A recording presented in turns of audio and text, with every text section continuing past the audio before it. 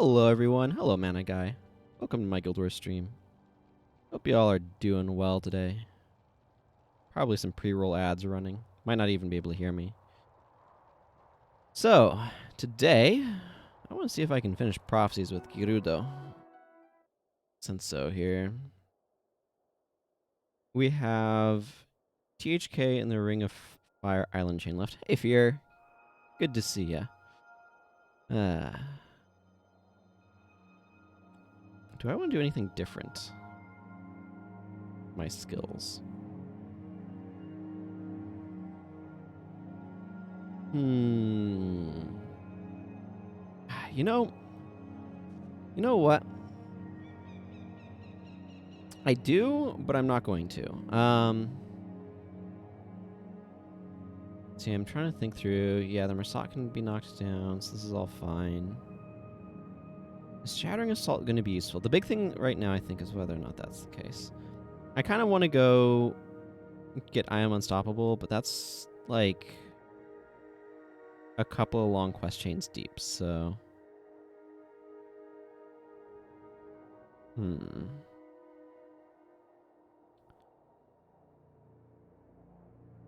see, I don't think there's any enchantments that I really need to remove, so I don't think Shattering Assault's going to be that useful. You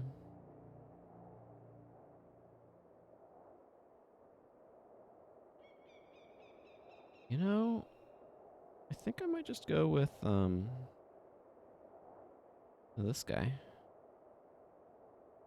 Maybe, or would Beguiling Haze be better? What I like about Beguiling Haze, of course, is the Dazed is very useful. Very quiet here, apparently. I was thinking earlier that the alarm clock is probably the most widely spread, widely used torture device invented by man. Not the most... I guess you'd say effective, or not the cruelest, but I don't like alarm clocks, is my point. I think I'll go with this, yeah. Like, the jumping straight to Wild Strike is not, like, it doesn't feel like it saves a whole lot, but I think it's probably fine in terms of just having another Shadow Step on there as being fine. Shattering Assault was nice, but like I said, I just don't feel like I have much need for it, and I think I'd rather just have additional Shadow Steps to get in. That sound right? That sounds plausible. Another option is Wastrel's Collapse. The advantage of Wastrel's Collapse is it does combo with Falling Spider. But I think I'm cool with that one. Okay, let's just get this over with. THK is a slog. It is boring. There's not two ways around it. I might try spawn camping.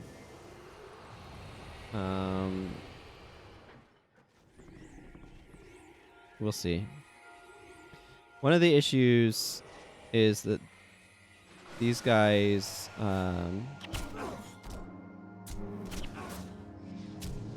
can't be knocked down. So that makes anything that's, like, trying to knock them down a little bit less exciting. So, some of the knockdown... Like, there's just a lot of enemies that can't be knocked down in this mission, so...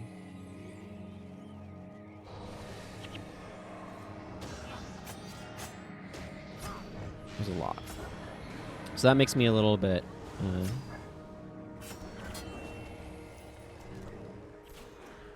Icy Lodestones are the thing Nick's looking for right now, by the by.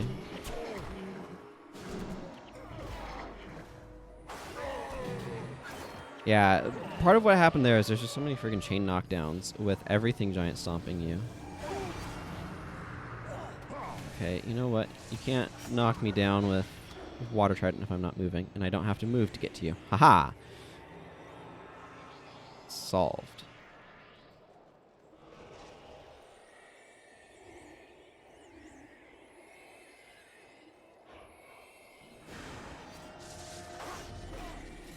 Okay, whatever.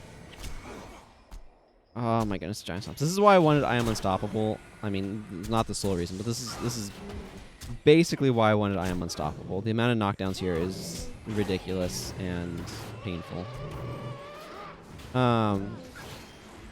So after THK, I don't know if you were... This is changing topics entirely.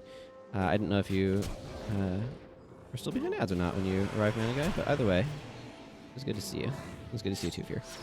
I don't know how long like people were trapped behind pre-rolls. Like, I understand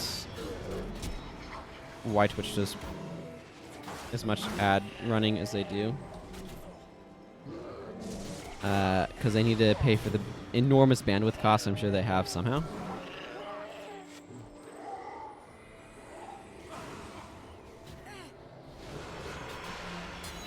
But doesn't change the fact that it's really annoying. Maybe I should have brought Earthbind. Oh, actually, I'm not sure if I have that in my list of available skills. It's nice to get the attribute bonus from Shadow Theft.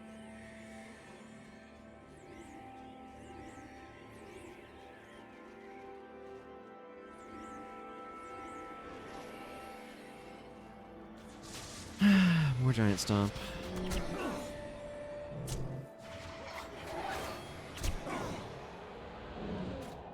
You have to accept it. Back to life.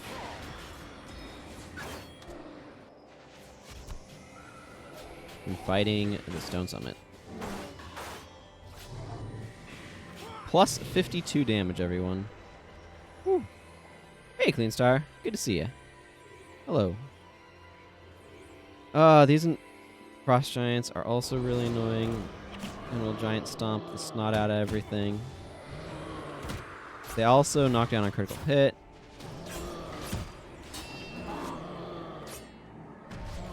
Again, you can see why. And I always clear the city in the same direction. I don't know why. This is the infamous Thunderhead Keep. Except it's not. Yeah, the infamous Thunderhead Keep died long ago. When ArenaNet killed it. Also, when the player base learned how to play.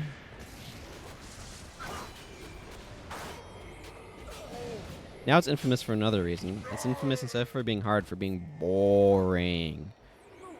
So boring. I've heard that. I didn't experience that personally, but yeah, like it was, and I wish I had footage of that old THK. I don't remember what was different or like how it was so different. Like I'm sure it's got to be like they've nerfed the mission from back then, because the way it is now is just not difficult. It used to be like this incredible like filter. There's a friggin' word that it's just completely escaped my brain that I remember using at one point in time for like, this guy has mark of protection on him. I should attack someone else. For things that like filter out stuff by like their difficulty.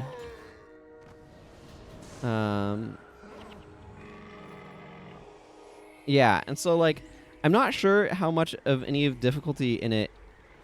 Like, I think it's gotten easier through a combination of like a more skilled player base and potentially a broader thing of skills.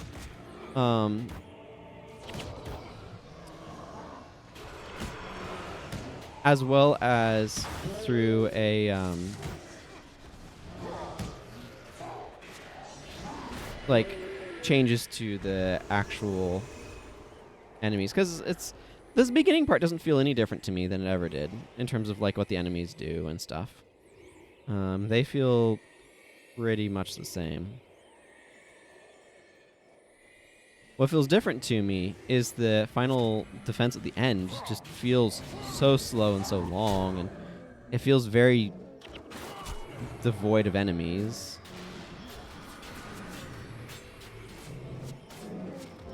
The heck did that tab send me all the way over there? Oh my goodness.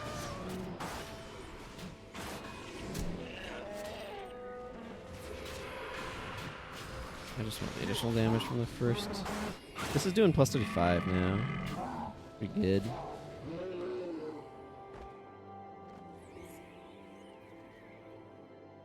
Yeah, those guys are patrolling. I'm gonna catch them. Normally I would go that way, but I think I'm gonna go this way.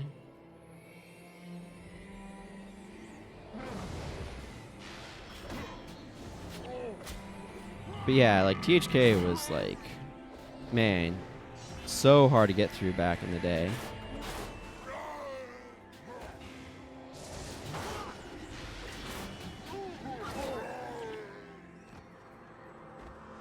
And now, like, I want to try out spawn camping, but I'm also like unsure of it. So like, I also don't want to try spawn camping. Ha! Both sides deep froze the other. That's great.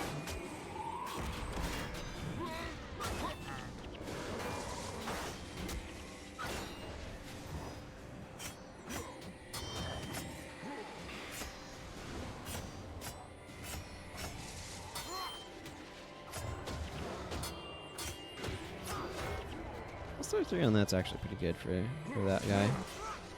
One's not as strong. Cool. Like, it's not worth it to bring enchantment removal for market protection. It just means these guys take 10 seconds longer to kill. Because as soon as market protection wears out, they're done. Market protection lasts 10 seconds, so. Market protection is one of those skills that, like, I like it, but also it's not very good. I don't know. It's very powerful while it's active.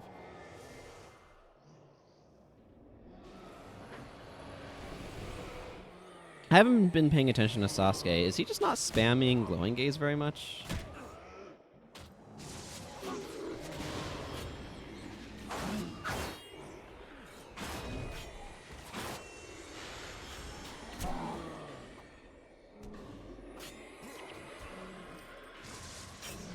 Get out here, Frost Giant.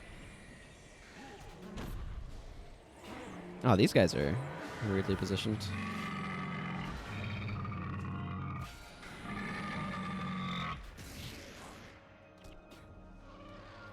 Okay, well, whatever. Don't be Elias.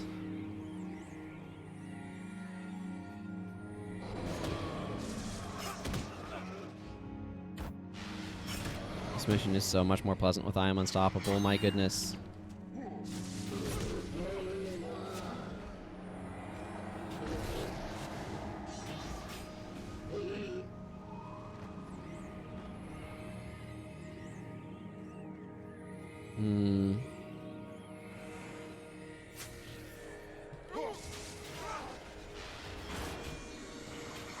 Thank you, Norgu. I know you can't get this one.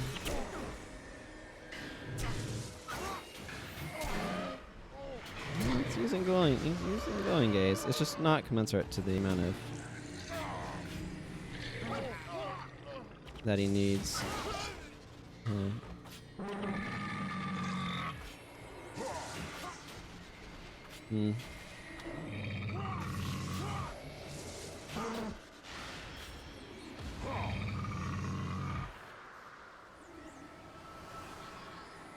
Again, like, I feel like the enemies up to this point aren't any different. It's just the rate at which you get attacked in the final part feels like they slowed it down, making the mission take longer but not be hard, and making it easier.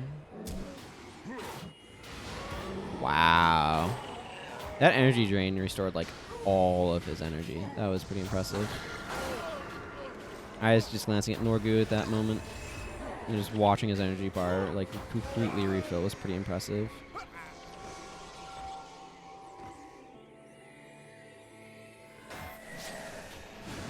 Not confuse myself on my shadow steps.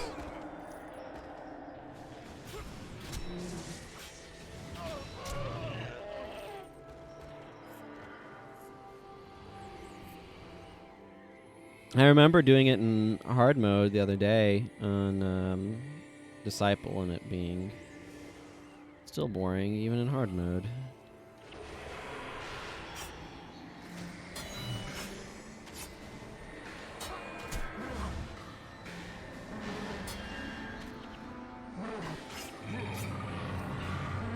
And with that, Prince Rurik's death has been avenged.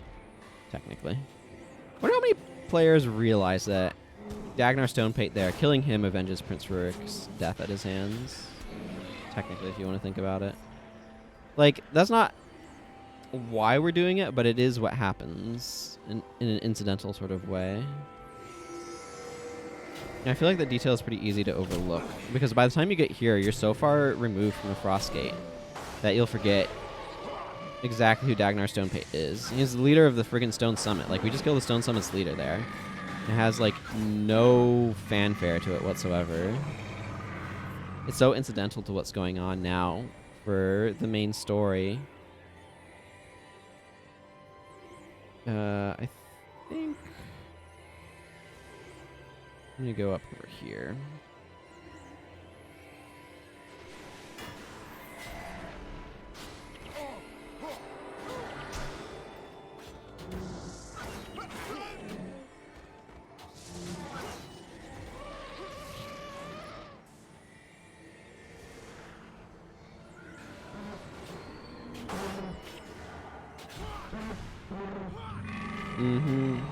No, they didn't. He's just like some random... Okay, well, whatever. Y'all stay here and kill that guy. I'm gonna kill some frost giants. This one.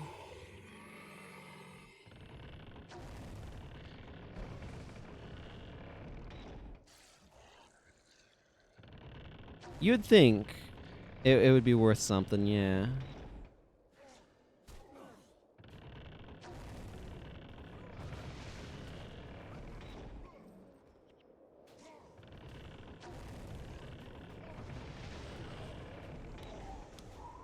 Well, that problem's solved.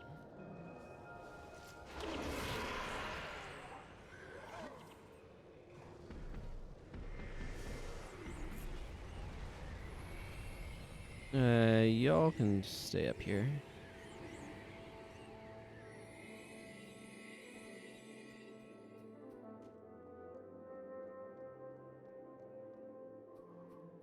I want to make sure I get these storm beacons as quickly as I can.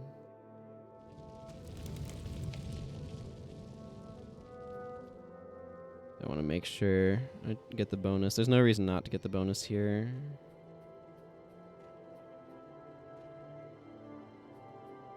Normally, Tundra Giants are causing problems right about now, but apparently I blew them all up from taking out that one side with my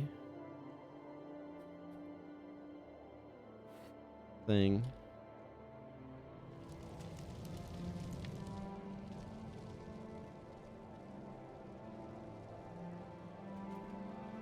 Yeah, and now the Jade are fighting the... let's see if I can get a better view of it. Yeah, you can see the Frost Giants are fighting the Jade armors over there. Yeah, they're coming now. We'll deal with them. Those are the guys at the bonus summons. It makes it harder, but the thing is they're aggroing on some of the native wildlife, so it kind of makes it easier. Unfortunately, what it does is it clears out your smoke phantoms kind of early.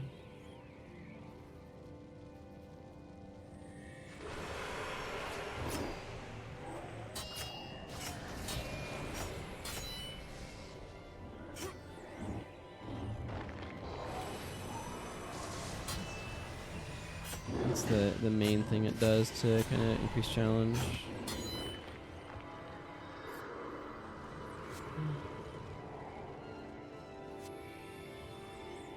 We'll defend a little bit here, but I might try looking for the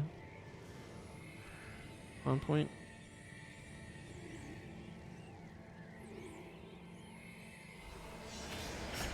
Of course, these guys have no flash, so... But Falling Spider has quicker recharge, so that's my skill of choice as a result.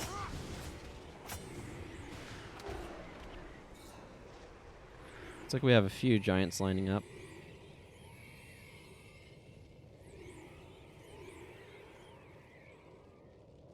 Fury Stonewrath.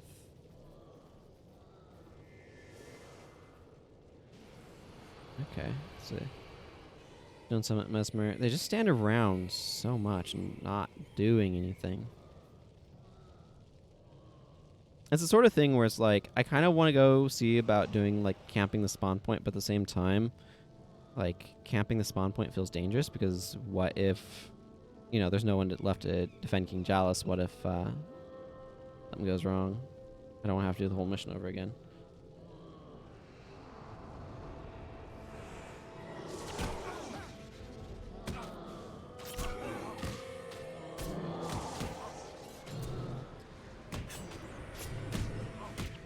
I hate these things.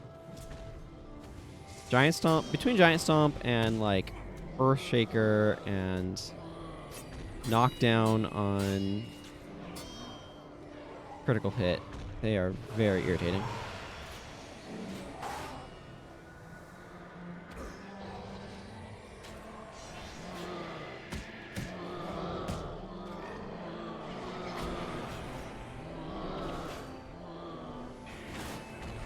I think you guys should enjoy the Firestorm.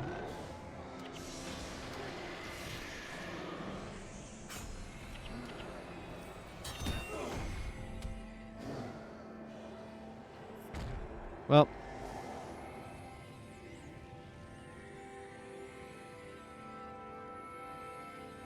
maybe sometime I should come in here with more of a self-sustained build and just like kind of explore around the sides a little bit. Because like I don't want to leave King Jalis alone because I don't want him to die. But also it's so boring.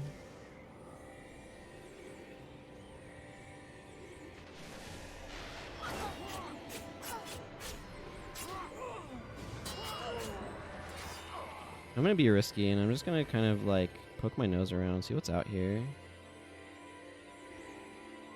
Okay, there's some white mantle. Vesticars and a jade bow.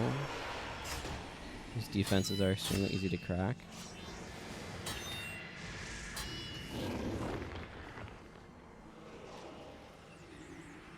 Again, like, I don't want to linger out here. There's the Dwarven soldiers we saved, by the way, by lighting those beacons.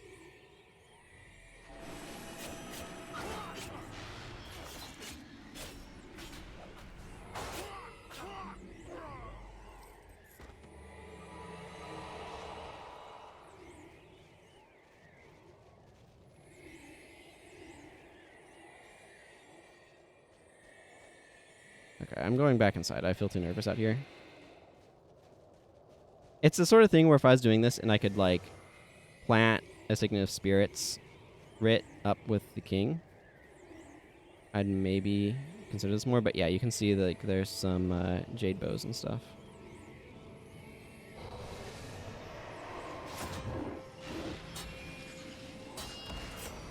So I don't want them getting involved. Ah, it's so nice being enchanted and being able to punch right through their whirling defense.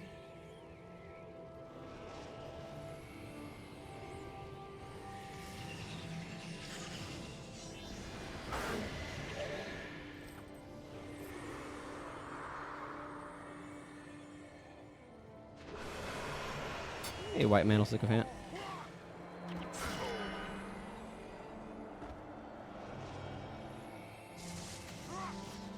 Yeah.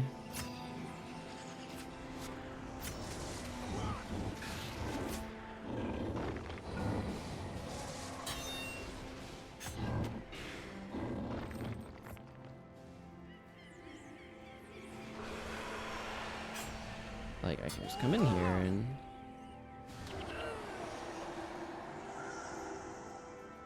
Maybe coming down here and, like, taking these guys out is a little bit faster. Maybe it speeds up the spawn rates. I don't know actually the mechanics of this mission. Like, in terms of what makes the next wave spawn.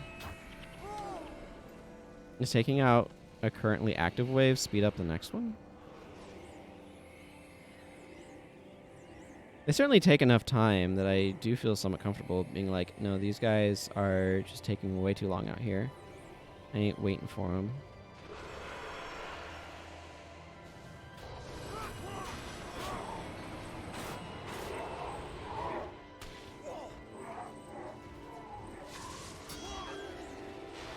Again, I'd feel a lot more comfortable were I to have an SOS.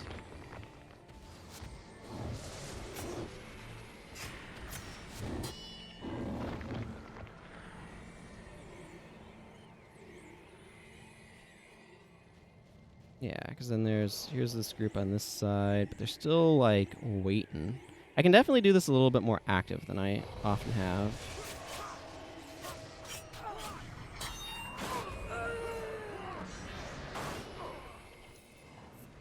Because they are very slow.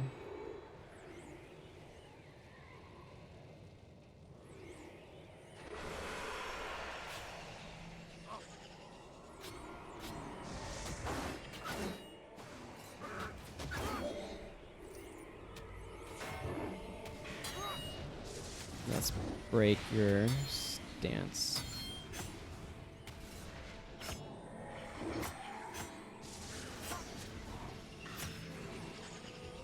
Another group's coming to us. Yeah, work on this guy.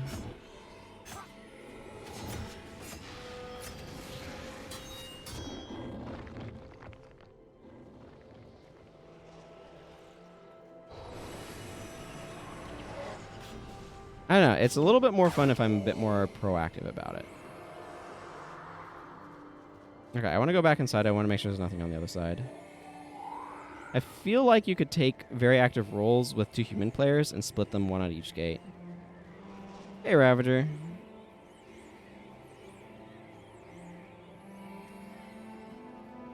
What's more fun? Proactively running out after these groups instead of just sitting by the king waiting for him to show up after like half an hour.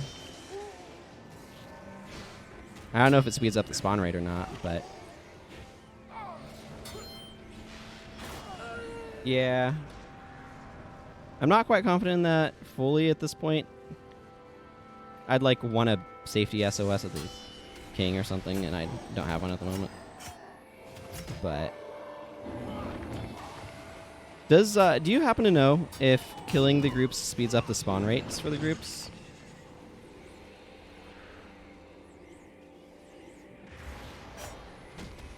I don't know if you just preemptively answered my question or not.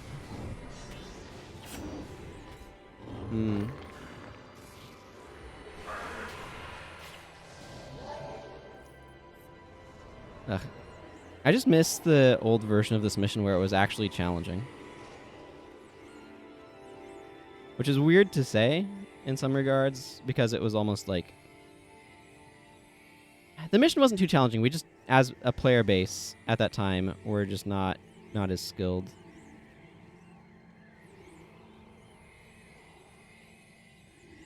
Okay, so killing a boss early helps speed up when the next one spawns, then is what I'm taking that to mean.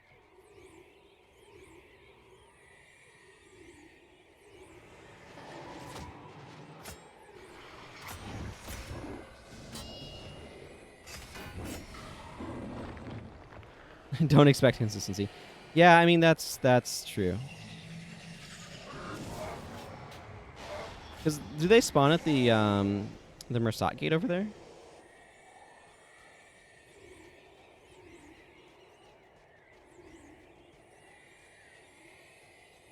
Gotcha.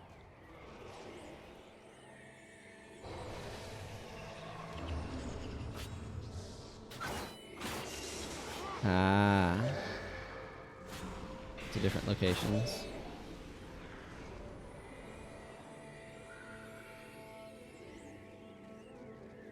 That makes sense. Although the Stone Summit kind of dry up fairly early on.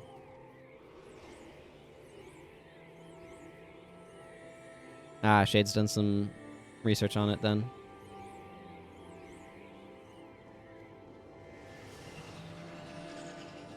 Let's see.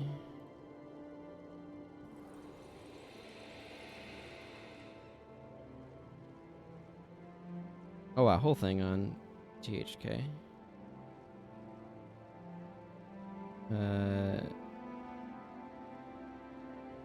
Shade has a solo record for the mission. Gotcha.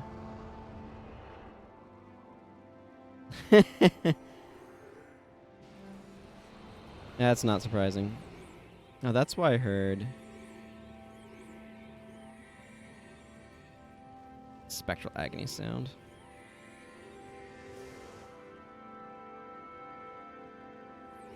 Yeah, I'll have to take a closer look at that in a second. I'm gonna kill this Mursak first.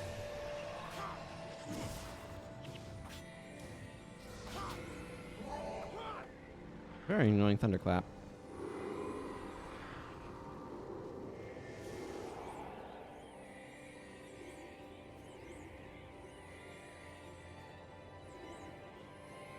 Some trigger the boss timers, some do both.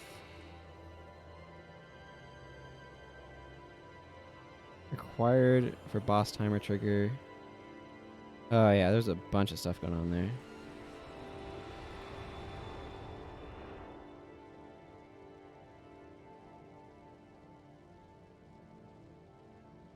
These can be done multiple times in a random order, very weird.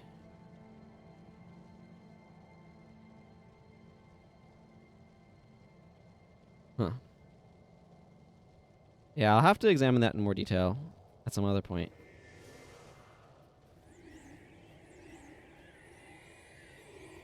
What a strange mission.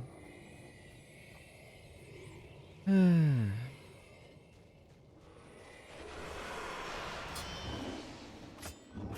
of happy to have. Glittering. Oh, okay. Well, we'll get my glittering dust at the end, maybe. Or maybe I'll figure out my inventory in the interim.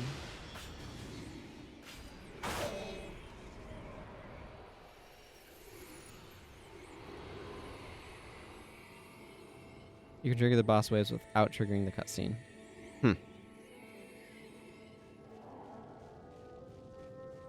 Yeah, that sounds like it would.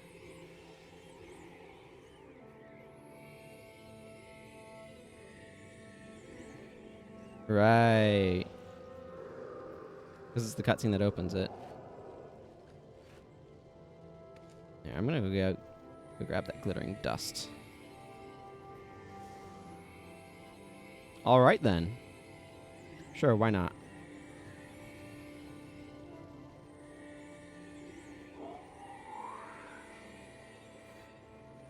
So do you know if offhand with some of those updates, I kind of want to dredge through and figure out, see what the patch notes are.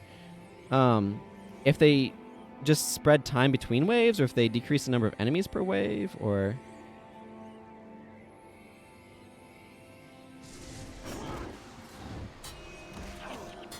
Is that on, like, Shade's YouTube channel, or...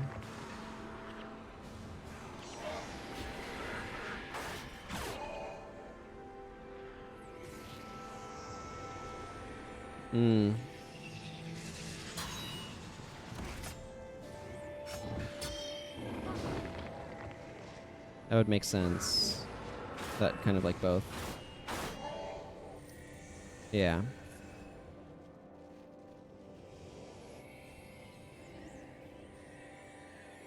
Yeah, for sure. Like, a combination of, like, better player understanding, THK getting nerfed, and power creep. Yeah, absolutely got this mission.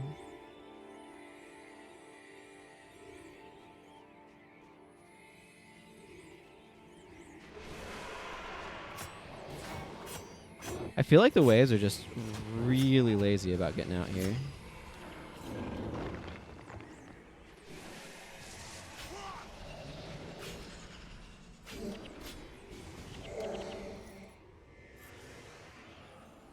Yeah, there's the next one. Jade's standing by.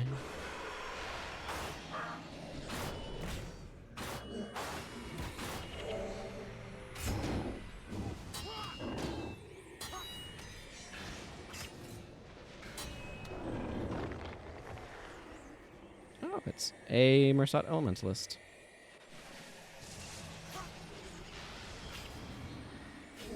So are those guards, or are those just a future wave that's just not shown up yet?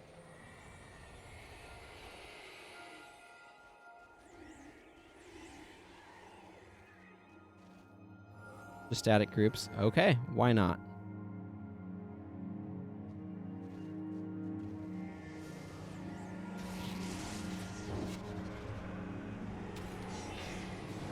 That sounds very non-threatening.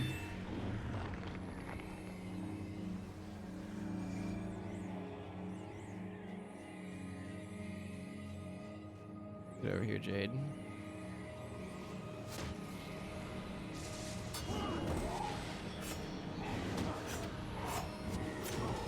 Yeah, and then Mersat Ali is going to aggro on us. I mean, if this can speed up the mission, I don't mind it.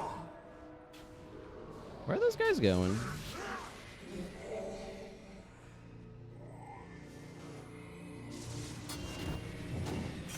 Okay, now they're coming over here.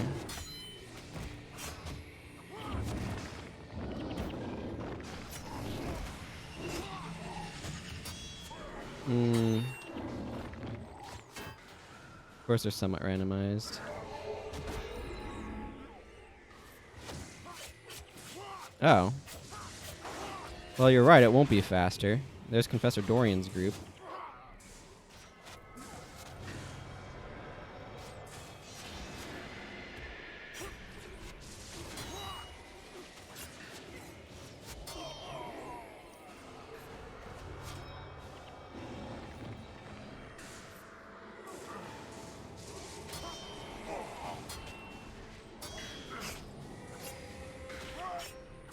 What a unique battle location.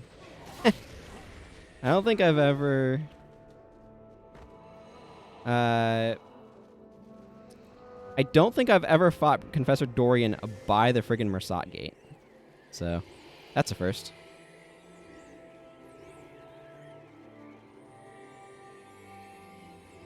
Okay, well, let's go talk to King Jalos Ironhammer. That felt a little bit more interesting. At least. Just running out. 34 minutes. I don't know if that's faster than normal.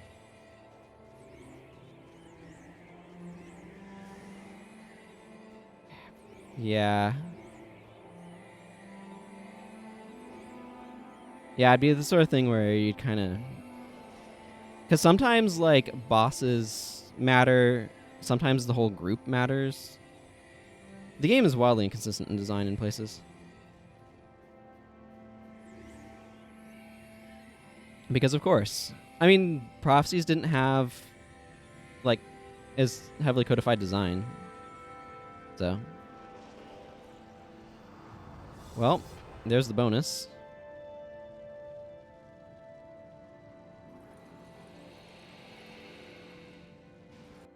There we go.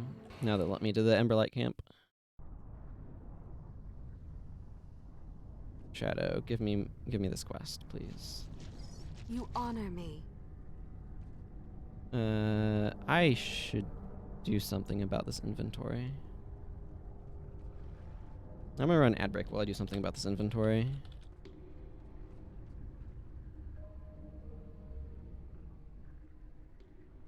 A lot of something about inventory.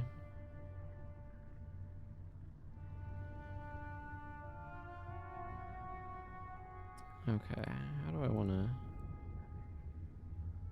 process all of this? Maybe I just leave the cloth there for now.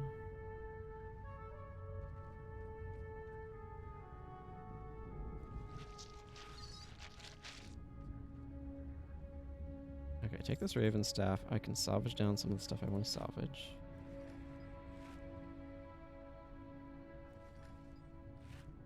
Nope, wood from that. I do want to salvage this cane.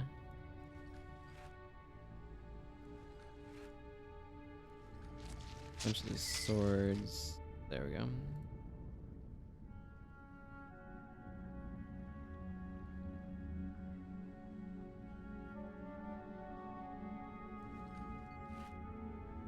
Icy, yeah. I feel like icy bowstrings are fairly easy to come by. More so than other elements for some reason, and I don't know why. I don't mind, but...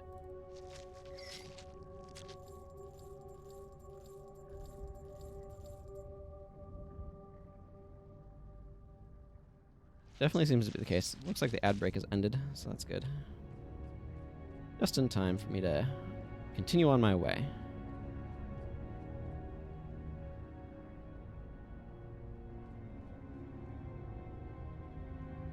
Take out the head of the White Mantle, as I say.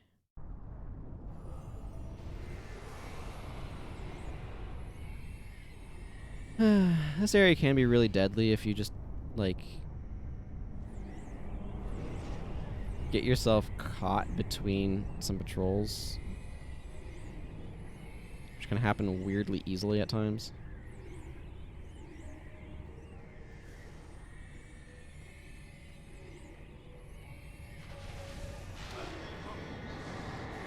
Oh, getting mind shocked.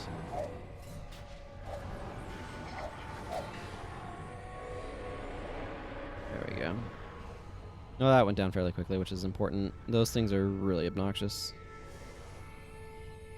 Yeah, I have to go get it from the quest chain, though. This guy has done, like, just enough Eye of the North to get Brawling Headbutt. I haven't even been to Sifhalla yet. But yeah, it is nice to stop the mind shocks. Oh, hey, look, Healing Hands boss.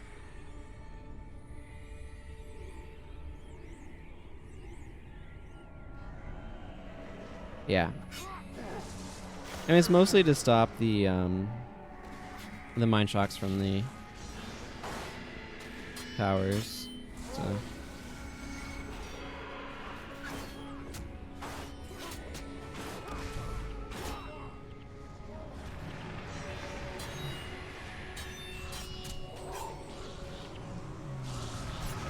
Maybe I should go do something to get some more Lux in faction and get this guy the rest of his Lux armor. I'm 13 crit.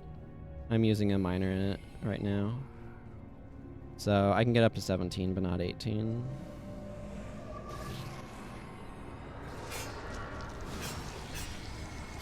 Yeah, so I can't keep it up indefinitely unless I get, like, a quick recharge off a boss or something. Sure.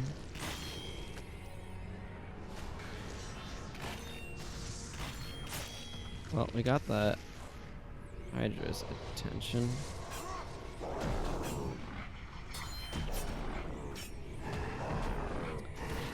I should probably drop the Falling Spider Chain. Well, it'll be fine against the Murasaki. Oh, Healing Hands is on this guy. Yeah, that would explain it. Can you be knocked down? You can be. Oh, very convenient. That the boss can be knocked down.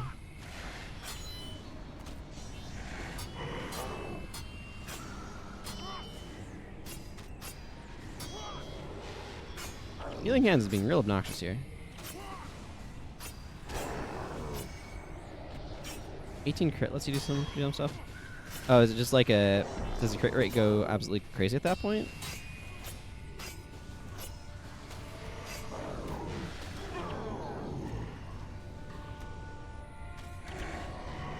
Okay, well that guy is no longer being a problem. Oh, really? Huh.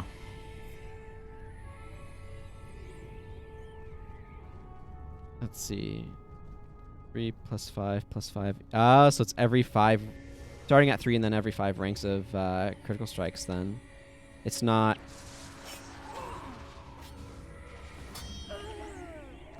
Yeah. Fascinating. Okay, where's this priest?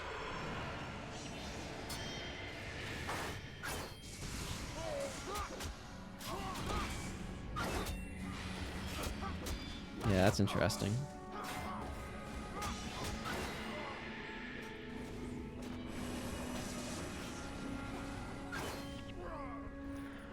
That's definitely a lot of energy gain.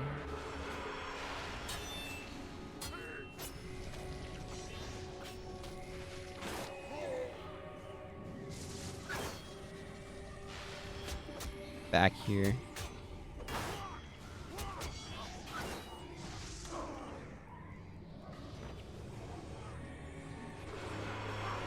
Inner Council Member Bolivar. Unironically run a suspecting strike usually attack. The standard Dagger combo. Oh man. Yeah, I bet. I bet that's absolute madness, yeah.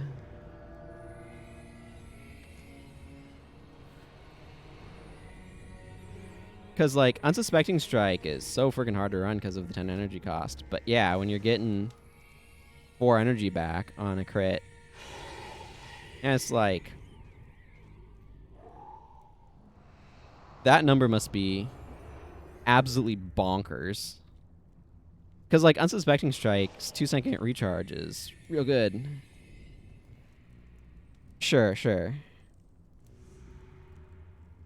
This guy's dialogue has always felt somewhat feels redundant to me in the way he kind of phrases stuff.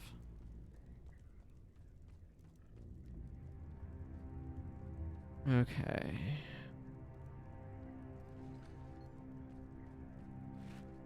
Can I? Oh, it's inscribed staff and inscribed chakram.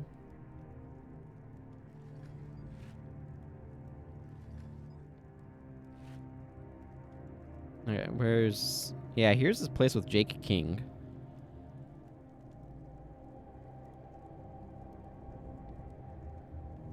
I don't know.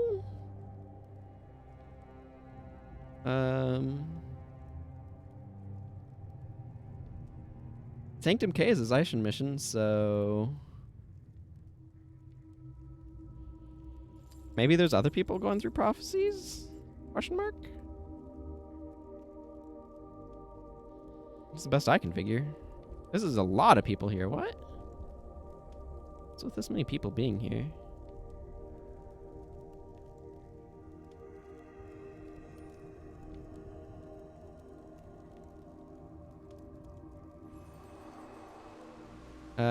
Thank you, Fogard Axmighty. Huh. Oh yeah, this is you, isn't it? Umbral Dreams.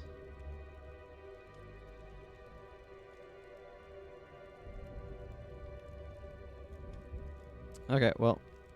I mean, I'm just doing this normal mode, so is there anything that particularly comes to mind, something I want to change? I do have Maelstrom, that'll help with some of the stuff.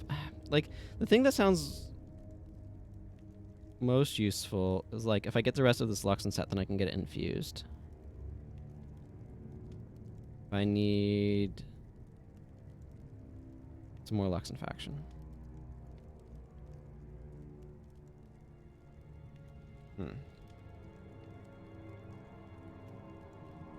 Okay, well, I could go get more Luxon faction on something else, or I could just not care that much and get things infused piecemeal.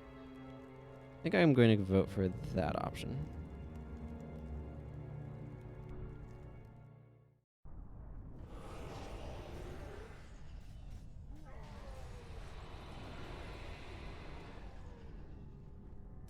Oh, you know what? I just remembered. I should cap incendiary arrows. Maybe I just drop Death Charge here. And maybe I run Flashing Blades? I have to go a bunch of spiders and...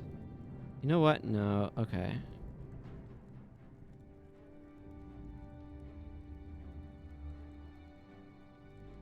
I think I want Beguiling Haze. I need to go grab a Capsig.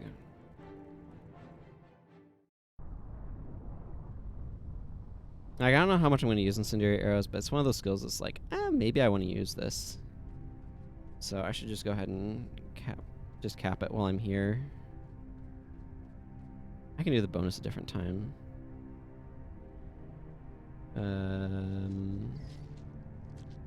587 gold. Did I know that incorrectly? I entered that in. I entered that in as 400 instead of. There we go. So I'm bringing this to interrupt some nasties.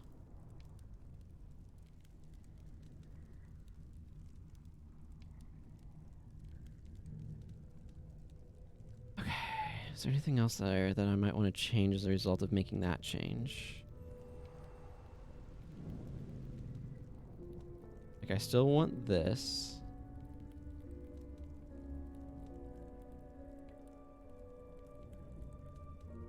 Hey, Hawk. Good to see ya. How you doing?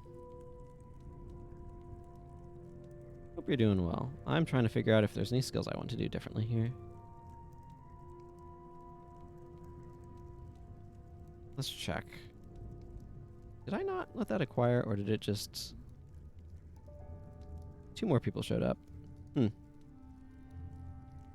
I do have Vigorous Spirit. Let's get Vigorous Spirit on one of these monks. Probably this monk. Over... Yeah, I don't need this remove hex. Let's put on Vigorous Spirit here. I want Vigorous Spirit because it's a enchantment that will be put on me more regularly, which will help with my long-term goal of breaking through whirling defenses. Not too bad. Still working from home. A 2-hour slot to get some paperwork done. Well, I appreciate it. Thank you. Okay. We have Guardian. Part of me is torn between wanting Beguiling Haze to stop some nasty imps and wanting Flashing Blades to block some spiders. Yeah, this is probably fine. We've got Guardian. That'll work, right? 7-second Guardian at that. That's pretty long. I feel like oftentimes I see it more like 5 or 6. All right. No, I should let those Mersat run off. Well, I guess we're killing some of them, maybe. You can't save Breknar. He's kind of doomed.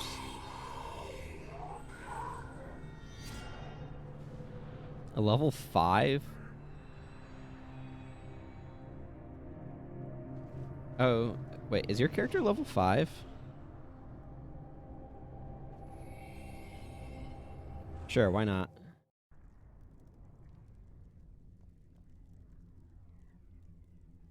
Level 5 Tyrian Grandmaster Cartographer. That's... Okay, yeah, so this is you, I'm assuming. Just want to properly name. That's friggin' impressive. I feel like it's... Sure. I feel like the thing that's most difficult about that is just not getting too much experience.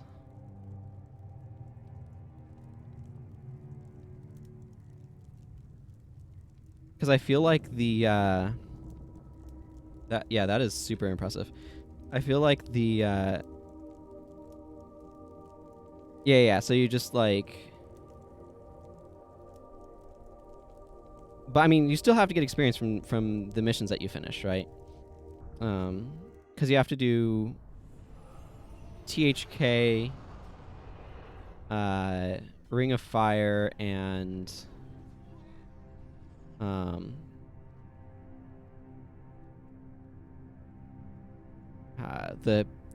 guess you don't have to turn in the quest to get over there, but so it's like 3,000 experience, and I don't think you can escape the starting area. Yeah, I don't have a good way of looking at it. I guess it shows. That's too small to really make out, though. Tyrian Tours on a level 5. Wow. That's pretty impressive. Mm.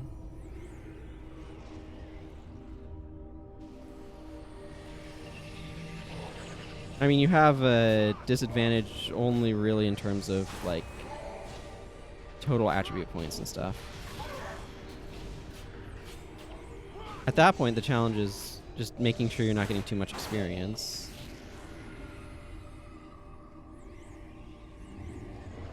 Yeah, that would... You have to be level 10 to get to Eye of the North. So, yes. I wouldn't expect you to have any of the skills from there.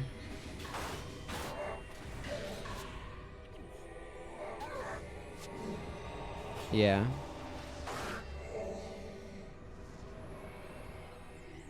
Yeah, that's definitely impressive to me. Less for the, like, doing it on level 5 and more for the being able to stay at level 5. If that makes sense.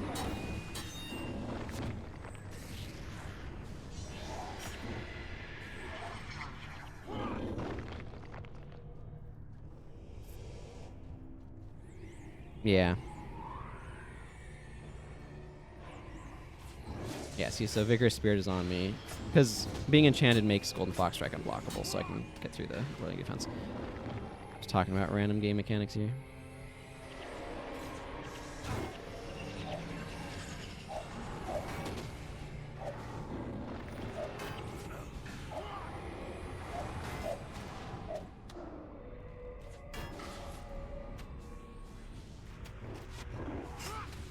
So you can get Cantha too. Sure.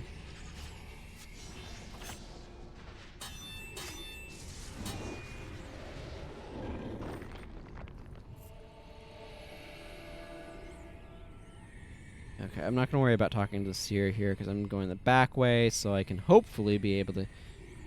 You know, Cassius may or may not want to spawn. Get up here, Nightmare. I don't need my inventory open.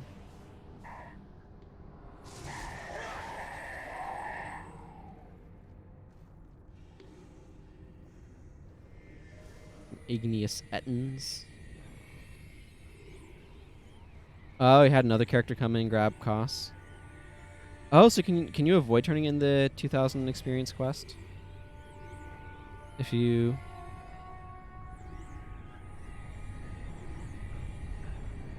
Yeah, because you can get to take the skip tutorial quest and then get into the outpost and don't turn it in, right?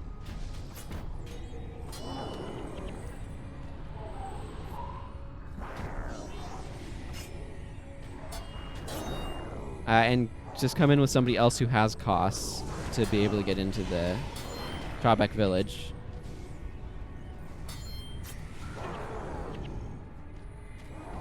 Yeah. Yeah, which to me, failing Traubeck Master sounds like a lot of work. Okay, I'm gonna wait for some of these energy bars to stabilize a little bit. Yeah, I feel like getting the additional Sunspear recruits killed has got to be a bit of a challenge. Yeah, and then you can have somebody take you to Consulate Docks. And from there get the quest to go over to wherever. And not turn that quest in and get the experience from that. So that's just, like, no experience.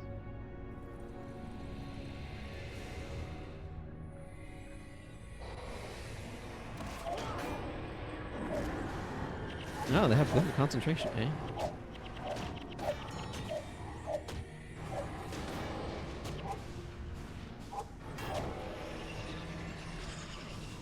There we go.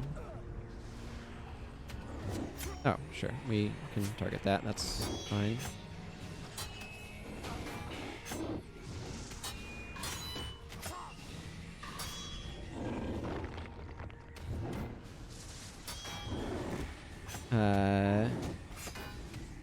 Kill Traubeck. Yeah. Kill Masters on Vizuna and Nafui, and you're legit ascended.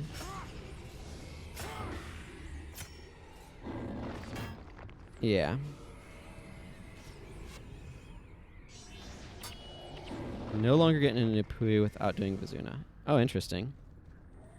They do something to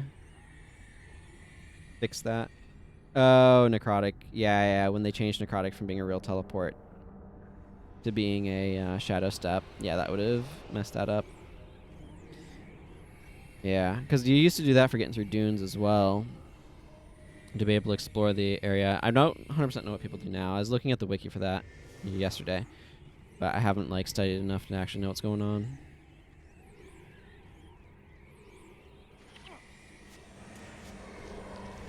Wow. Okay. I just got Beguiling Haze power spiked, everyone. That's fast casting at work.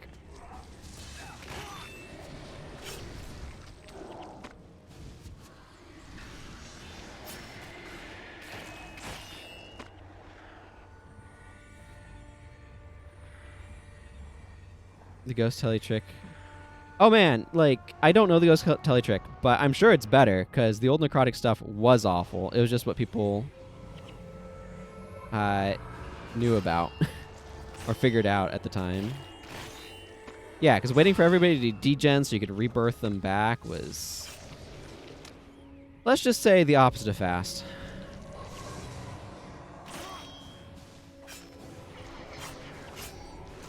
Yeah, opposite of fast seems like a good way of describing it. Oh, Scroll of Heroes Insight.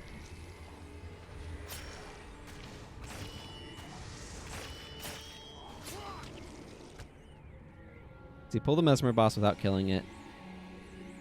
Okay.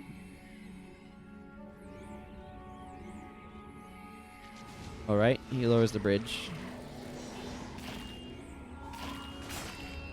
Gonna clear stuff, activate timer.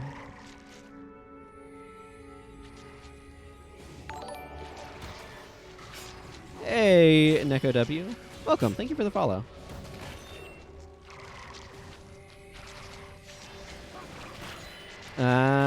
I see.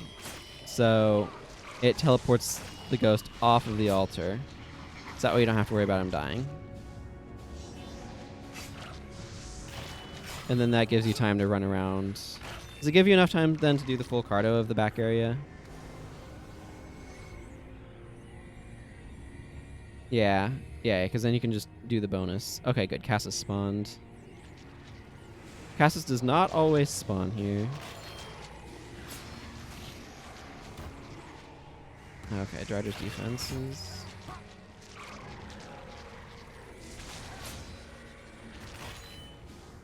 So you might need to do a couple of runs to do full cardo. Sure.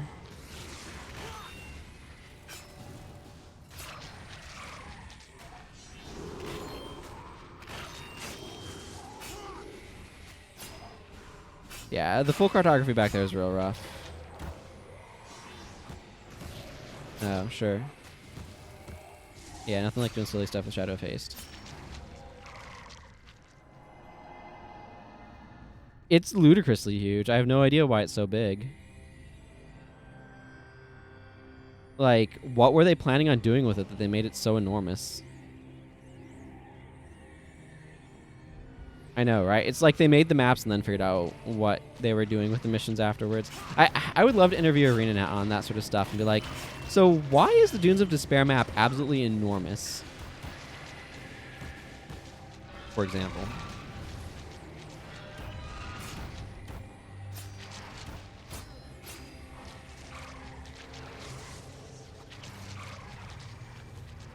I'm gonna have so many friggin' spider legs after this. I'm just really curious about what the behind-the-scenes development process was like that led to that sort of thing happening, you know?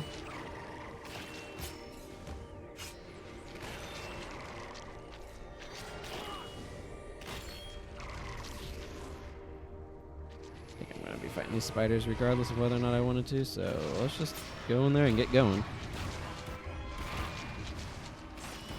Oh, spinner weapon. You're great.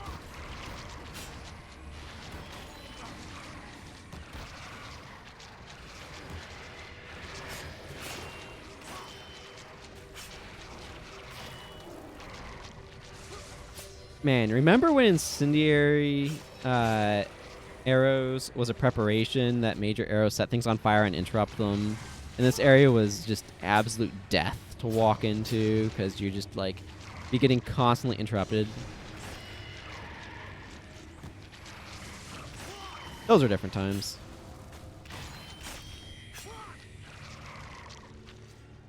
I legitimately think back at, particularly in those days, the front door was easier.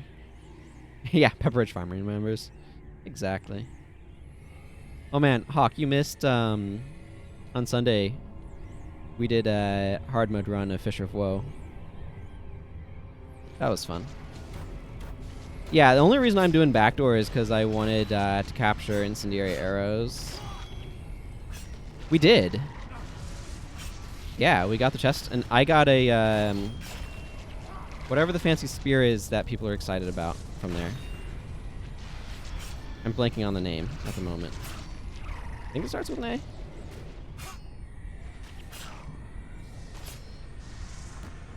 Yeah, I could check my Shinlai after I finish up here. Really? I killed that one and more spiders spawned. Okay, that's nice. Voltaics? I think it might be the Voltaic spear. Now that I think about it. So not starting with the letter I thought I was starting with. I don't know why.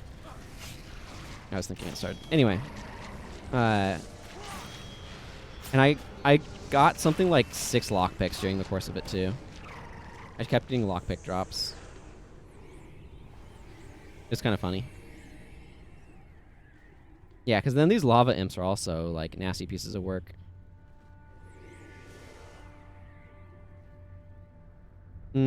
Yeah, we did a like 6-man pseudo faster run. I mean, it still took us like 2 hours or something, but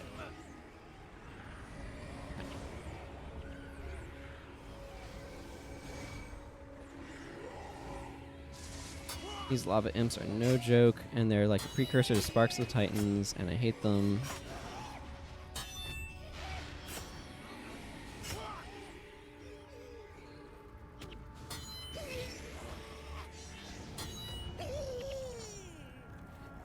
It was a good time. Overall, things went fairly smoothly. We had a few close calls.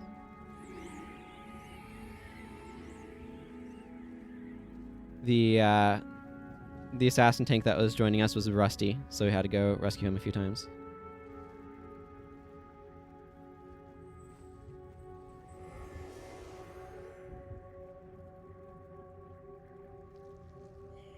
Nope, nope, nope.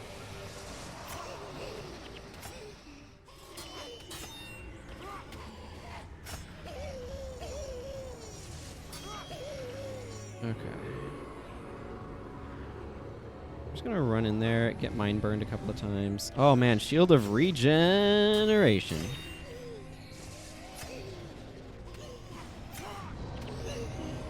Giving me more armor than a ranger. No, no, no, no, no, no, no, no. Don't walk into that. Whew.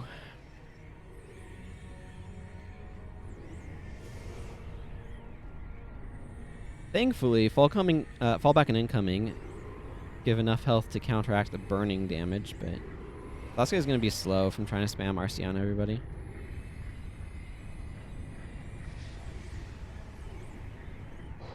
I still don't know what the Lich is on that he thinks this is an easier route. Oh, I pulled too far ahead of my monks. Yeah, that's not... Okay, we're gonna take a moment here. Again, like, these things have freaking Meteor Shower, and if they get it off, it can be really devastating to your party.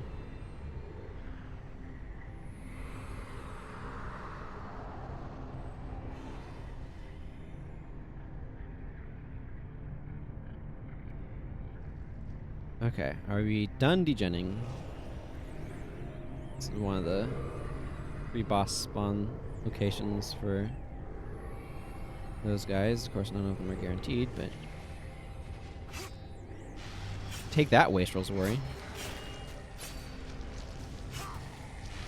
I mean, Wastrel's Worry is bad against my bar anyway, because I have a lot of very quick, like, recharge skills.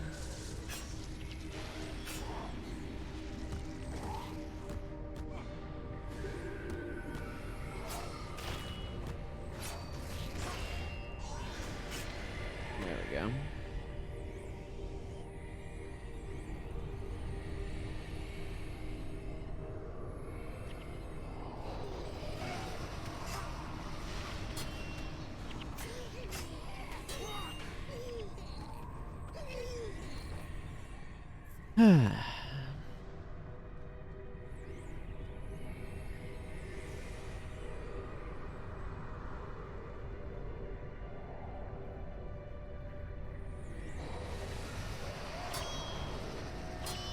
The other thing with me shadow stepping in like that is it tends to be a pretty good distraction.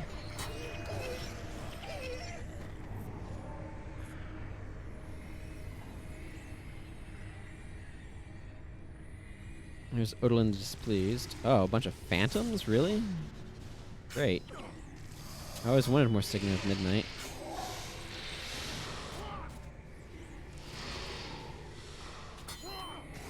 What do you got? Iron. Like sometimes those things hold granite for me.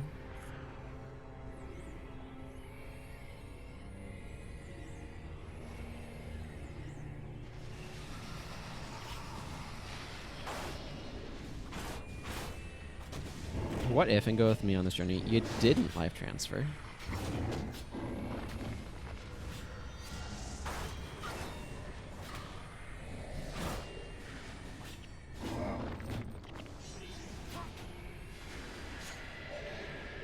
Okay.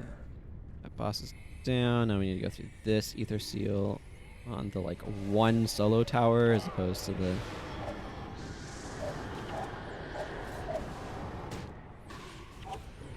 madness at the, like, front gate and stuff. You could still work your way back through things if you really wanted to, but I don't. Okay. Take care, Ravager. Thanks for stopping by. Have a good time in DOA.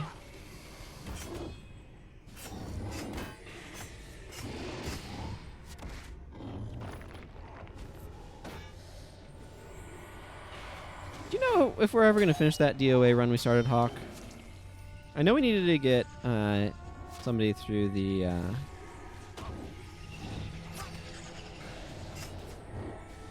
quest again because they didn't take it last time.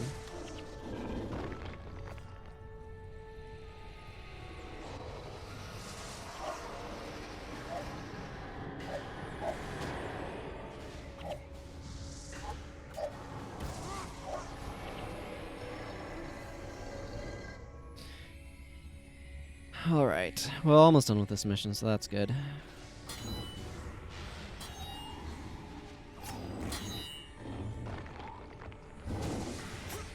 That's true. Okay, yeah. We'd just be kind of like down the mez, but I guess that's not super necessary for the Malix fight.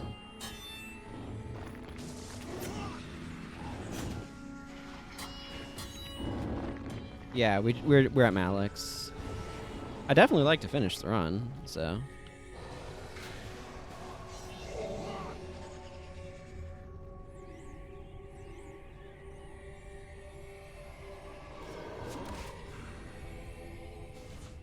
Sure, I'll take Prot Spirit there.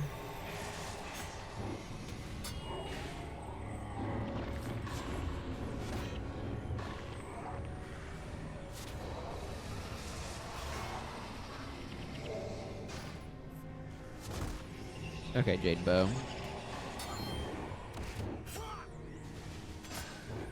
Did you already use Whirling Defense?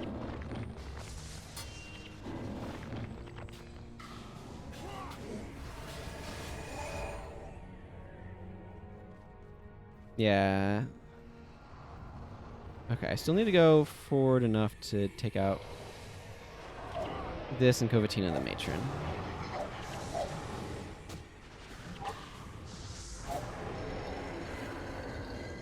Coventina. Whatever her name is. like Aura of Faith, even if it's not an amazing skill. I like the design of it.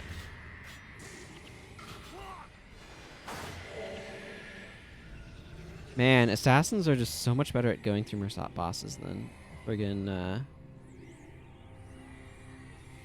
some of the other physical professions are. Because they have so much armor.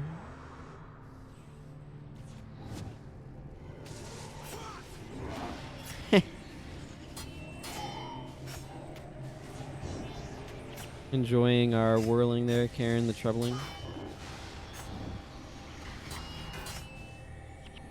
Swirling aura or whatever it is.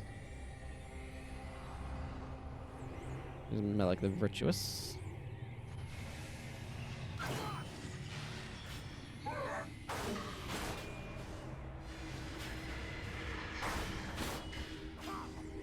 I think there are certainly times where those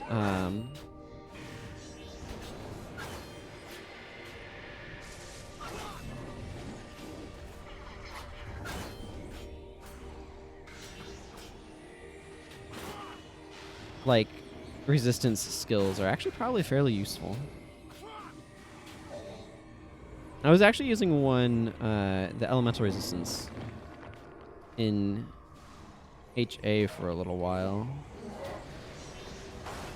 Just because the teams there are so elementalist focused. Oh, I forgot to push the friggin' lever. Okay, well, going back for the lever, I guess. At least I don't think there's anything I want to capture in the other one. I'm going to skip the Leia bonus. I don't feel like doing it. I don't need 1,000 experience, and it's tedious. This guy's finally crossed 1 million, so congratulations to him. I feel like 1 million experience is where a character is like, okay, finally this character has actually gotten a little bit of use.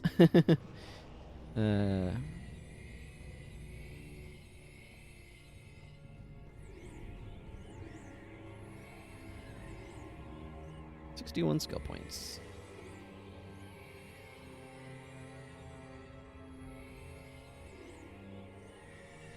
I do like that this then literally is just the next outpost zone. I enjoy that. This one's been doing pretty well, actually. I'm impressed with it.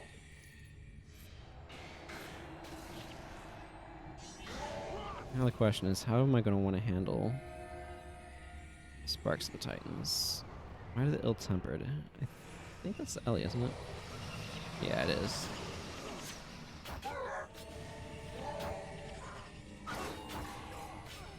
I'll just auto-attack a little bit here.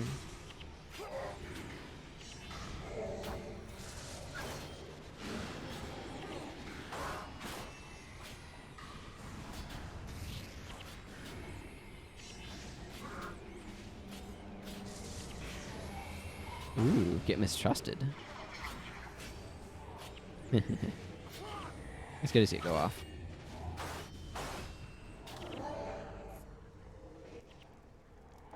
There we go.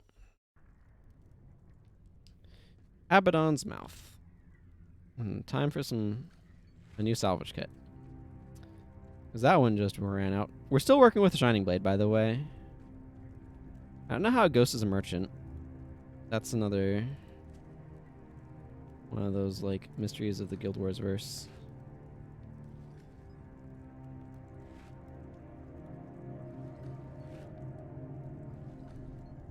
Somehow, he learned.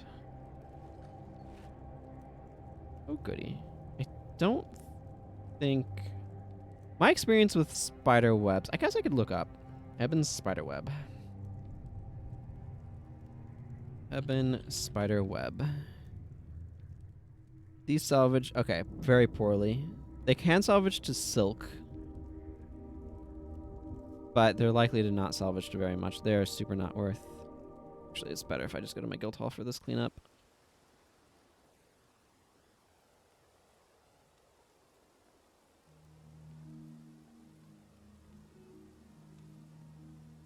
There we go. Ugh. Okay, I have too much dust and too much cloth. What am I going to do about this? I don't know. I'll worry about that problem later.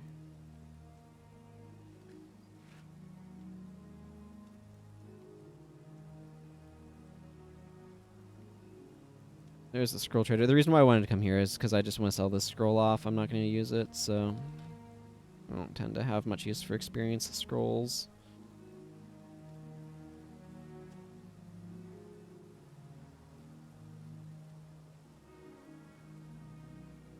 Okay, am I going to want anything special for this mission on myself?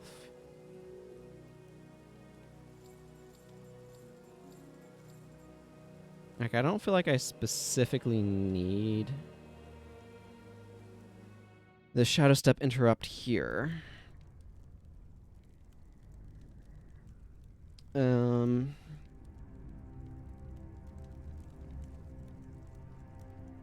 I'm still going to want the ability to get through some of the defenses. Let's see, we're going to be facing Mursak casters and yeah, I think I might just go with sort of the bar that I had been running. Whoop, not marksmanship. Had been running earlier.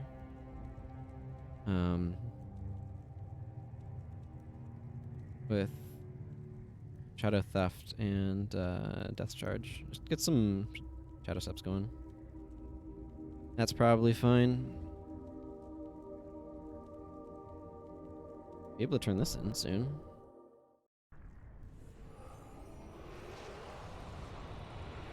Just these two left. I do want to eventually get this guy to Ascalon City, but I don't think I'm going to do that today.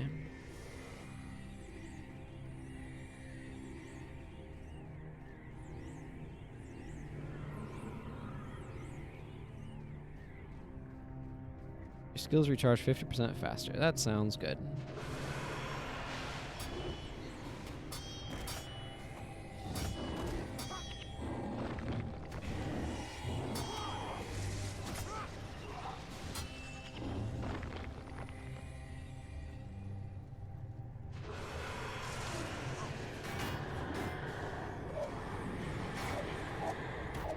Oh yeah, I'm getting that Mondo energy now.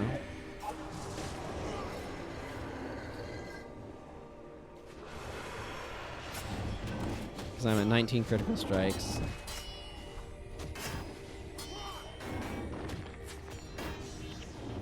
Get some crazy numbers on stuff. Okay, what is Unsuspecting Strike at this? Friggin' 91 additional damage on top of it all. Wow. Craziness.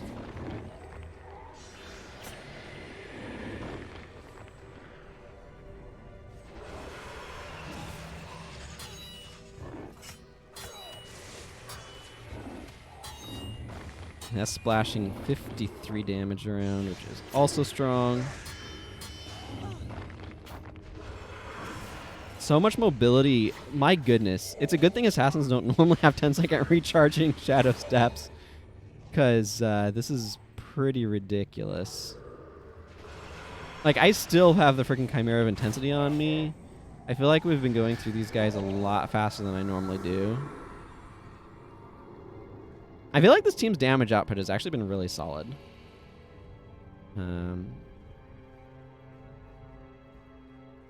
But so is his defensiveness.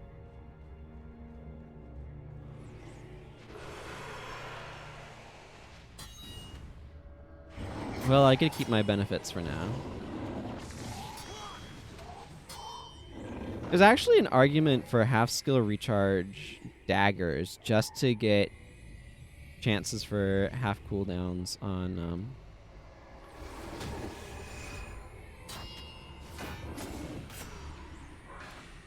Shadow Steps and stuff. Oh, hey Karen. I'd rather kill off these guys. Whatever. Okay, I'm getting filled with pain.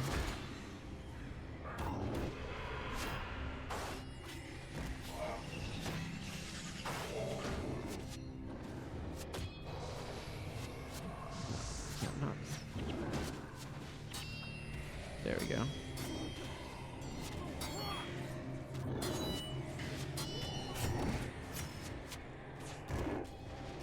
Get these guys out of here. They're gonna be less tanky than the bosses are.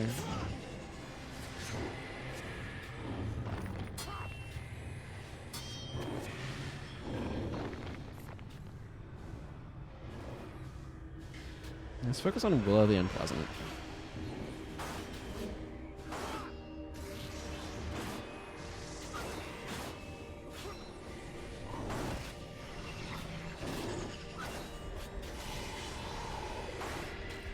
There we go.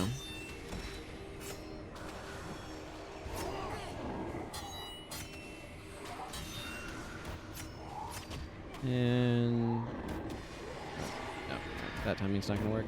Karen goes down.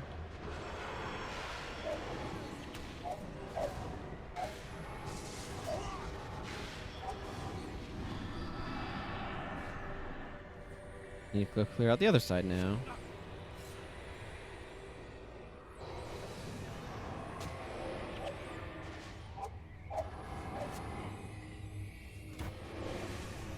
Here, let's steal a bunch of your air magic, eh?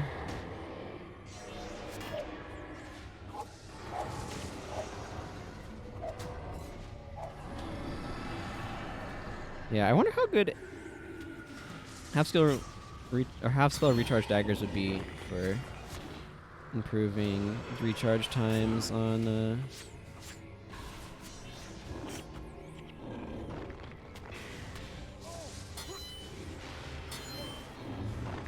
stuff, or on shadow step spells. This is not a spell, by the way. This is a skill, so you can't do that with this, but theoretically with some of the other ones. So, my goodness, that's 9 energy per friggin' hit. That's crazy.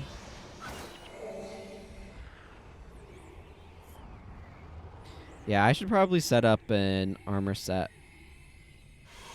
for doing stuff with that. Oh, there it goes. Wore off, but you know, it was fun while it lasted. We got Chimera of Intensity again. I remember when these guys did not activate if you killed that monk early. Anybody else remember that?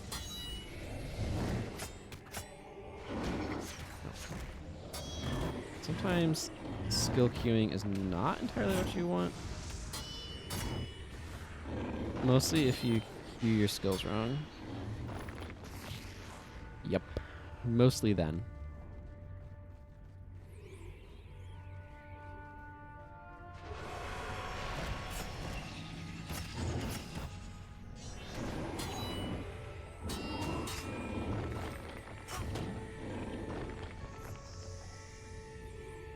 Hey, Jade Armor.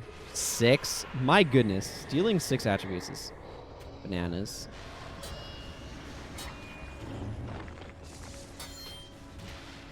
Absolute bananas. I like bananas. But not if they get, like, too ripe, because then they get kind of overly sweet. It gets to just be a bit much, you know?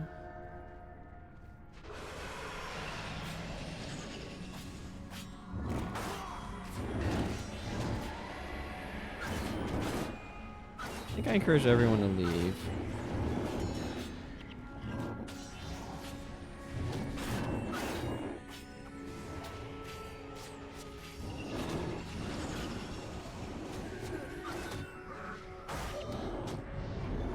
Devastating Hammer. No, I want the non-bosses here, please.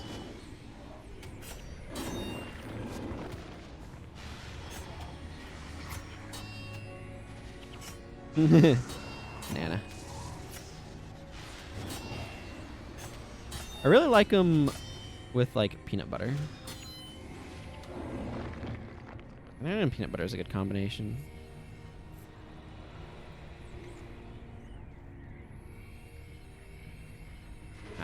Don't think I got there in time. That's okay.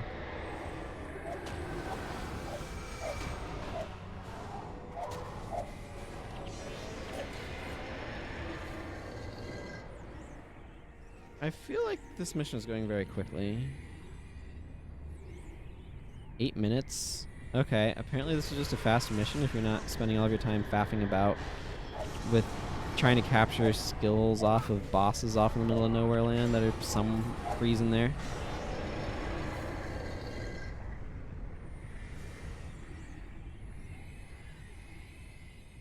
Yeah, I believe it. Certainly is feeling that way.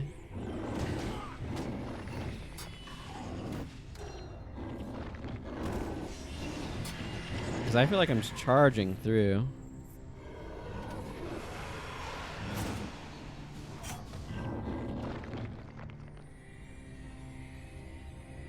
Okay, so the question then is...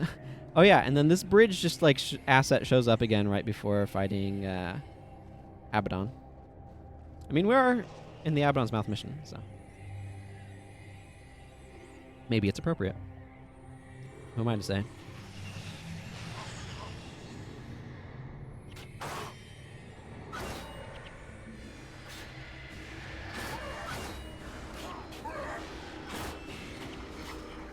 Man, Shield of Regen is just so much additional defense. It's great.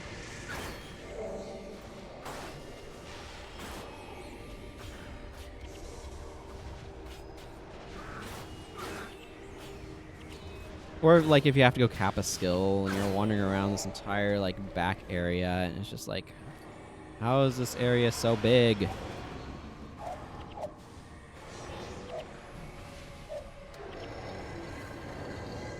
At least that's how I feel about it. It's just like, how can this area be so enormous? I don't know. I really wish these could become explorable zones. It would be really nice.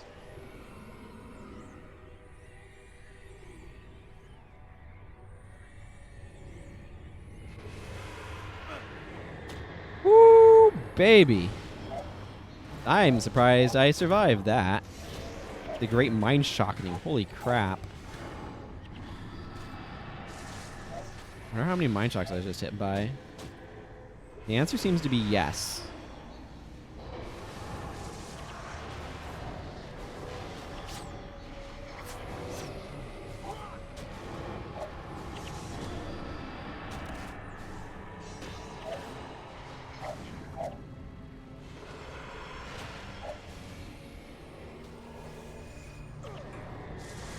I'm keeping an eye out for... there's the first Mersat.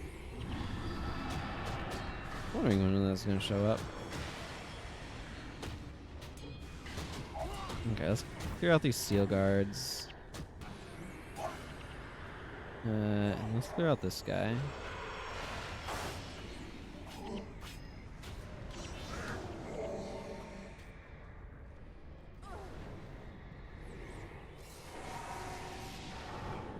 Ow.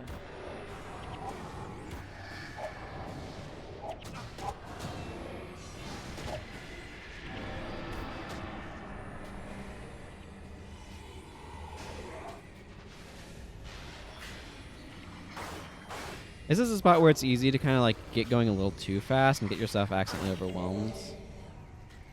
So I want to try to avoid that. I mean, thankfully these seal guards are like super weak. But you can see we've got quite a few Mersat that have spawned on either side.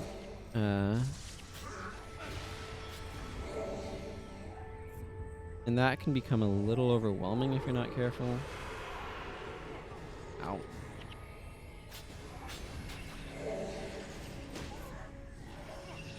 Yeah. You can see just how many there are.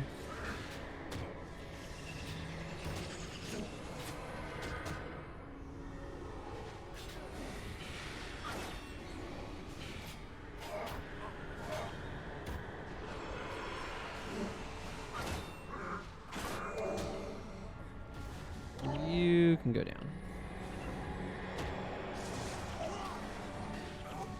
Okay, Dunkoro's energy is getting really tight, so...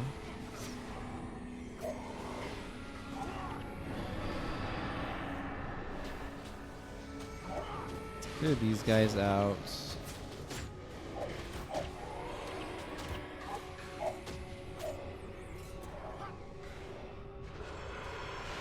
Then try to do something about all these Mersat Guardians.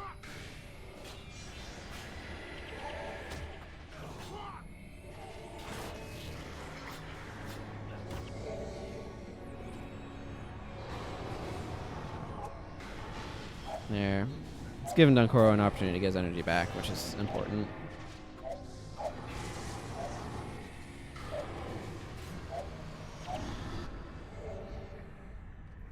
Okay.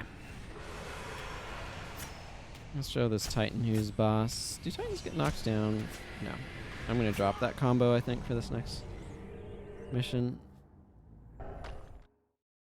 There we go. Through Hell's Precipice. Or through to Hell's Precipice, I should say. Yeah, there's this whole section over here. And it's like, why is there so much territory here? And then there's a whole area here. Like, is it this beach, maybe? There's like a whole beach here that you just, like, skip past in a cutscene in Hell's Precipice. And it's like, why is there so much, like, land space here that's not actually used for the mission? At least in Ring of Fire, there's a purpose to going the alternate route. I feel like they use their space more so, is what I'm saying.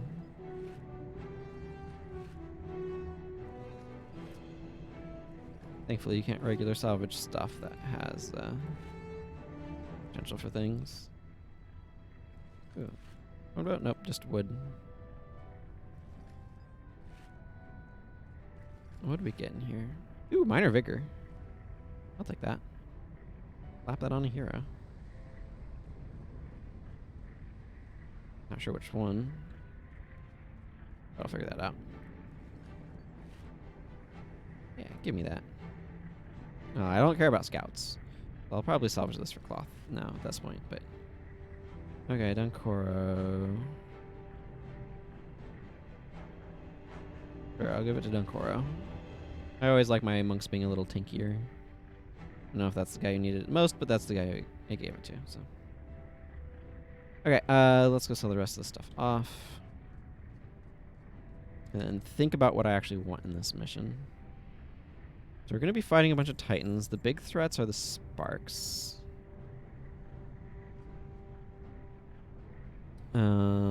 This part is nice, but very not helpful here, I think. Okay. I don't think I need to worry about stances in this one. I do need to worry about being on fire a lot. Not sure how to respond to that, though.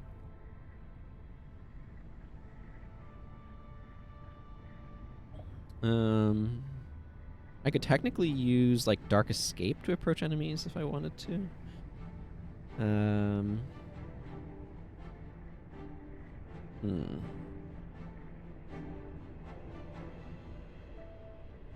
So the big danger to my team is my backline getting wrecked by Sparks of the Titans doing stuff.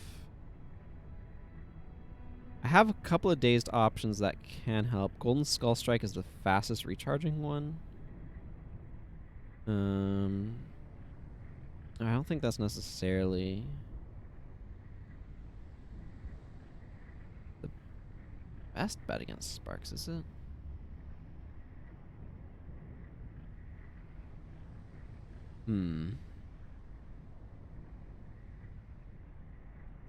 Because the biggest issue here, far and away, the biggest issue is Sparks of the Titans. They deal absolutely ludicrous amounts of damage.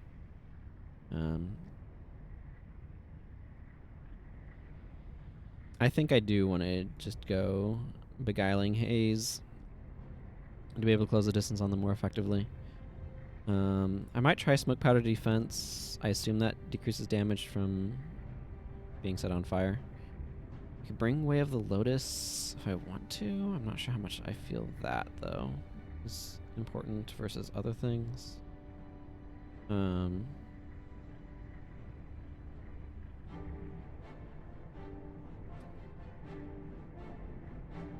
Yeah, okay. I think... because I can also bring Exhausting Assaults. I'm going to bring Foxfang's Jagged. If I can find Jagged Strike. Here it is. So I can go Jagged Exhausting for an interrupt as well. I want Critical Strike for the energy. The energy management. Because this is kind of expensive. I do like having an additional Shadow Step, so I'm going to leave Death Charge. I think I'm going to roll with this. Yeah, I'm almost done with Prophecies here. Like, this is the last mission. That previous one actually went by very, very quickly. Compared to what I remember, just because I wasn't doing the bonus for a change. Like, I've done the bonus the last several times, so. Well, let's see how this goes. And we'll see what rewards I want from this. Probably should have changed Acolyte Sasuke now that I think about it. I think a lot of these things still burn. It doesn't matter at this point that much.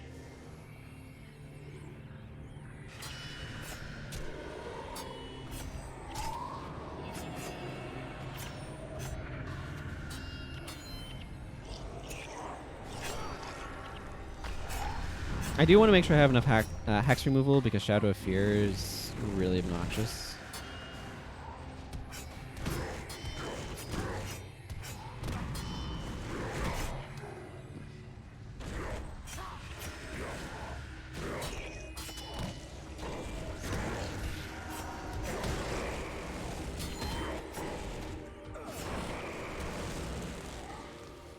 Maybe I should have switched him out for Zed doing some Earth stuff, though. The argument for that would be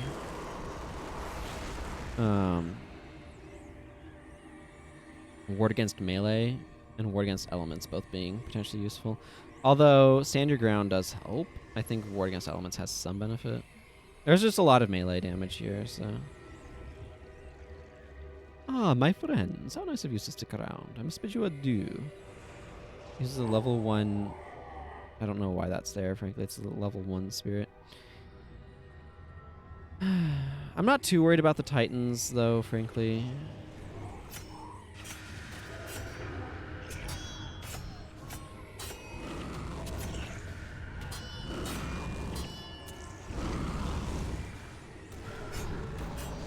Like, yeah, they're unfriendly, but they're not as absolutely deadly as the Sparks of the Titans are.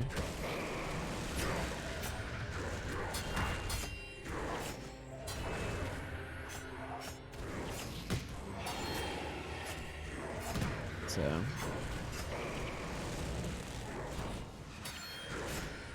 yeah, probably should have swapped out Acolyte Sasuke.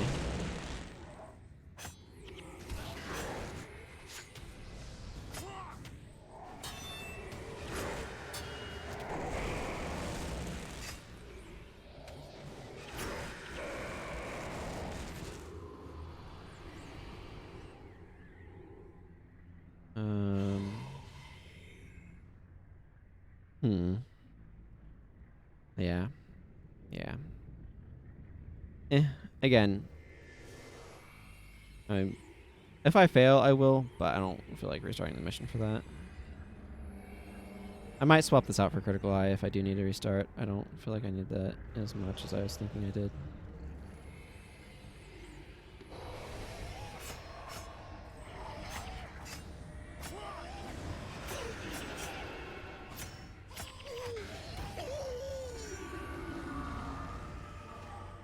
Okay, sure, I'll use it because I have it, but... I think I need better energy management, and Critical Eye would help with that a lot. Because it'd allow me to be able to get 4 energy back per crit instead of 3. And increase the number of crits that I get, which is the more important part of that equation. I'm just giving some time for my energy to regenerate here.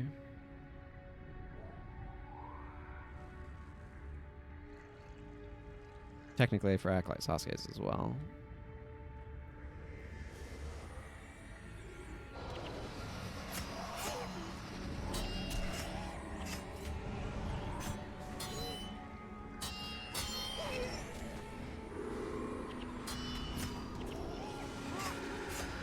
Well, I got Inferno with one of my...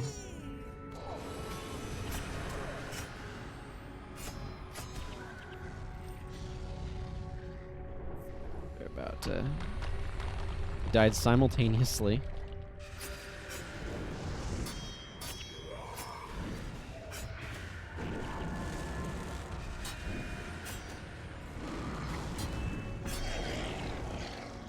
Whew.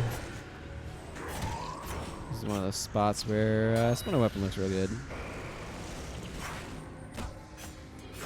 As it is currently going and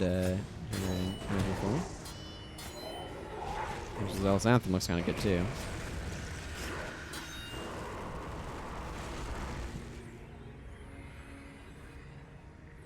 All right, this is the part. This is the part that'll get you. Legal Libens is not worth trying to get. So go forward a bit and then just turn back, because if you'll see there, all these Sparks of the Titans have kind of a delayed trigger, and they all like surge forward. Look at how many Sparks of the Titans are there. And if you're just running forward and fighting that group there, I mean I talk about this all the time, but or every time I do this mission because it's so important. Letting that charge trigger, or the charge is a skill, but letting those enemies charge ahead before you try to go through there, because if you try to fight those guys and then you're in the middle of fighting them and all of a sudden you just get ambushed by all these dudes, you're just toast.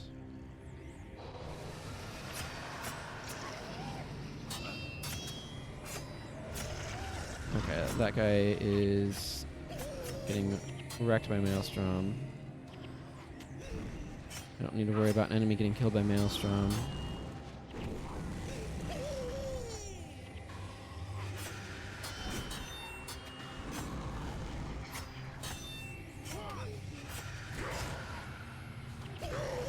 Okay, good.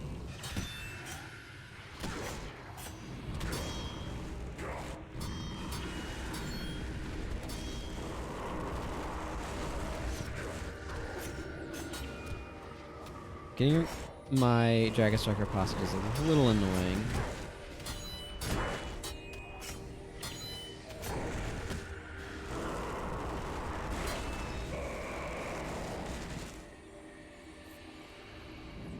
Okay, this Burning Titan is killing this Ancient Seer, and I'd prefer it didn't. I'm gonna actually target the Ancient Seer for healing. I need it alive for the bonus.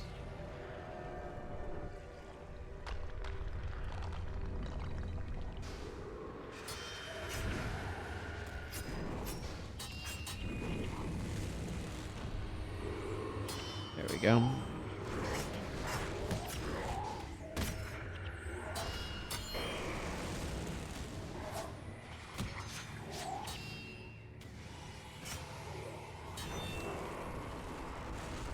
His bonus is really easy to do, so I'll take it. Yeah. Okay, well, we got the LA boss, so that's maybe less than ideal.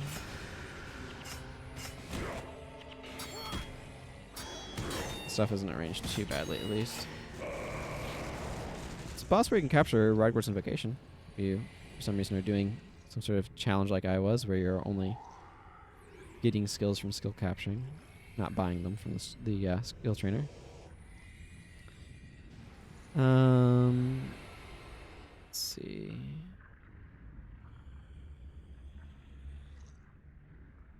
I actually like the sparks being all gathered up over there. Yeah, and stop. Alright, reduce the damage from the first one.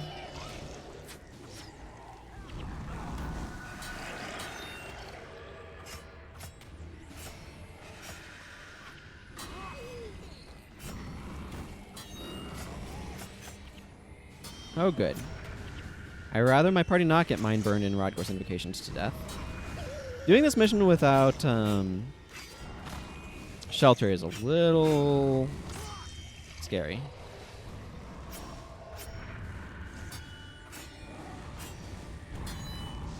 I have enough extra removal that's not going to hang around for long.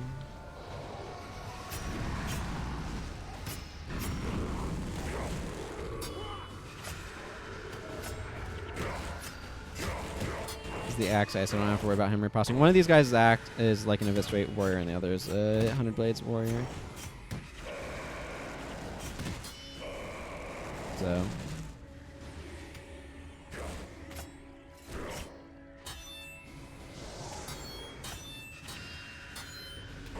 I do think Maelstrom is helping, though, for what it's worth, because Sparks of the Titans that have a Maelstrom on them are not Sparks of the Titans I need to worry about. There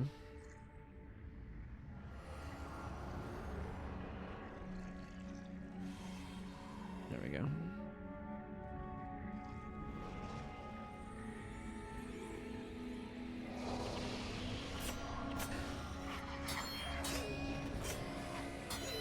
Stand your ground also really helps with the damage that we're receiving.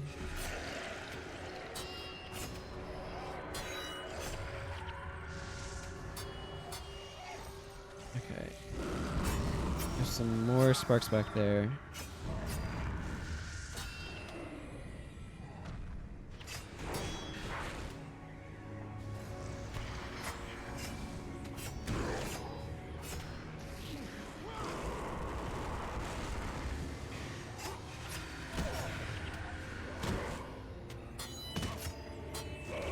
Go.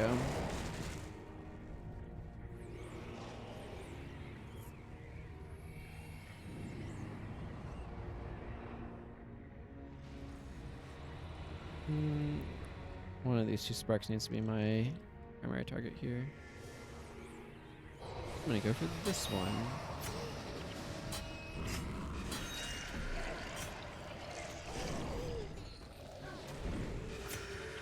No. There we go. Boy, needed my energy back for that. The mind burns hurt, but if they're just focused on me, they're not a huge problem. If they're focused on my backline, that's where problems start developing.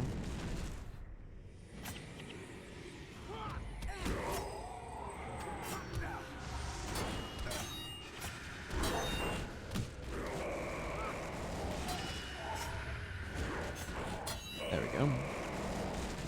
Okay, we're through some of the, like, what I consider the hard part. Yeah, there's a lot of, like, unpleasantness with the enemies coming up. But I feel like I'm beyond the point where, I guess in the Rurik fight, spoilers, I guess, the sparks can be a problem.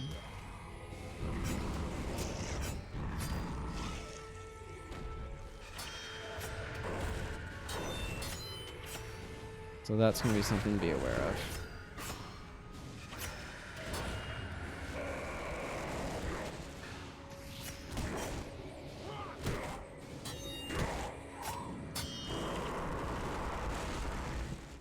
But kind of like the areas where you're most likely, where you have like 3 sparks to fight, I'm past those, so.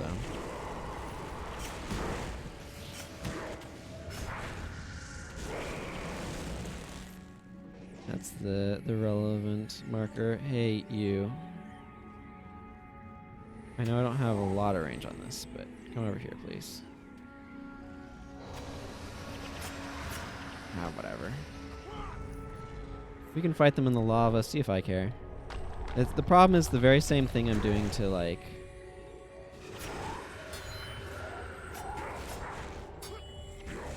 aggro them is also setting my heroes on them. I need to pull out a longbow if I'm going to try pulling. Not a short bow.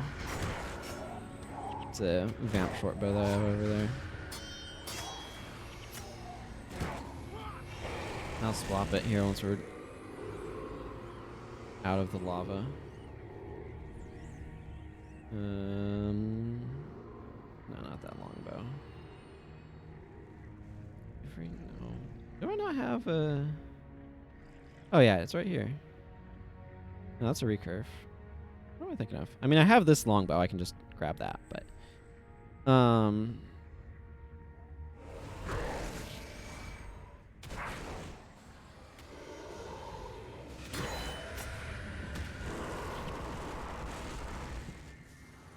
This is a weird bow.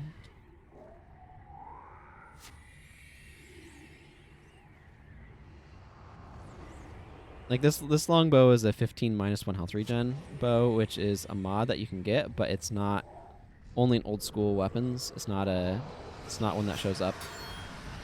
It's like there's no inscription for it. So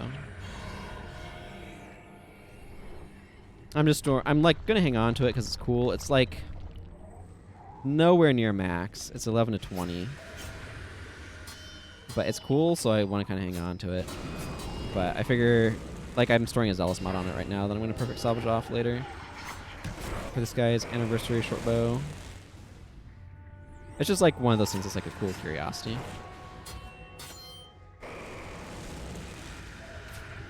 I think it might have come vampiric if I took the vamp off for something else.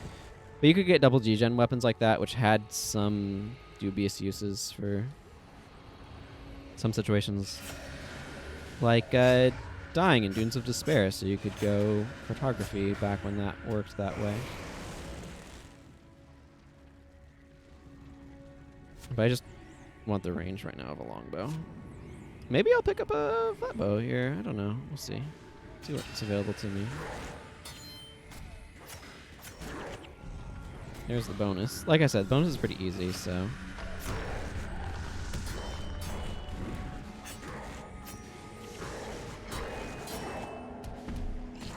I don't know why Shadow stepped there. I was getting confused with my other more defensive one.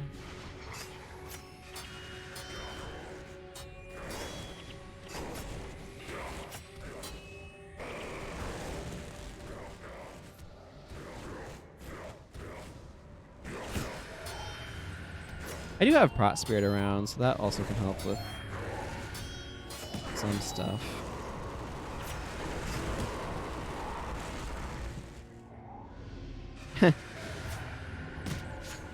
Got a Spirit of Greater Conflagration around.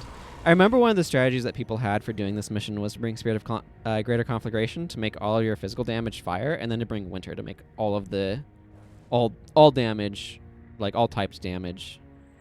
You know what I mean? All physical and elemental damage cold. That was a strategy from back in the day. I don't think it's worth it now, but I think people did. Let's see.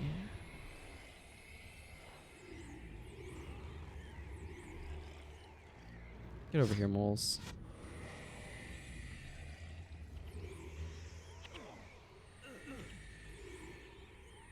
What I'm trying to do right now is drag moles away from stuff. This is the panic boss. I don't want to panic us there. I think. Yeah, there's a spark of the Titans over there.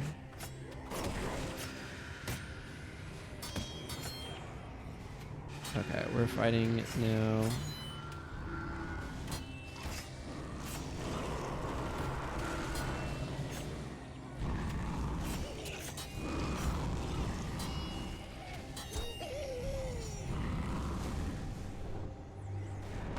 This Roost National Hawk is almost dead.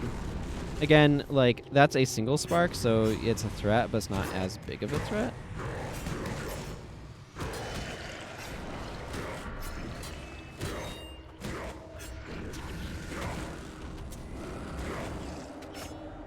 What are these things fighting that they're doing, like, no damage to me? Oh, you know what? I bet there's a bunch of Masterless Bone Horrors. That would do it. That would make things go like that.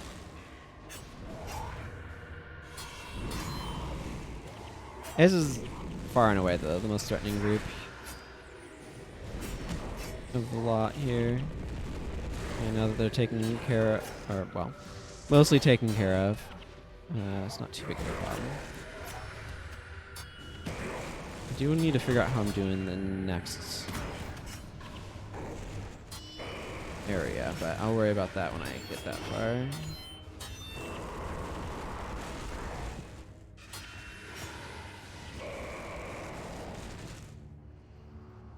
Cool.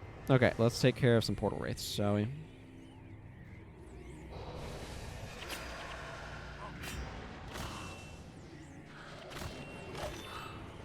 I'm expecting to get messed up with fire eruptions. But, you know, maybe not.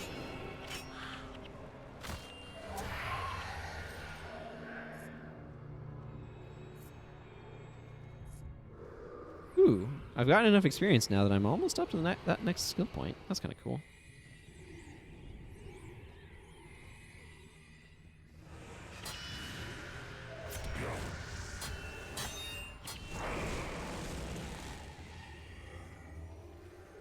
Get this guy to run over as well.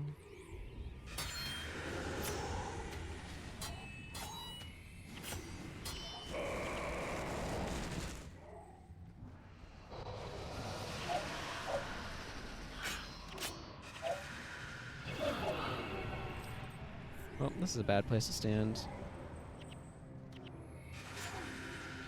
I can get the blind off me, but the AI is not necessarily good at prioritizing things. Every time you kill a portal wraith, all the friggin' other like things that should close, because the scripting here is weird. That's the Eviscerate boss, but Eviscerate's easier to get in Eye of the North if you ask me than waiting to get to all the way to Hell's Precipice.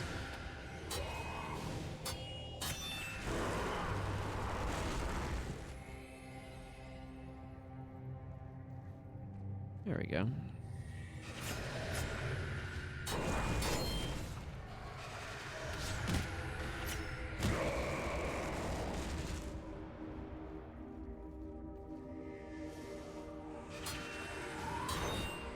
That was a big deal to finally be able to get access to Eviscerate. It was like the PvP warrior skill for a long time. I think maybe there was some other stuff that was kind of popular if you were doing things with like hammer. But yeah, a lot of being a warrior was using. Okay, well I was hoping to avoid catching these guys' attention, but I seem to have failed in that particular endeavor.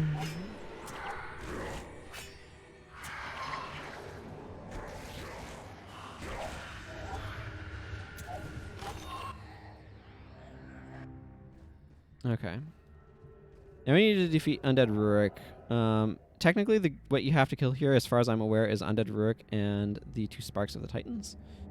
I'm going to stand back a ways. Let some energy regenerate, and I'm going to see about trying to do a more controlled aggro here.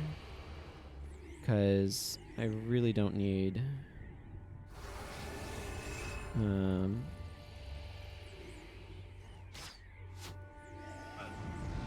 yeah. If the Sparks want to come all the way over here to fight me, that's cool. Can I? Okay, if he won't pull, will the fists pull? The danger here is that because there's actually like a lot of fists right here.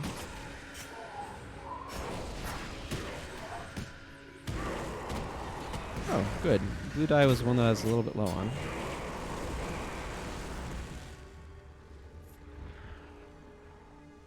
Okay, there. That should help protect against too much in the way of shenanigans. And the fact that I can shadow step up here will also help occupy stuff. Hey, that went very smoothly, actually.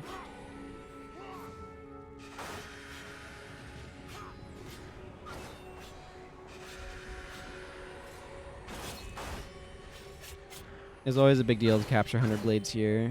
Remember that. I heard that you could, for a while, you could capture it off of Bonetti if you find his spawn in Old Ascalon. Yes, Bonetti of Bonetti's defense does have a spawn in Old Ascalon. Or at least did. I don't know if he still does. I think it's kind of random, like a lot of things are. Okay, so that's through, like, most of this. 24 minutes? We're making real good time through here, is what I'm saying. The end of Prophecies here.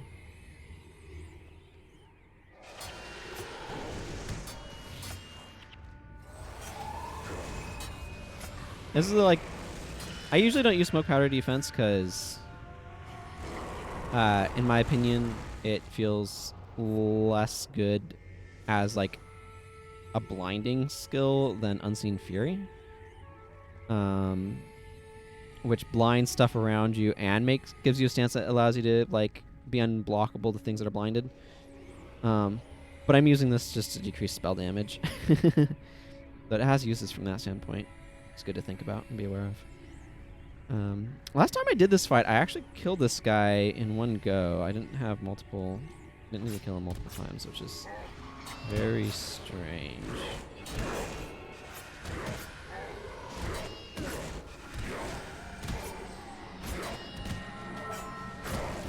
Mechanics here with the Undead Lich are a bit wonky. He likes to teleport away. I don't know. I think he's some sort of coward. I don't worry about it much.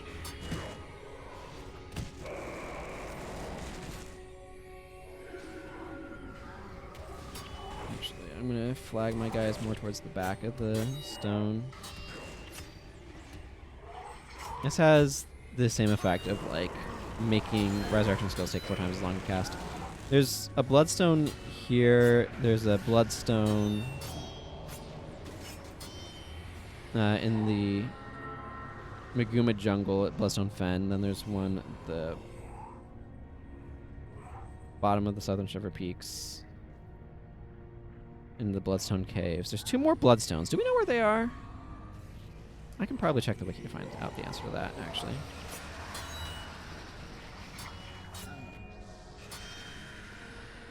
Okay, he's decided to peace out again. General Morgan really wanted to get that spear off on him.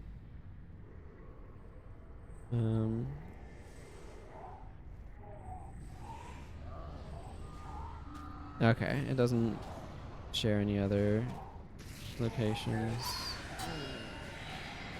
Yeah. He respawns here. I don't know.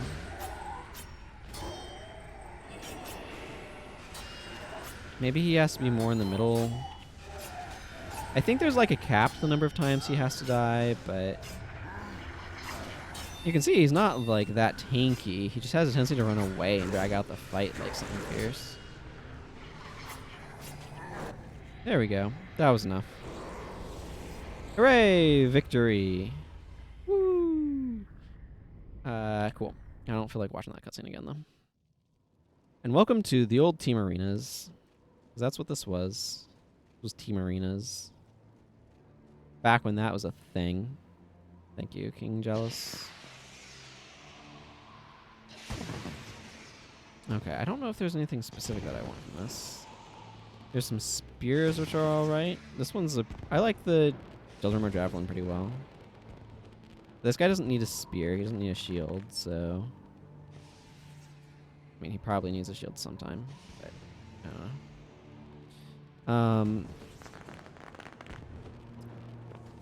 Artisan of Shadows. What can I get here? I already have Vampiric Daggers, Zealous Daggers, and Dazing Daggers. So, like, these are like the 3 major types of daggers that I do like. But I already have the Spirits of the Forgotten. I already have Shido's Blades. And I have these Silencing Alright daggers. I already have some Silencing Daggers. I might just hang on to it and give it to a different character. I don't really care for any of these. These are all Sundering, which is super boring.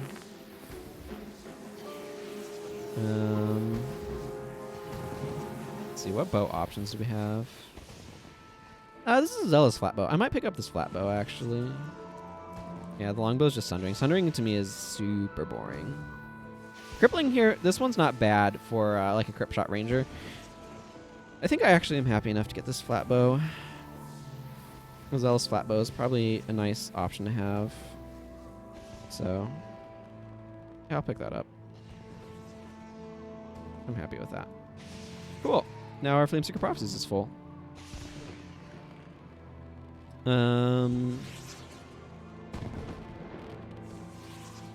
Oh, yeah, there's a bunch of, like, why they go different ways stuff here. I've covered all this before. If you want to... I'll wave with this hand, because that's the one that's actually on camera. If you want to see, like, the ending and see everybody talked to, you can go watch the Prophecies slow playthrough on my YouTube channel. There's links down below. Or if you're watching the VOD of this, you know, you can just find it there. You can craft the Dragrimmar skins here as inscribables, which I think was really cool. I wish they'd done this with the Forgotten skins, quite frankly. Allow you to be able to craft inscribable versions of them. I think that would have been nice. Axe is pretty good. Yeah, so you can make like a tankard if you really want to. I like the fact that they have this is basically what I'm saying. And the Forgotten skins are pretty cool. It's just unfortunately they're stuck to the greens, which don't always have the mods that you want. Yeah, talking about Salma becoming queen. Yeah, like that's the next thing at this point for here, but for this guy, his next thing is going to turn in this book in Lion's Arch, actually. Oh, you know what I forgot to do? I forgot to give myself a pack of skills when I got to the Ring of Fire. Let's do that now. Prophecies General. Add one. Anything stand out from down here?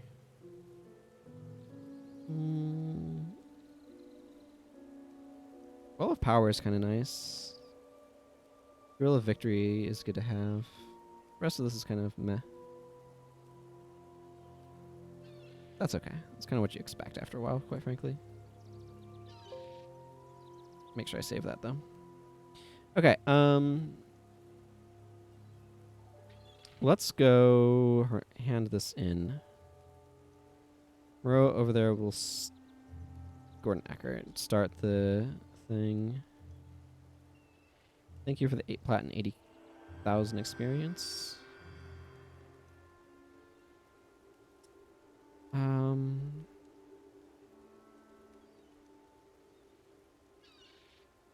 All right, so this guy just wants to go do Eye of the North now, I guess. So let's just change the stream title. Be excited about doing Eye of the North. That seems reasonable. I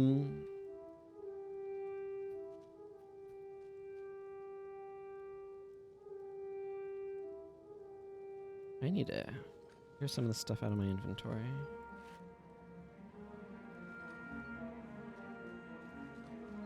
That's a wall. Need the stairs.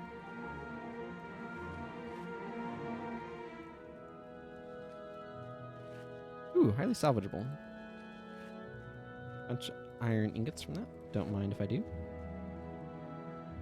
And I got something in this. Beastmaster's minor domination magic. I don't think minor domination's worth a ton, but maybe it's got more value than I expect.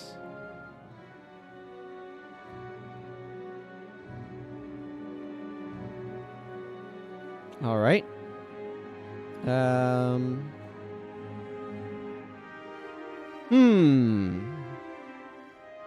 I have anything I need to craft with iron right now?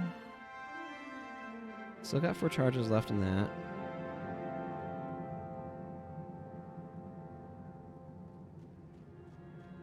Maybe I just sell off the iron. Probably do that, and it's probably real boring to watch. But here we are, selling off some iron. I do want to... Let's do this. I don't need this Shaman's Insignia. Minor Domination worth anything? Something? No. It's not. Beastmasters might be. No, it's a ranger. Yeah, it is worth a little bit.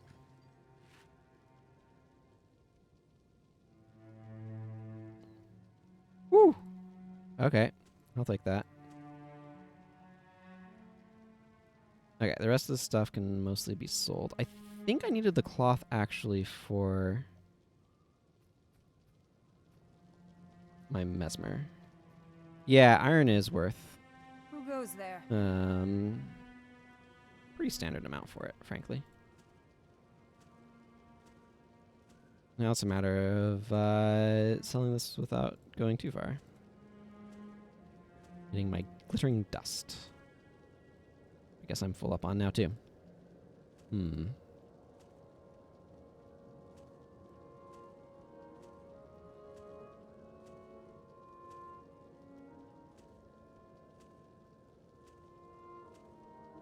There we go.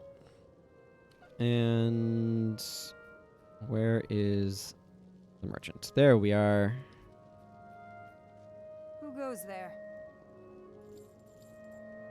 All right. Excellent. Remembered what I was doing with the cloth, so maybe I should swap characters around a little bit and take care of that, but maybe I'll just do that after the stream. Doesn't really matter either way. Okay, so I've done some of the quest chain there. Magni the Bison has a quest chain, however, and I think it would be prudent for me to go ahead and begin working on that one. Also, I can open up an inventory slot by salvaging the superior domination out of that. Ooh, I could sell the armor too. Now, Daedalon, are you completely... Okay, you have a fast casting... Major fast casting.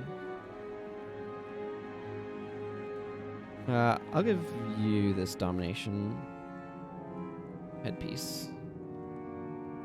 That'll work.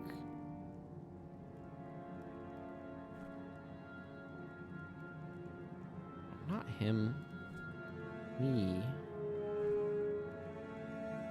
Had the wrong person selected.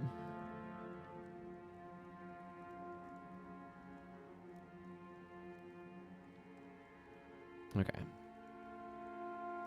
I'll worry about mesmer stuff later. Right.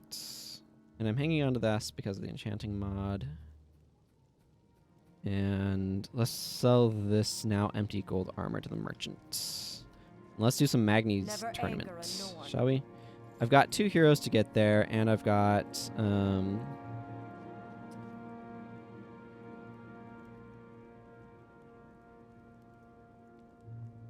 some skills to acquire as well.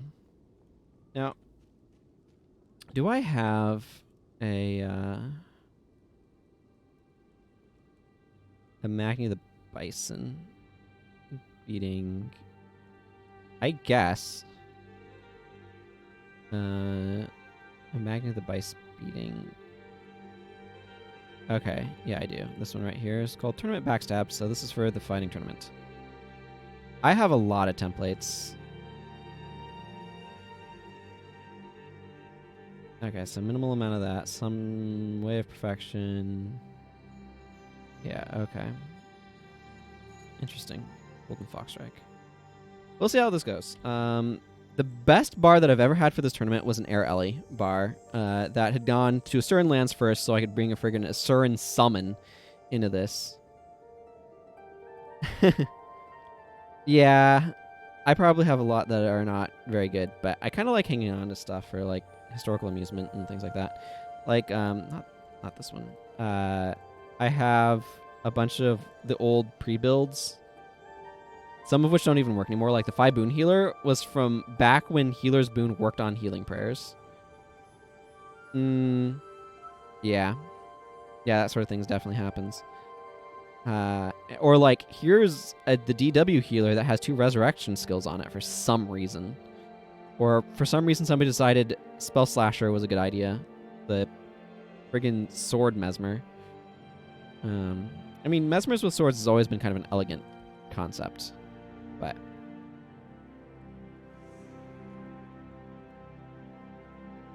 am I better off with these? Probably.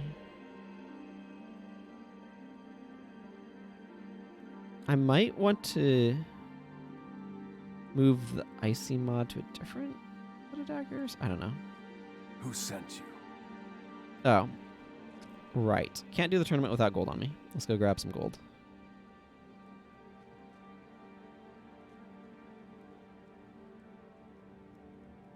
A Mystic Regen. Aura of the Lich build. Yep. Yeah, I remember that old Aura of the Lich. That old Aura of the Lich was fun. Never, like, amazing, but it was fun. Just gonna grab 10 platinum so I don't have to worry about this.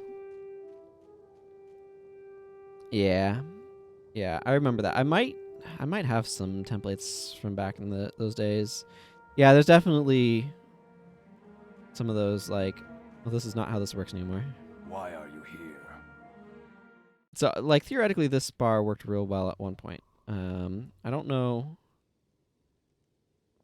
how well it works. Kasai is going to be a bit of a rough opener.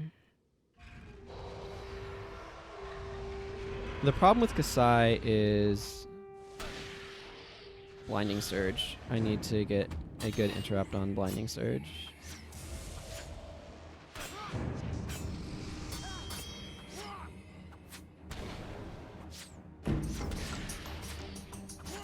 Nothing else matters here. Ah, I didn't time it right. I'm not sure about this one. I might just try making a new. Yeah. I do not believe it. I actually won? Perhaps others were right about my potential. Oh, I'm sorry. You're not permanently disfigured, are you? That's fun. I don't think I've seen her victory dialogue before. Okay, so the fundamental problem there, of course, is that Blinding Surge. Like, theoretically, if I was better at interrupting, I could take care of that. But,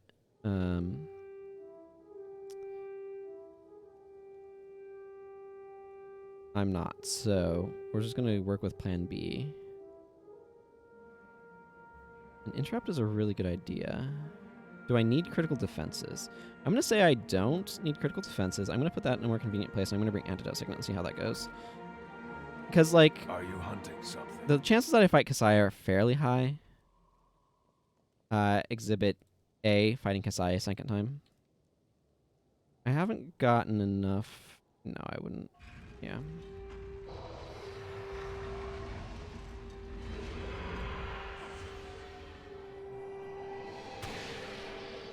So, like, I just need to be able to get rid of... Holy shnikes, what is the recharge on your Blinding Surge, lady? Just let me stop some of that.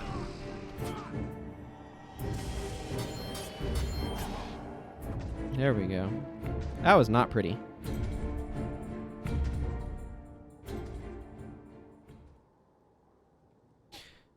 Like, this bar is not going to be as good against Magni, but... Norgu. Again, the best bar I've found for this hands down was an Air Ellie. So...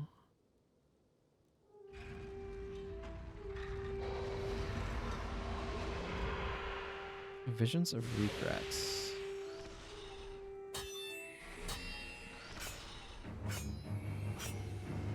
Wow. Okay, Norgu just wrecked me.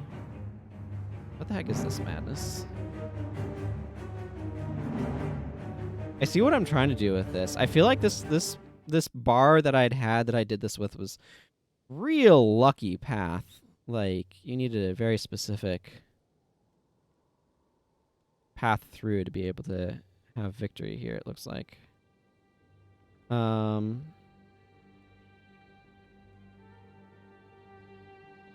Okay, let's rethink everything in life. Flashing Blades, I can see being really good against Magni, but... Shroud of Distress seems like a good idea. Beguiling Haze seems like a really good idea.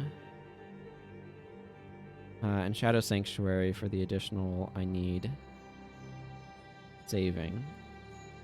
Like, Shadow Sanctuary is a real good oh crap button.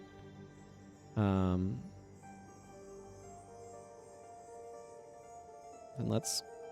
Oh, wait. Yeah, I can't bring Beguiling Haze in. That's not how the game works. Unseen Fury is probably a good idea.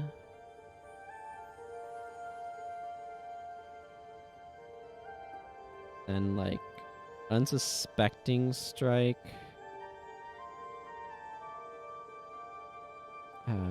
Why is there not an offhand that just, like, oh, it just poisons? Like, there is one. It requires a hex on the enemy, though.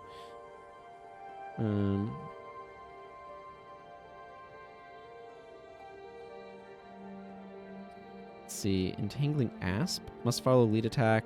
Knocks down and becomes poisoned. For 8 seconds. Like, there are several, like, ways of inflicting poison. It's just none of them are... Maybe I just go with, Brawling Headbutt, Falling Spider, Twisting Fangs. I don't even know if this is going to be any good. I'm just experimenting at this point because the bar that I had was definitely Who not sent good. you?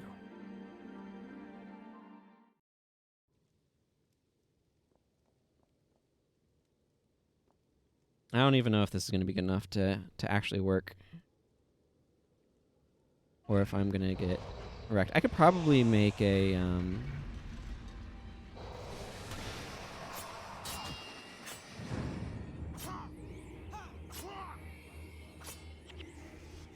Okay.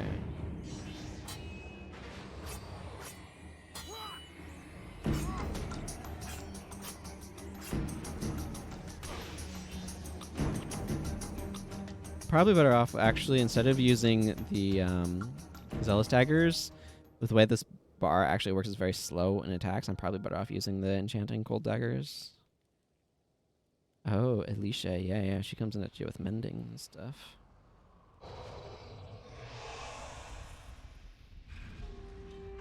She basically uses the Paladin bar, but, like, as a monk.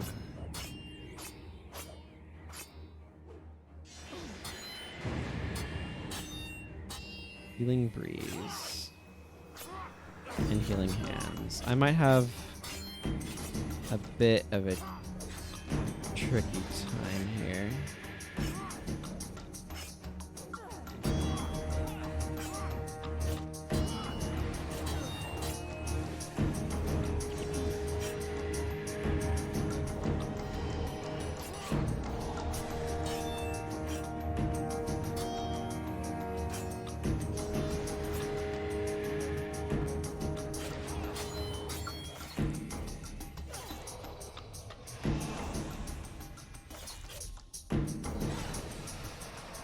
Healing Hands should be over by now.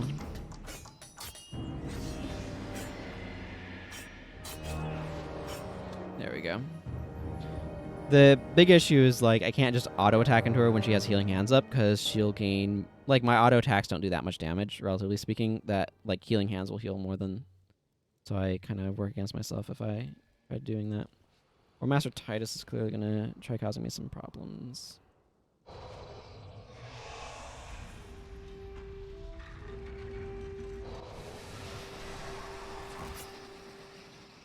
I mean, how about we don't have a giant pile of conditions on me? Should have done that in a different order, but...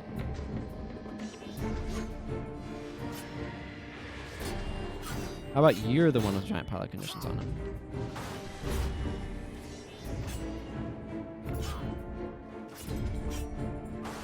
There we go. I'm just trying to get some degen going. This is working better. We'll see how it goes against Magni, though. Magni's a real trick. I'm not sure how Eve's going to be either, actually. Norgu would still probably cause me some problems.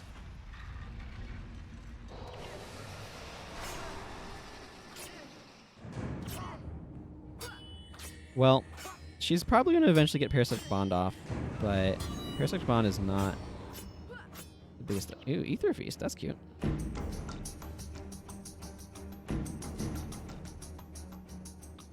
Does she just use her henchman bar? Okay. Now I have Devona to fight. I don't think Devona's too bad. I think she uses some assassin shenanigans, but... Should get around her armor a little bit, actually, with the fact that I'm using cold daggers.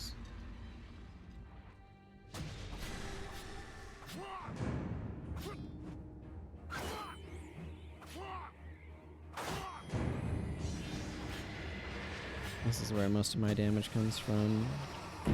Yeah, I knew she used like Shadow Refuge and stuff. Wow, she has a lot of self-healing. Death Charge, Healing, Signet, Shadow Refuge. It's actually quite a lot. Granted, I have a good bit of self-healing as well, but... Okay, well, here's Magni the Bison. This is a moment of truth. I probably will struggle a little bit with him. Because he's friggin' rough, but...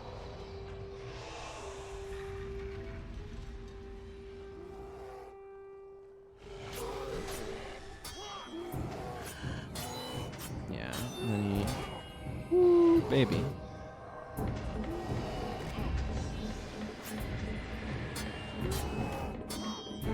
I would like to not be near you for the moment. Ow.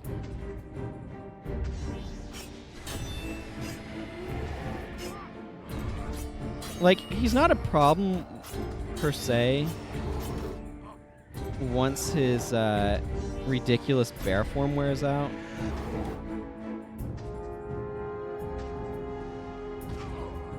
But those 310 damage hits and stuff are really bad. Shadow Shroud is nice, but it doesn't entirely deal with that as an issue. I don't know if I need Shadow Sanctuary, though. I might try swapping Shadow Sanctuary out for critical defenses and see if that works better. I feel like this combo does all right, though. Or if nothing else, it does a lot of damage. Hunting something? Which is much the same thing. Yes. I might change things around again, though. Oh, he's a trapper.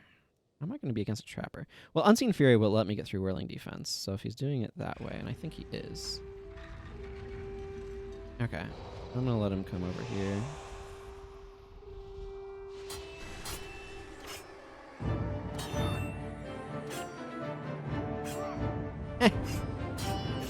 Trapper's speed cancels Whirling Defense, so that seems suboptimal to me.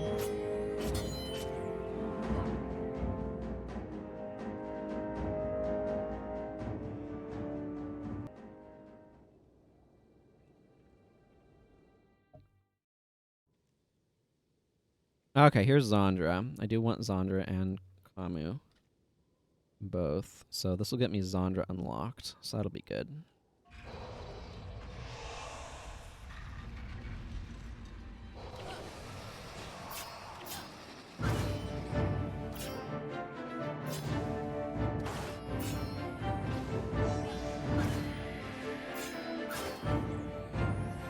There we go. You need to close that in order to get this thing to pop up, and I don't know why. Oh, thank you for the soothing memories, Zandra.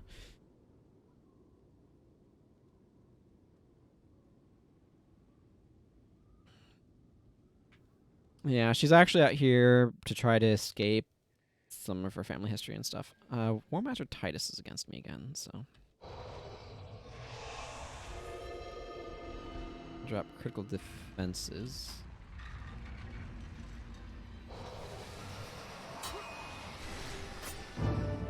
Now I can just auto-attack him for a bit until I've built up.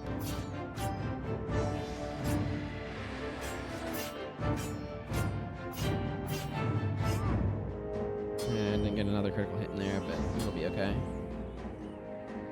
That's the biggest issue potentially against Magni, is just not getting enough critical hits.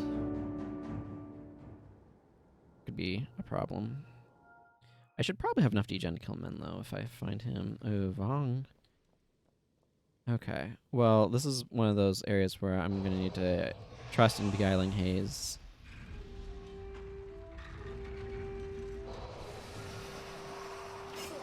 Yeah, Mind Shock is real good in this tournament. Oh, he's doing this nonsense, isn't he? Yeah, that's worn out.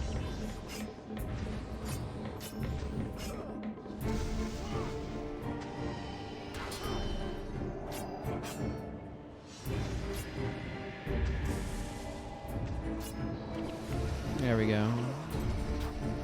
He's a bit compromised now. There we go. Not too bad. Not too bad. Antidote Signet's really important. to stopping some of the degen, but blind in particular, because like blind sinks me. Okay, Talon I don't think is too bad.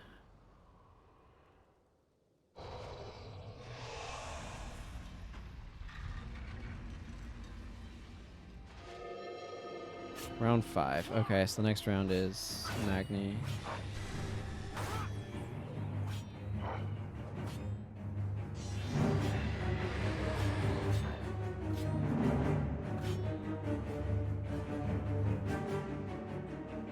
I am worried about critical defenses not refreshing.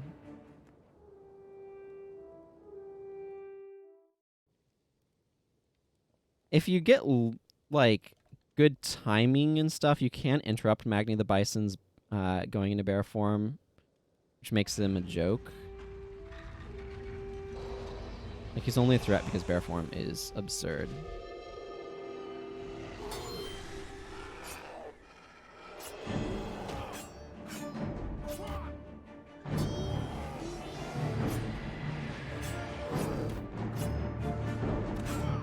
Oh my goodness. You can see, like, he hit me with that. I don't know why I did that there. And he just got so much damage off. Yeah, critical defense is ended, and then he just one-shot me. Critical defense is not being reliable without... because I want the damage from Twisting Fangs.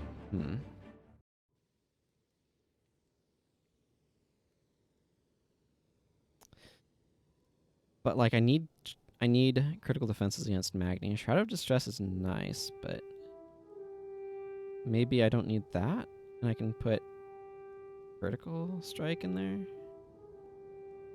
Doesn't feel terrible. Oh yeah, Magni the Bison. I should add skills for Zandra. Zandra. Got a Resurrection Signet in there. Wow. That just gave me a whole swath of stuff I hadn't had. That's pretty good.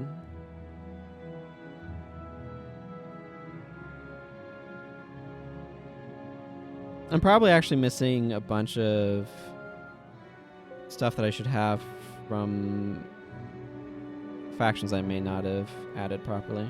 Who goes there? Okay, let's see how this change does things. I don't know why that one bar worked, but I think it relied a little too much. Ooh, Little Tom, that's fun. A little too much on getting reliable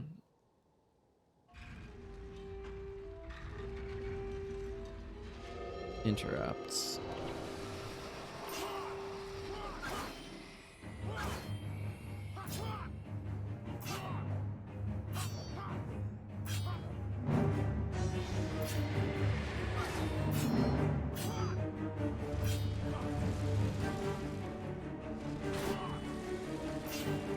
Stand on this side of your nonsense.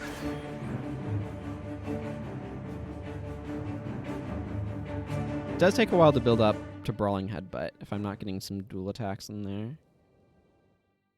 So the increased attack speed and armor from the other one is definitely useful. Zandra. Yeah, I don't have any self-healing anymore, which might be a problem, but we'll see. It isn't necessarily a problem, it just might be a problem.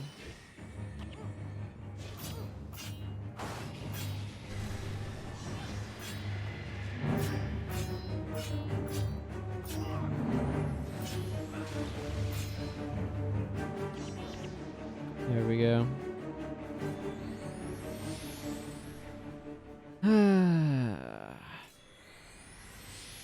Maybe I want to approach things differently. I don't even know. I don't even know. Well, I don't feel particularly threatened by Pinocchio. I know that much.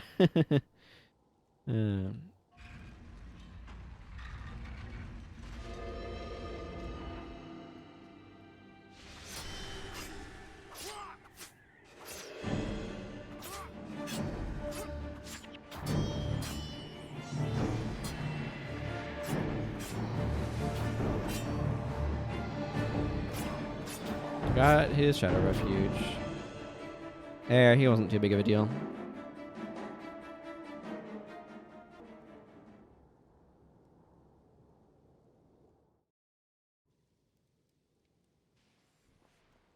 It's the sort of thing where probably the easiest way of taking care of this is with some sort of shadow form build. Like a degen shadow form build. But I don't know why I just did that.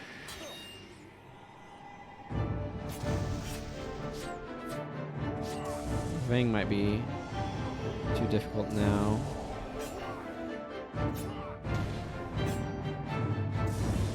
Yeah, without Shroud of... Yeah, without the Shroud to heal me, Vang becomes too difficult.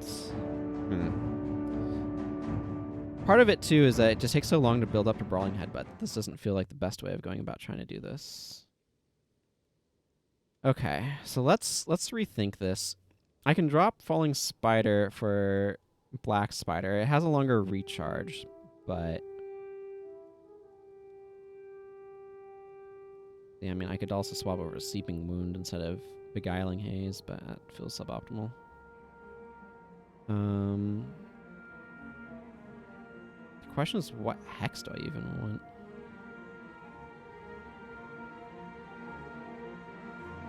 There's not a whole lot of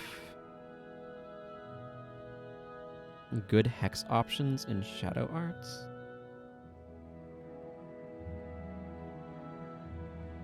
I think I have all assassin skills on this character at this point.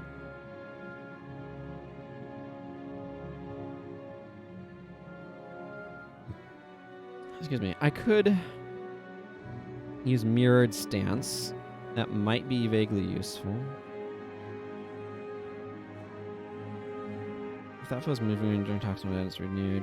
Yeah, that's not terribly exciting. Less healing. Like, a lot of this is just a matter of, like, because I kind of want to apply a bunch of conditions here. Maybe, instead of trying to do Twisting Fangs, I just use that and I go, like, Jagged,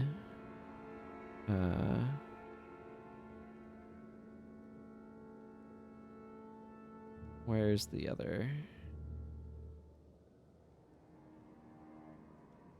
Yeah, this one for Deep Wound. And go like this. It doesn't have as much raw degen, but maybe that's better? And then I can bring Shroud of Distress still. Oh, Shadowy Burden's also a skill. Well, no other hexes. There's less armor against your attacks. I think I might try this. Because I need some sort of like healing option. Are you hunting something? Or maybe instead of Shroud of Distress, actually, yeah, instead of that, let's just go with Shadow Sanctuary. Because I can just pull the blind off with Antidote Signet anyway.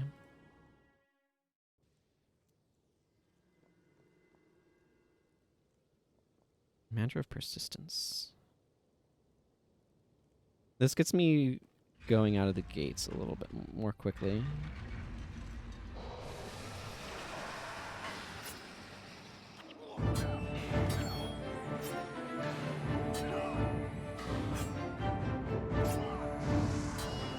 Doesn't give quite as much degen, but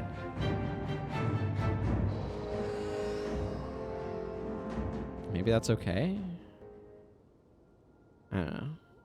I could also try to go for Temple Strike, but the problem with, well, I guess this also doesn't have 100% uptime. That would allow me to kind of switch things around a little bit.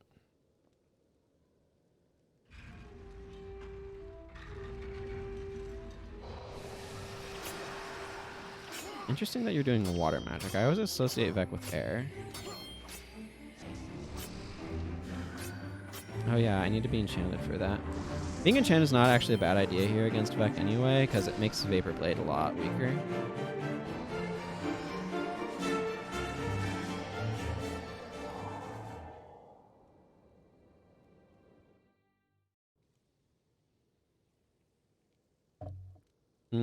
This must be Zoe.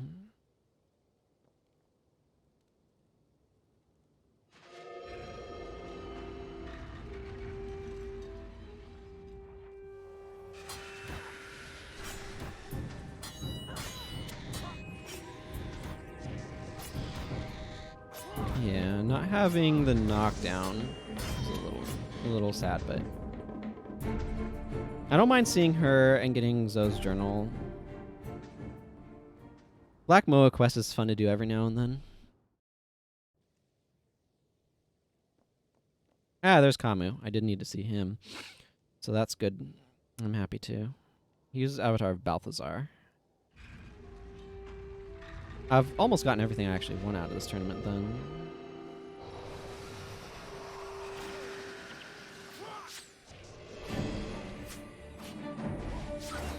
There we go.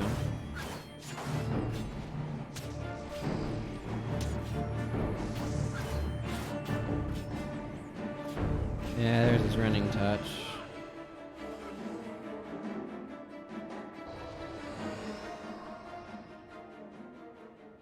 We'll get some skills for... Again, you have to close that to get this to actually show up. I don't know why.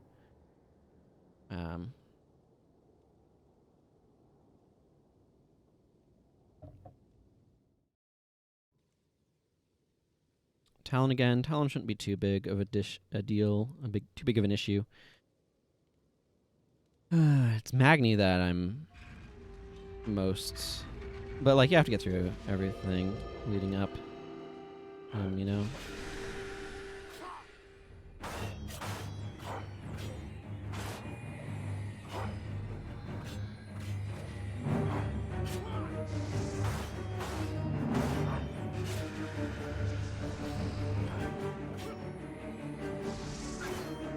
There we go.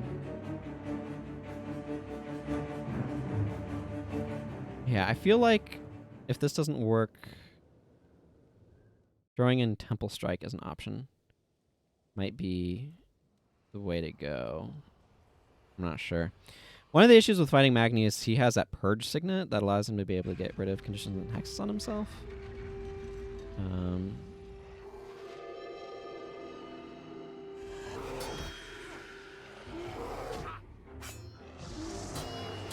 There, I'm just gonna... Yeah, there's that Purge Signet that I mentioned.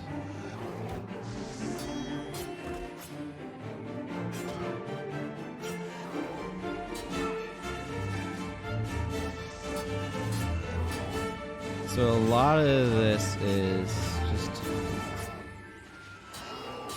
trying, like, hoping that my 75% block chance keeps me alive. Oh, man. Yeah, it did not. Okay, I just need a different strategy against him. Let's see. So let's consider a couple of things. First, deep wounds maybe not entirely necessary. Let's drop the shadow arts and any semblance of playing around with deadly arts. We can focus on just these two things. Shadow Sanctuary is an alright self-heal.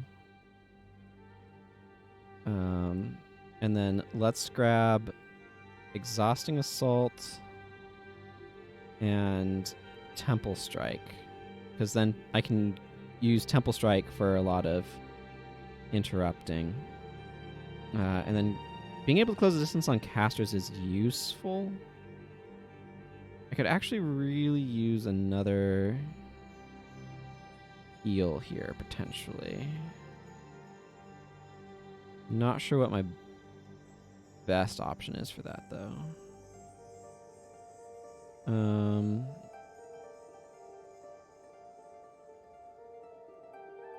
Yeah, I think I want another offhand attack to kind of slot in between. Because I don't always want to go or be limited to Temple Strike.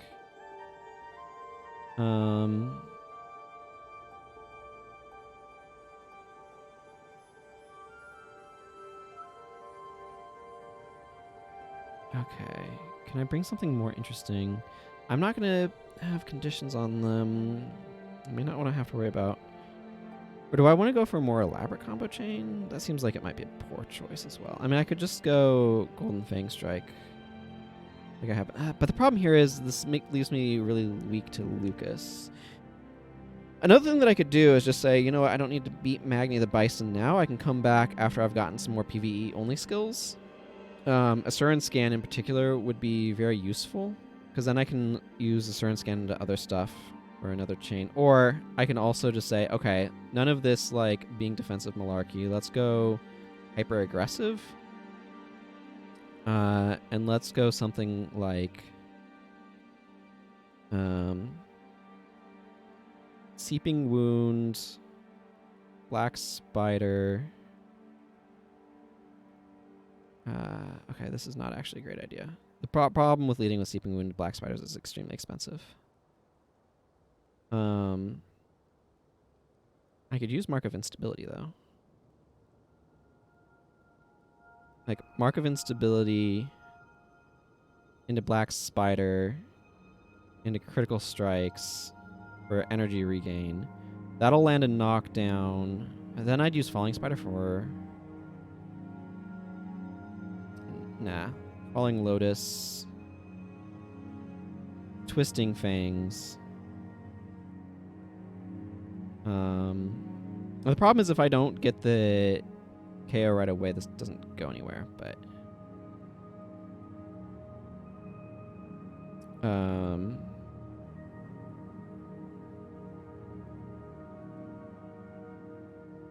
I could put on Seeping Wound. Do I even like this as a direction? Mobius Death Blossom? I don't know. This is going way too over the top in offense, but I'm really curious to see how it works now. Hunting something? I think this is going to go poorly, to be clear, but I'm interested in the concept. That makes sense. Just like, okay, what if I go like full offensive?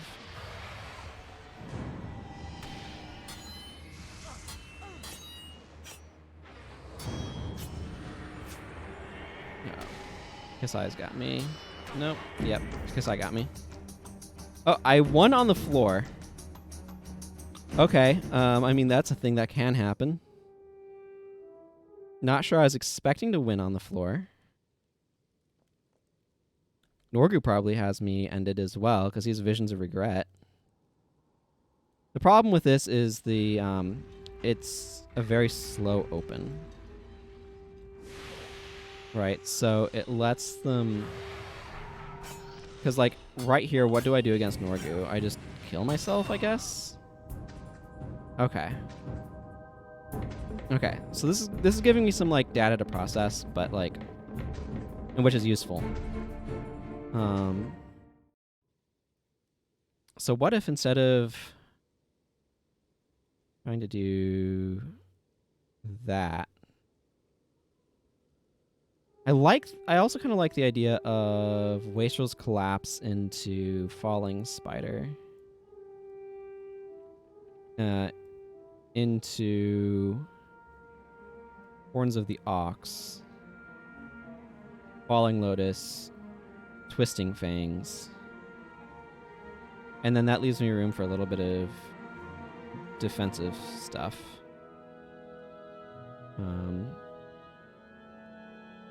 Yeah, something like this.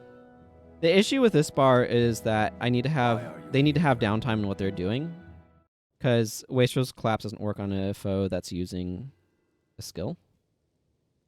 Yeah, Shadow Step to target foe.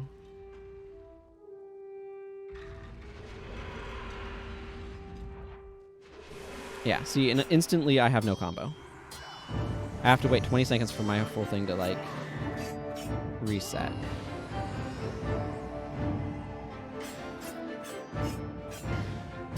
Which is obviously no good.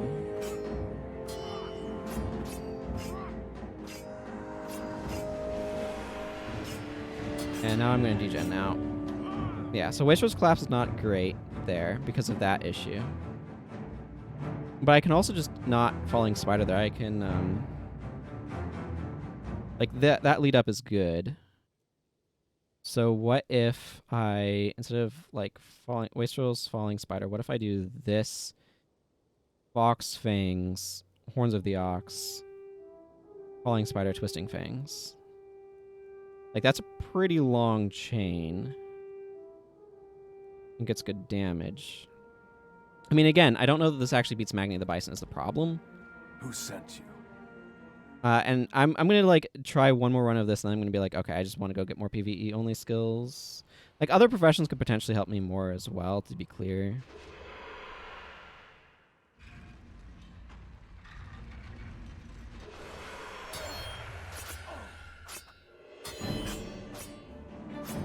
But it's kind of undeniable that just drops damage like crazy.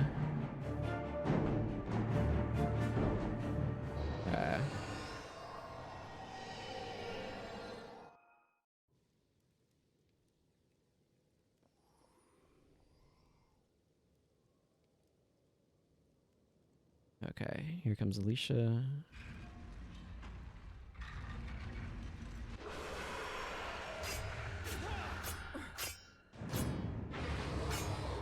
Yeah, but now how do I beat Alicia, right?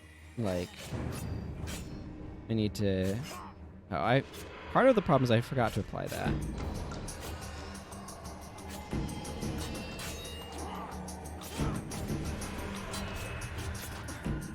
I guess I just out DPS her in the end.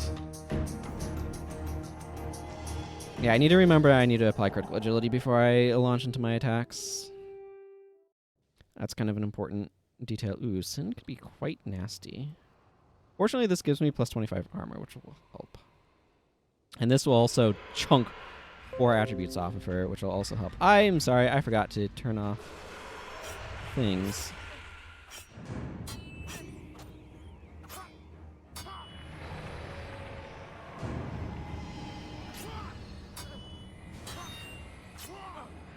There we go. Well, this is working a little bit better than I thought. Forgot to turn off notifications. That is what I meant by things. Like, I wasn't expecting this to work quite this well. Oh, hey, Raza. I should go get Raza at some point here.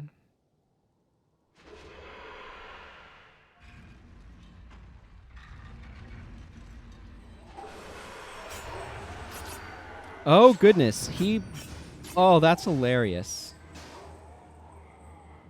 Oh, that's really, really funny. I don't know if you caught that or not, but he totally, like, blanks my combo because his spirits prevent him from getting knocked down. Can I pull him back?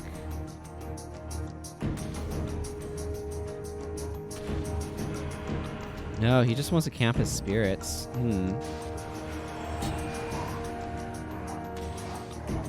Oh man, yeah, he's got me. He's got me super hard. That's interesting. So, like, this direction could work, but I'd need to be able to do the cripple one on him. And in fact, it's probably a bit better to do as a chain anyway. But, like, so what I could do is cut out Fox Fangs, slot in Trampling Ox, which does hit harder as well. Now, obviously, this kind of, like, then terminates, but then I just grab Death's Charge, right? And so I can do this. Why are you here? I don't know. I'm enjoying, like, jamming on this a little bit, so I'm going to.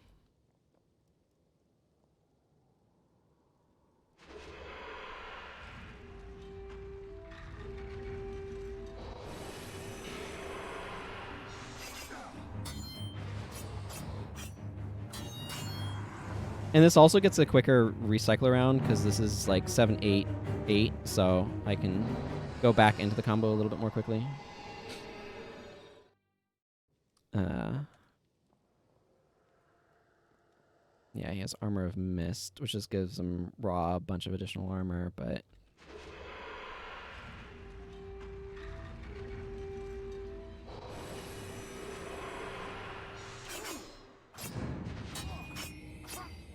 which definitely slowed down how quickly I was able to lay the damage in on him. But that still worked. Like this is mostly just trying to out DPS things, right? So I'm using Death's Charge to get in. It can theoretically heal me if I wait long enough, but the thing is, I don't think this beats Magni.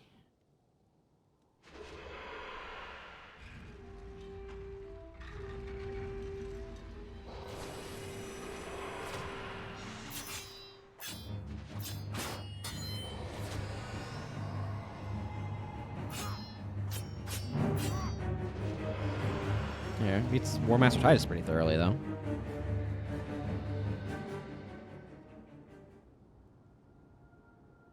What is my... I have a, Rune of Clarity, so Blind and Weakness end a little bit more quickly on me. Morgan. Yeah, he does a degen type build as well. He's very similar to Titus.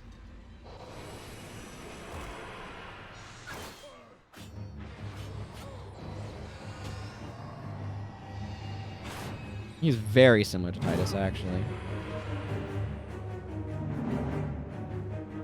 Again, like, I think this bar is pretty powerful. I just don't think it beats Magni, so...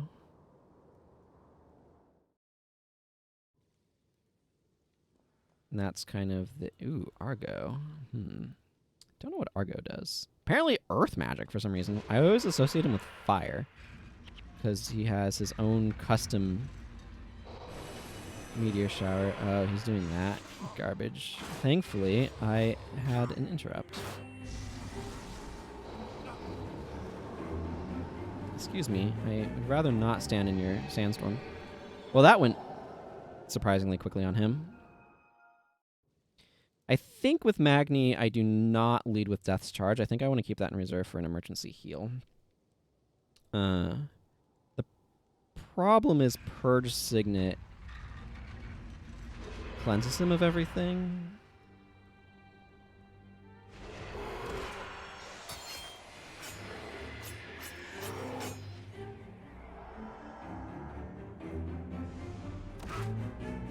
Ooh, baby. And now I'm out of heal as well. Like, he's crippled for a bit.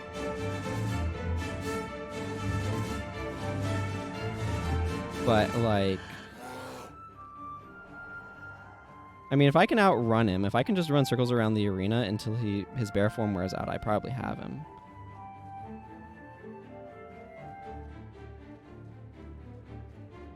Which is kind of goofy, but...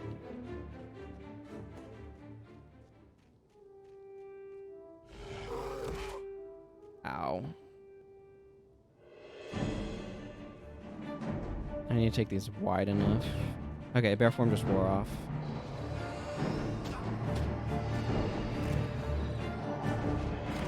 Ugh, I still needed to... I think I potentially could have done it, but I think I needed a Death's Charge to get my health back.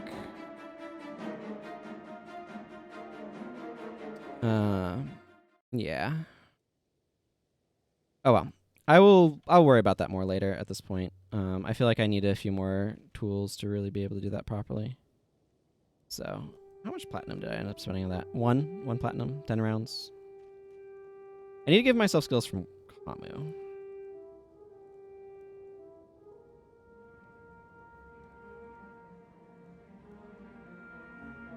There we go. Avatar of Grenth. Okay. Some new stuff, mostly Eye of the North things, it looks like.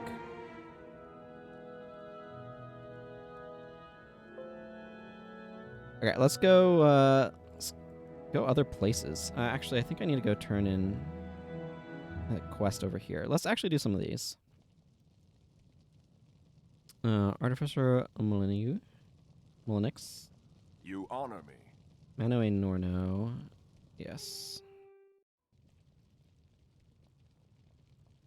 I think actually what I want to do is I want to go to Ebon Vanguard territory.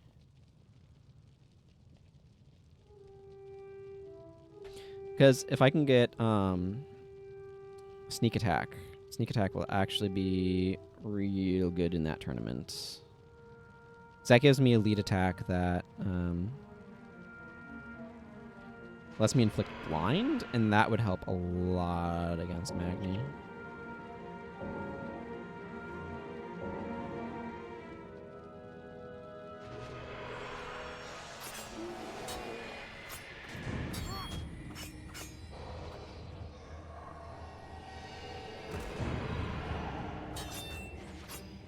There we go. That wasn't the best, but it worked. Yeah, so let's see. Sneak attack would really help against Magni. You move like a dwarf would also help a lot, because I could use you move like a dwarf instead of palm strike in order to do this combo chain. So both of those would be really, really good. I've heard much of you. And Death Strike is not what I consider a great skill, though. Okay, let's see. So we're going after the things. The things. Yeah, Seeping Wound. Because, like, adding Seeping Wound onto this could be really sweet as well. Okay, let's just go a little bit more box standard. I don't need this. I don't need that.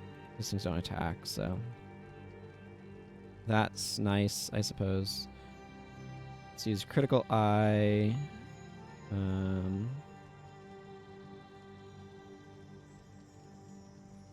Jagged Fox. Where's Death Blossom?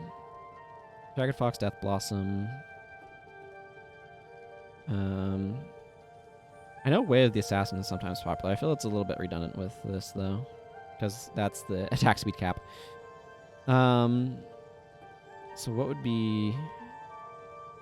I mean, I can just bring Shadow Theft, because why not? And,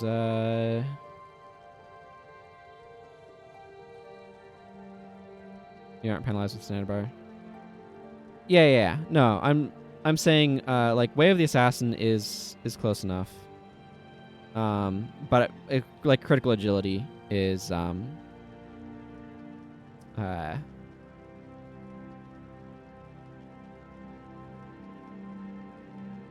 yeah, it's fine. You don't have any good non-PvE IAS options. Yeah, that's 100% true. Like your PvE only skills for increased attack speed are Critical Agility or borrow something from another profession or Way of the Assassin.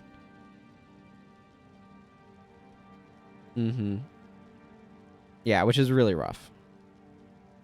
I agree. Yeah, Drunken Master is solid, but it's like loses a lot of value if you don't have alcohol.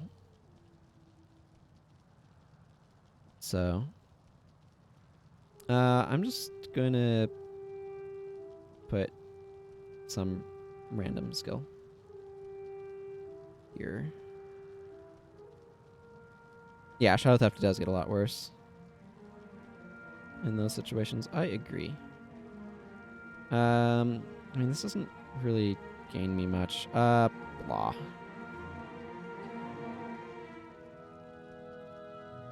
Whatever. Brawling Headbutt doesn't do anything really important either. A dash. Problem solved. May the gods protect you. You can go half fake, almost real, increased. Oh, IAU by running 6 tactics. Yeah, and balance stance. Yeah. Yep. Like there are other options under certain circumstances, but yeah.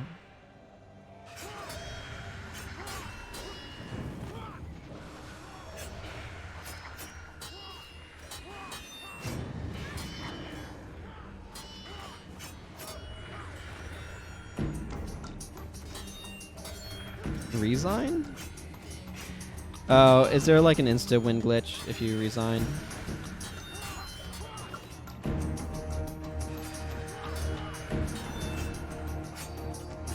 That's kind of funny. I'm okay with just killing everything, but that is really kind of funny.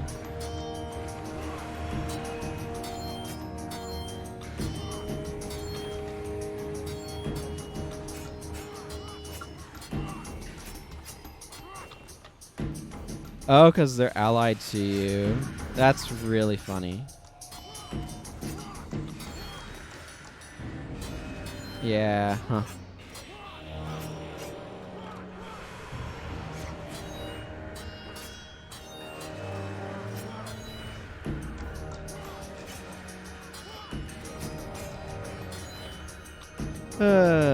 Oh, ArenaNet. And your oversights.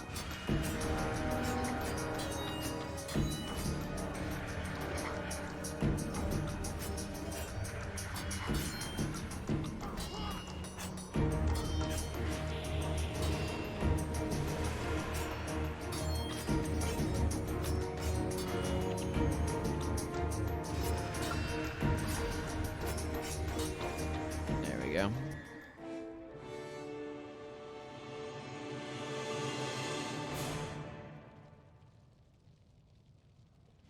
See, so I think I want to go up to Sifhalla,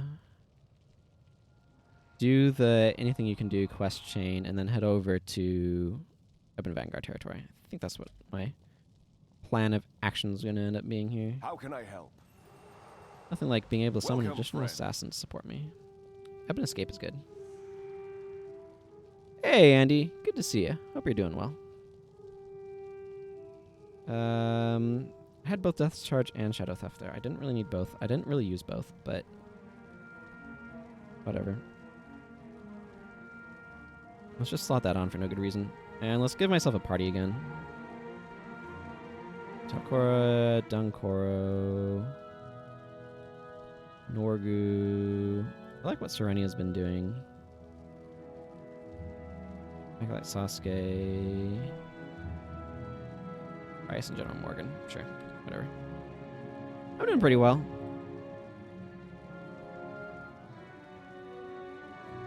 Doing pretty well. friend. Thanks for asking.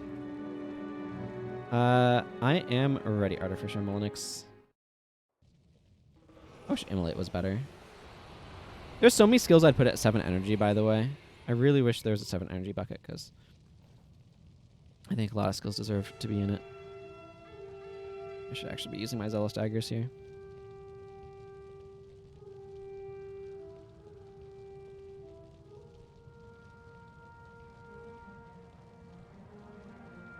Wait for all these guys to show up. I do like to try to fight this a little bit further back so I'm not getting swarmed by...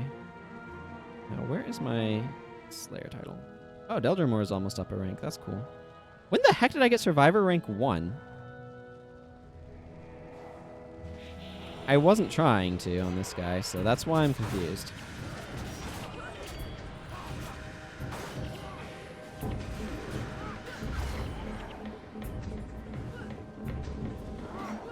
I like to stand back because of giant snowballs. For people who don't know, there are some very deadly giant snowballs that will menace you here if you're not careful.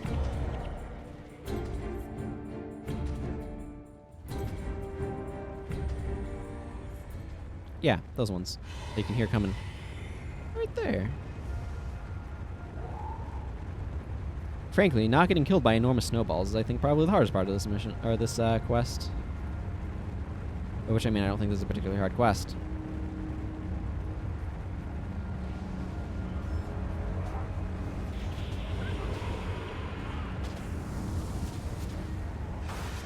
Maybe dealing with all of the "it's cold out there"-ness.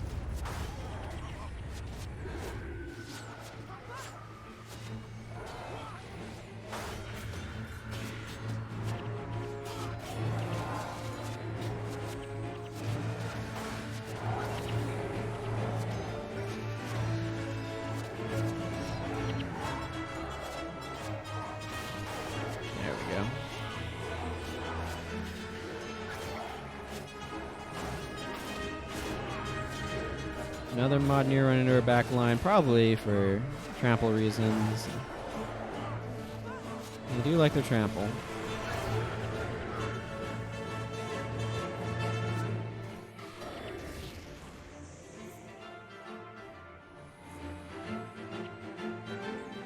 And their spirit's a winner.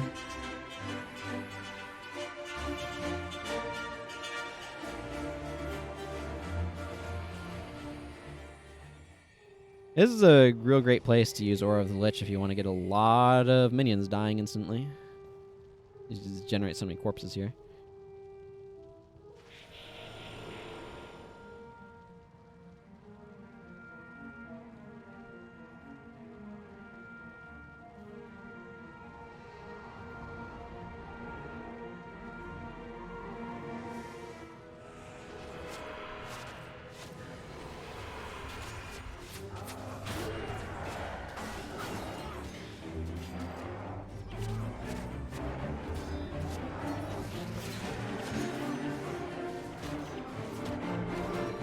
Snowballs that come across are tied to embrace groups die.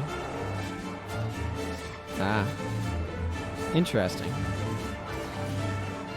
They can kind of make them kill themselves on them. Okay.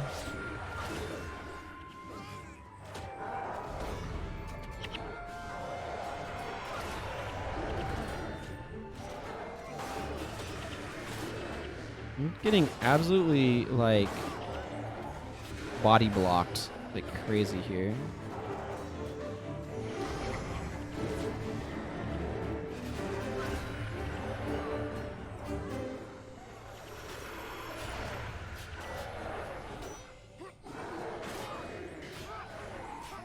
Protector's defense is just being a little bit annoying. Unfortunately, Jonathan Blunt just didn't take that too well. Yeah. IAU is just such a useful skill to have access to. Just refresh that.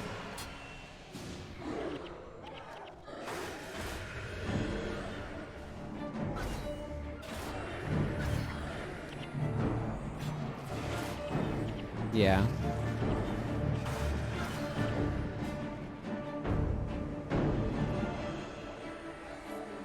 There we go. Problem solved. Now to go up to Sifhalla so I can work my way towards it. I am unstoppable.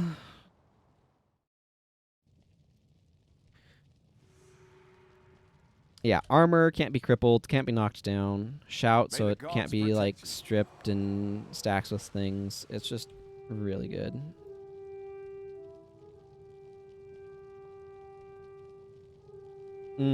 Yeah. It's just, it does a lot. It's really what it kind of comes down to. There's a lot of things that you want to do.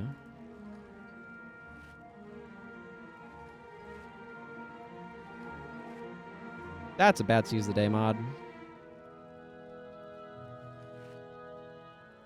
Oh, look at that. Highly salvageable. 5 wood planks was that thing's version of highly salvageable. Is like no rack. Oh, is there a bug with its armor? Does its armor not get counted as part of the cap? What news?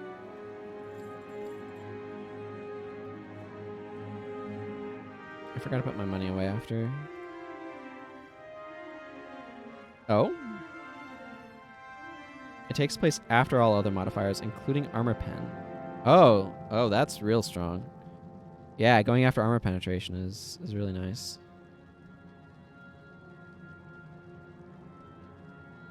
Okay, let's go back to Gunner's Hold so I can go up towards Sifhalla.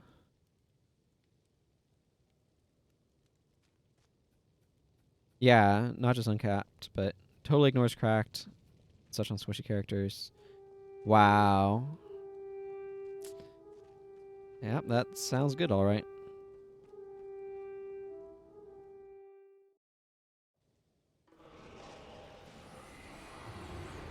Okay, Ugar.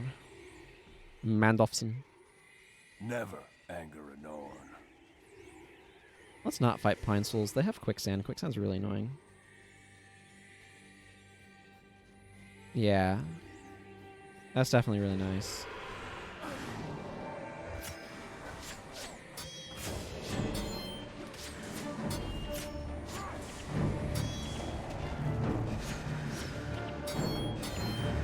Blurred vision.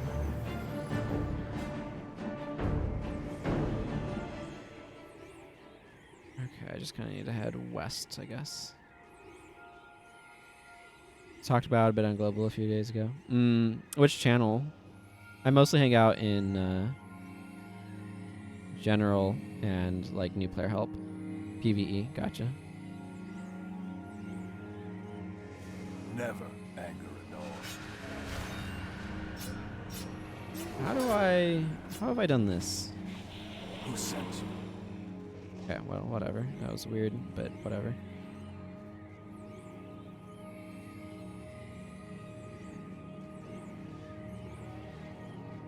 Careful gear swapping can reach 165 armor against any of the physical damage types. Wow. Yeah. Yeah, because you can get 90 from your armor. And then, like, what? Oh, IAU and consumables. Because, yeah, I know you can get armor against specific damage types. Okay, I'm not thrilled about some pine souls, but they're here, so we gotta deal with that.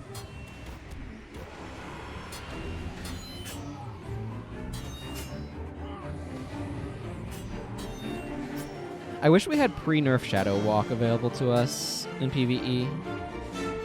So much. Ah, yeah. Shield 10 plus 10 plus 5 con set, war supply, kebab, defense mod. Yeah. That's a lot of additional armor. I mean, you are using, like, an entire buffet's worth. Like, it's worthy of Norgu, but...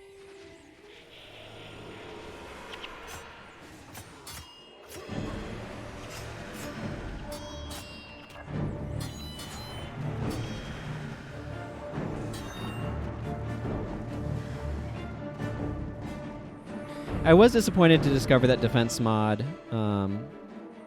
Sure. I was disappointed to discover that the defense mods, or at least according to what I was reading, are part of the armor cap calculation, though. Unless I was misreading what the wiki was saying.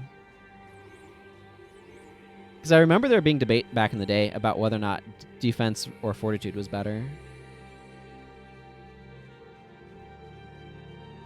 Yeah.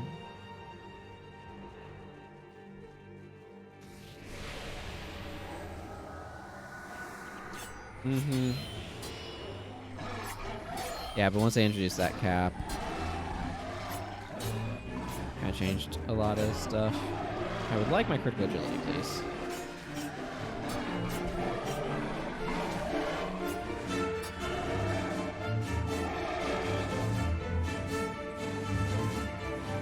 Yeah. Of course, almost always better if you don't need enchanting for PvE. Yeah. Yeah, that's what I've been kind of leaning towards these days.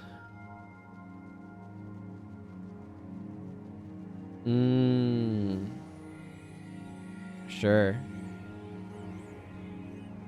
Does Heroes Ascent have death penalty?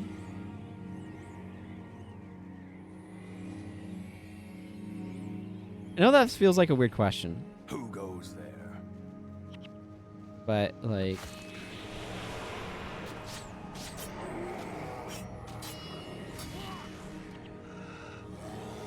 Well, the reason why I ask is because I feel like sometimes I would die there and not lose my morale boost. Yeah.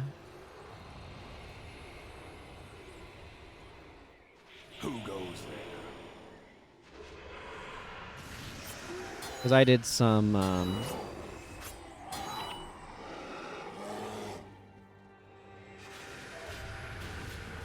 farming of HA recently. Probably do some more again, you know, at some point as well.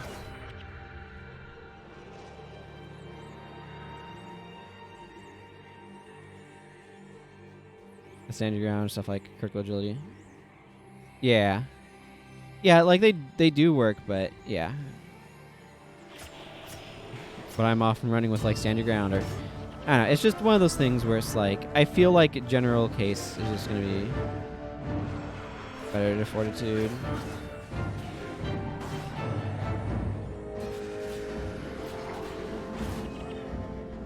Sure.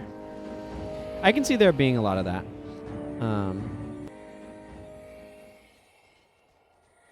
Oh, man. I wish it was easier to sell stuff to other players. I would probably use enchanting a lot of the time if I didn't get a bunch of greens because they're easy.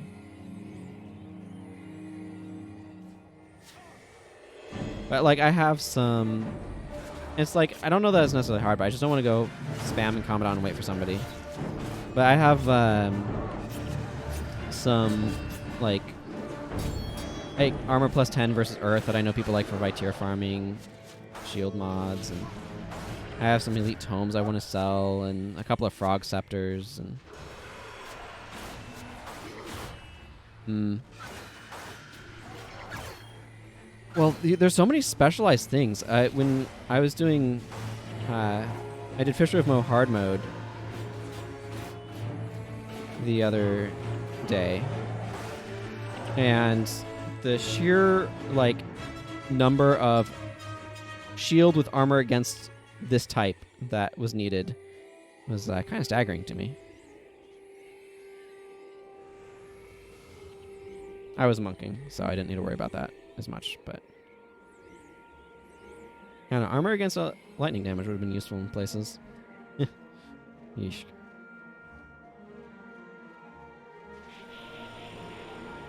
Why are you here?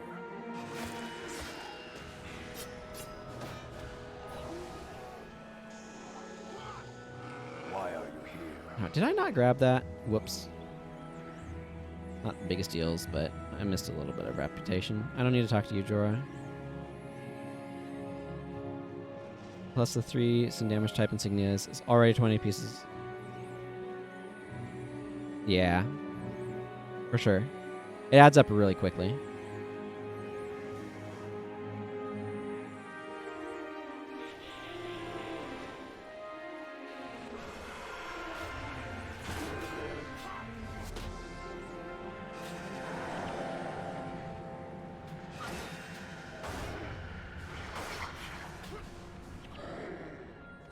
Mm-hmm. Yeah.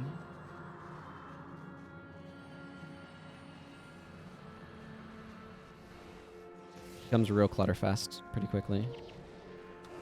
Broke the lockpick. Is this any good? Not really. Might be better than the default weapon, though. I'll have to check. Yeah. Low HP sets for some things. Yeah. There's just so many, like, possible varieties of armor that you'll want that it can get pretty crazy to try to keep up. Beastmasters. Why has Beastmasters gotten some value lately?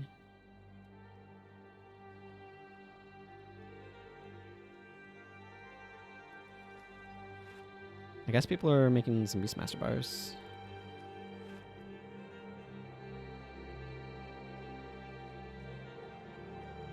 Who sent you? Blessed, yeah, 5 blessed insignia, but lower your base HP in town to approximately 210.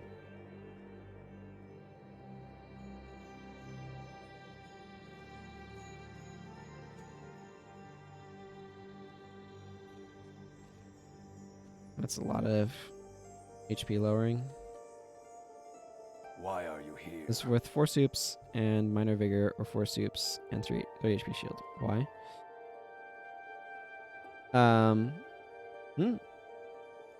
Oh, I was wondering why the why feels a little contextless. I was wondering why the Beastmaster insignia, why Beastmaster insignias have some value right now.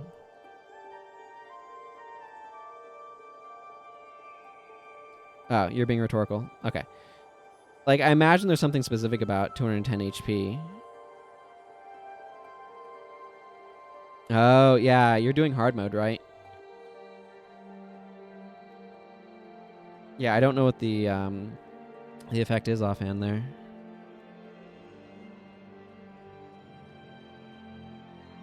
$15 damage with prop bonds. Never anger a Norn. Why are you here? Let's go ahead and trigger this next part. 50 damage anytime you block or evade an attack. Okay.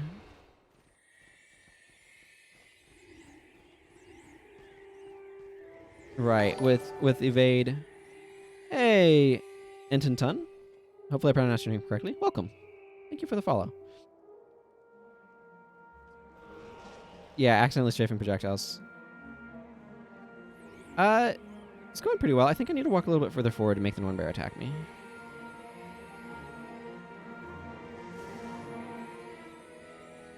Yeah, and then Shadow Shroud instantly kills you. Oh, I see. So at 210 HP... Yeah, the... where percentages and stuff fit is different.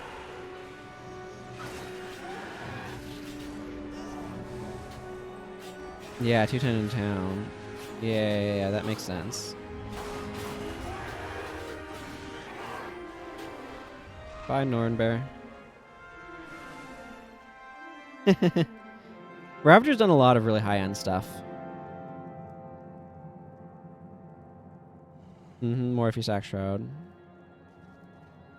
Oh yeah, because people could put recall on you too. Yeah.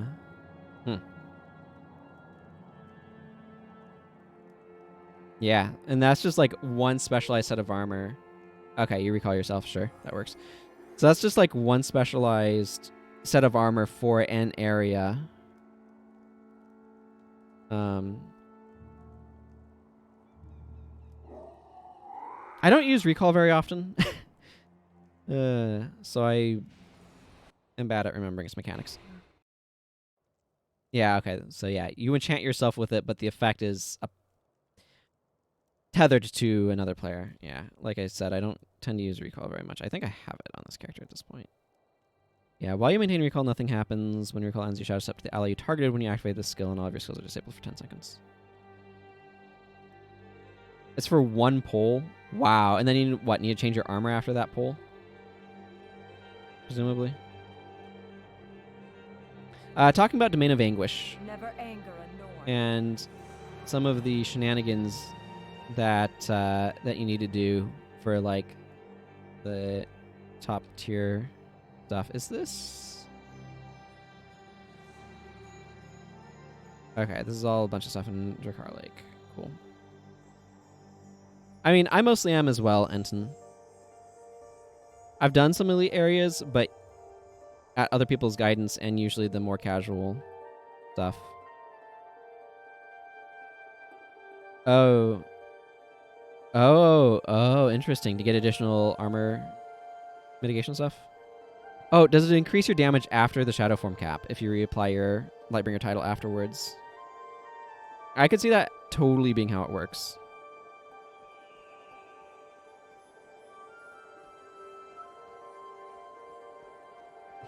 What effect is applied in the area where Jadoth is?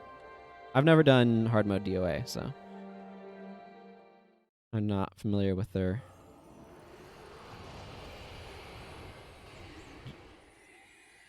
Okay, Jadoth spawns in Vale. Okay. Who goes there?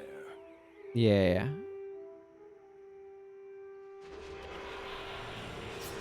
You know what? I should go back inside and get the thing from the dwarf. Yeah, Undroth Blast Rock. If you reapply Lightbringer after SF, you can do more damage. Yeah, okay. You need me. That makes... You seek I was going to say sense, and it does make sense, but it's just like... It sounds really tedious to do.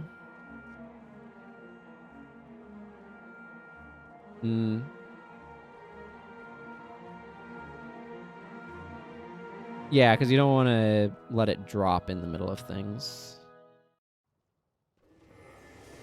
I assume is the reasoning. Who sent you?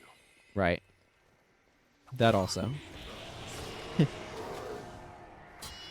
I mean, at that point, Imlad's not really a damage skill anyway. Why are you here?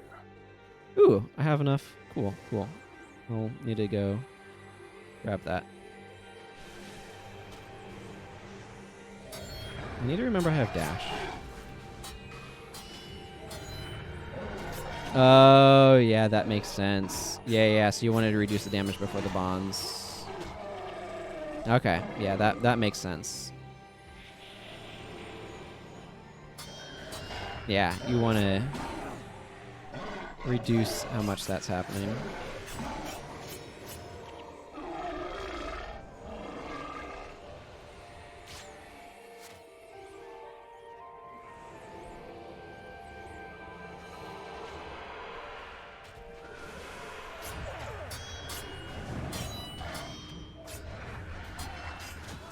Sure. Yeah, because it's just an area effect. It'd be really funny if it did count as a demon. Well, that didn't work.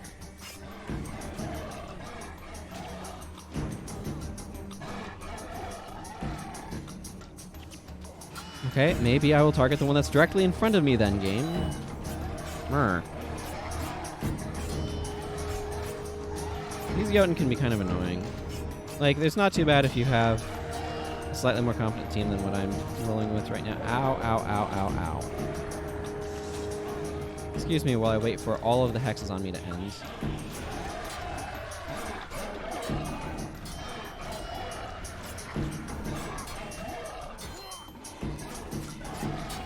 Yeah.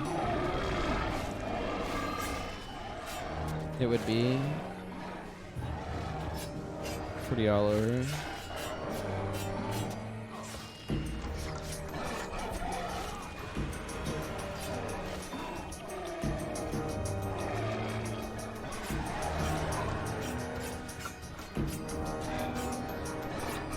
I was gonna say, I do have resurrection skills, right? And the answer is yes, but none available.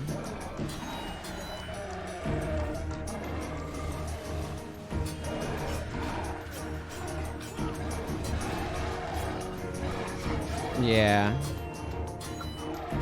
I kind of miss the evade state, I guess. Like, it's a more streamlined game without it, but it added a lot of, like, texture in a way.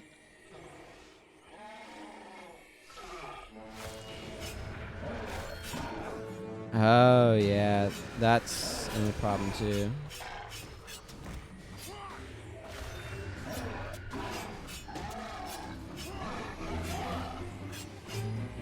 Yeah. So then you have to spam more, random skills that give you a bunch of energy.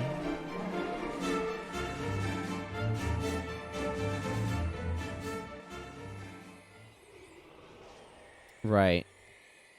Because that redirects and etc. Trigger stuff. My team did not enjoy that battle.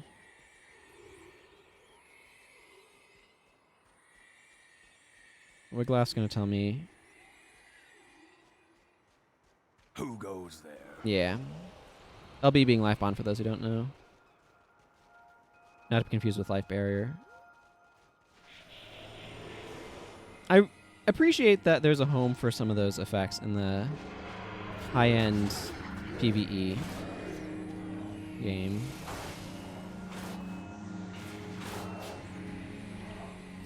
Yeah.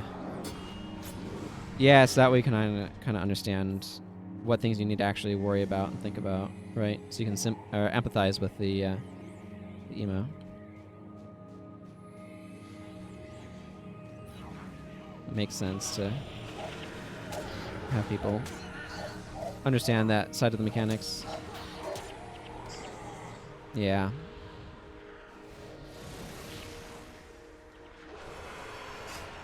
I don't have enough Shadow Steps for freaking ice. Freaking ice.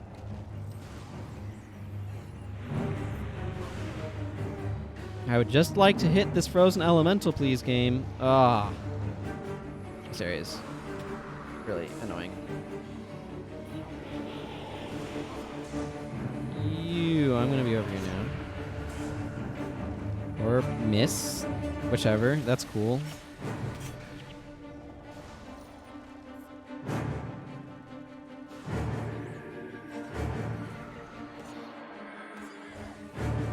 Wow.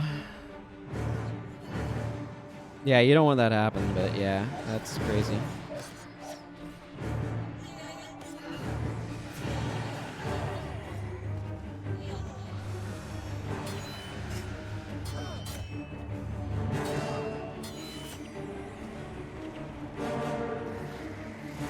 Let me get over there. Man, dashing on ice and, like, just RP walking.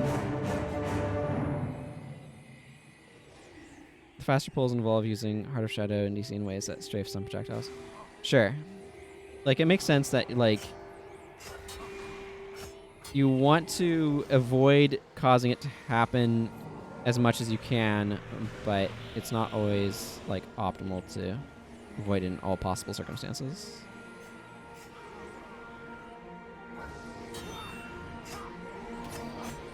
Now, I'm assuming it doesn't affect obstructed projectiles, right? Just, like, evaded one, like, dodged ones. Dodge? Yeah, dodge versus stray. Stray is when it would be obstructed. Dodge is when you...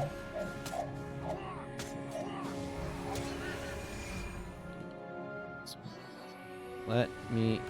There. Whatever, that'll work.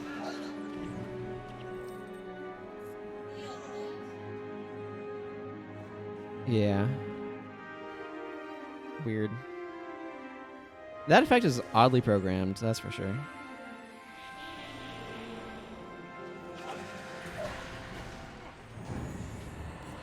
Yeah. Okay. Even if it's obstructed. Okay, so but that's like if you get the stray effect as opposed to if you get obstructed. The stray is obstructed and dodged is moved position in a way that caused the leading system to miss. If I remember my line of sight chicanery correctly.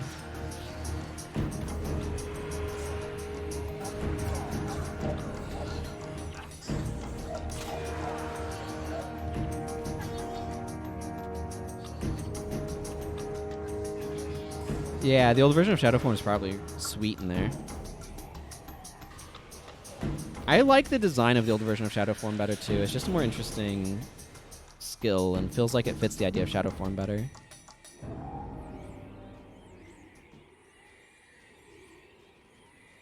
I'm curious. What are they? Oh yeah, choking gas. Yeah, that would still cause you to get interrupted. Where is Corin? I need to find him. Mish, why couldn't you have dropped your thing?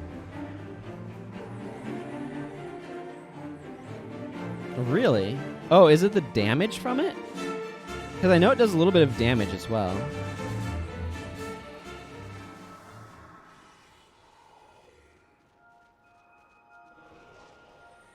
I see. Yeah, because the new one mitigates the damage. So even though it was missing, it was still, like, hitting you with a bajillion little packets.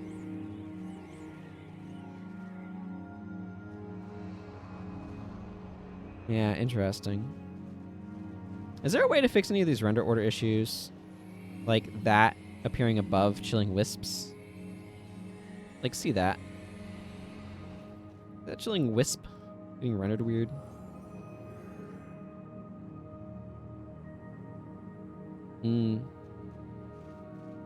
It's just for that one pull that you have to do the way crazy setup that you were talking about, right? Okay. Which direction does this guy patrol around this lake anyway?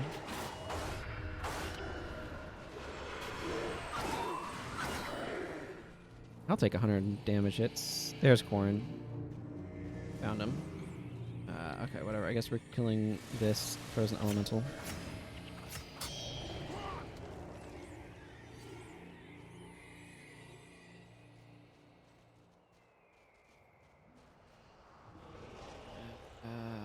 Okay, where did... Okay, there's Corin again.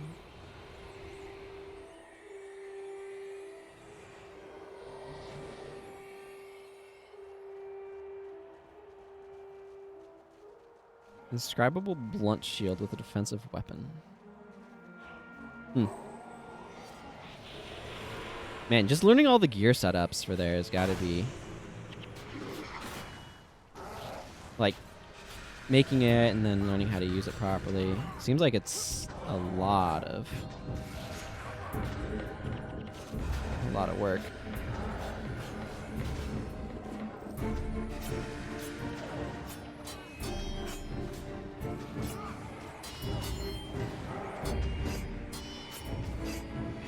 Mm-hmm. You swap form, reset for the pull, swap back after. Yeah. Now, Jadoth is the guy with the really freaking amazing, like, 1 adrenaline, crazy spear attack, right? That, like, I wish I could get as a Paragon. How would Paragons be absolutely, like, bonkers if they got that as an elite spear attack?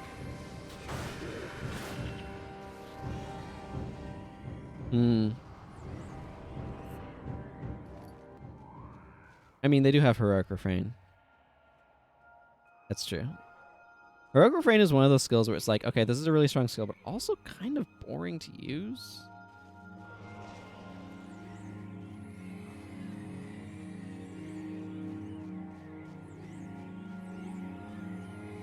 But yeah, that's spear attack. Jadoth. It's Are you hunting something? Jadoth's Storm of Judgment. It is 1 adrenaline, half-second activation time. Target foe and up to 3 foes within earshot are interrupted and take 60 holy damage.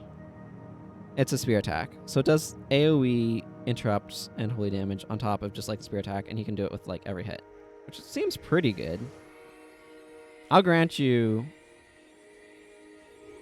though, that you are kind of investing all of your adrenaline in that skill. Oh, I bet. Yeah, he probably blows himself up with it. It's like fighting the Great Destroyer and throwing Pain Inverter on him and then interrupting him and watching him blow himself up with the skill that he has there.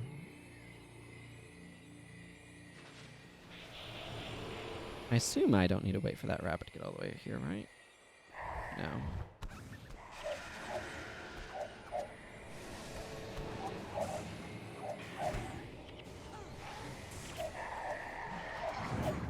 I just need to know if Foster dead. Okay, good. That does that. I don't need anything else here, so let's just go back to Sifhalla.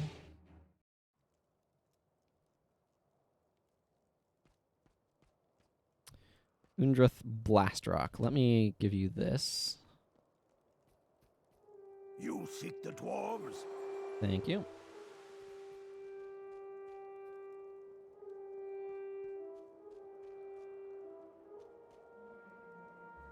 Never anger a Norn. Good old Imlad. Never anger a Norn. And this one, which doesn't give any skills, but is required to get some skills. Did I not buy a new ID kit when the previous one broke? I feel like I overlooked something.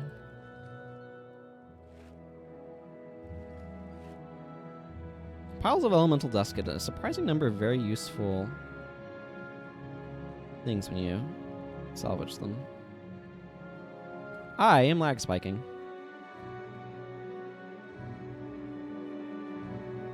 There we go. That happens sometimes. Not very often, thankfully, these days, but it does happen sometimes. Okay, Abjorn. Who goes there? I need a salvage kit and an identification kit. Thank you.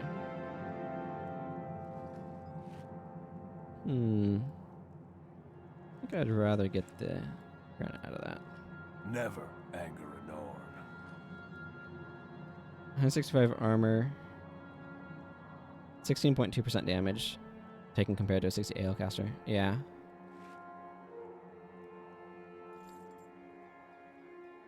I still wish that Over the Limit increased your strike factor for spells as an elementalist. Like, imagine hitting as like a level 30 elementalist just off of like strike factor. Like, it's super nerdy specific, something like that, but it would be so sweet. It would be so sweet.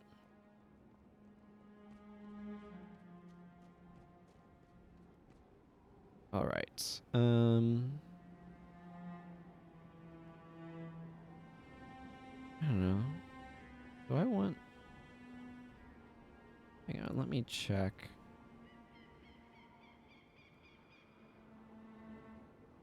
Sign of removal is not empathic removal.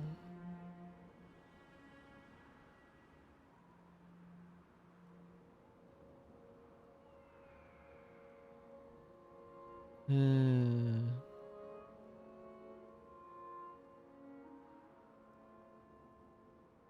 mean, I could put spirit channeling on him. But I think I might just leave spirit light weapon. If I had empathic removal, I'd swap things around a little bit, but I don't, so. I should change Acolyte Sasuke a little bit. How many Glyph of Lessers do I have? 5? Okay, I don't need to worry about that then. I'm going to put a Glyph of Lesser on Acolyte Sasuke instead of Immolate. I want the AoE from Flare, theoretically. Immolate just feels really weak. Okay, I just know he's been having energy problems, so...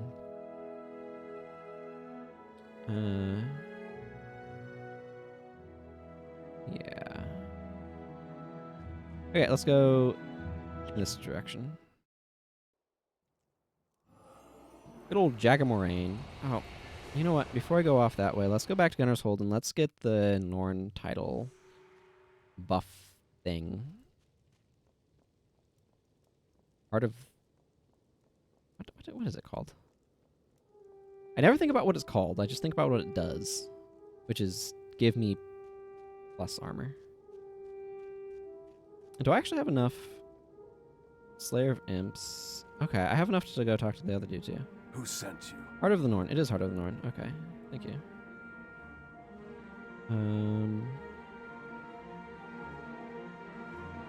Slayer of Imps. I'll take plus, what is it, 60 HP? I also want to go get the one from the dwarves, since I do have rank 1 Delver now, apparently.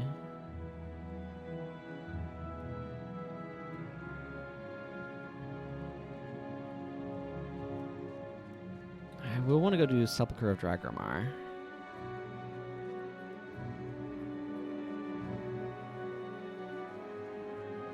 I feel like getting IAU might be just kind of like the... What news of the war? Yeah, no ranger skills here. That's fine. Not surprised by it. Okay, let's go back to Sifhalla and make our way up this way. I do want to, like I said, I do need to go into there, but let's just go this way first and kind of go around to Long Eyes Ledge, doing some stuff along the way. Good old Long Eyes Ledge. Just hanging out there, being a ledge. Who sent you? Yep. Never anger. I don't have much more to say about it than that. So I need to take out Avar the Fallen, Whiteout, and also Crack Flame Whip. These are Crack Flame Whip's running around here as a patrol. After leaving Sorrow's Furnace, where he was a slave master.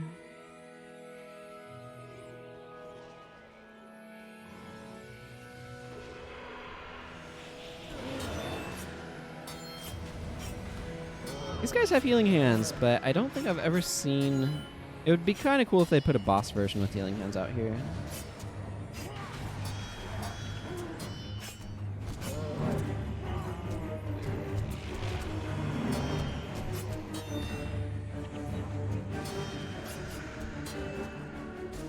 Team up with my assassin pal.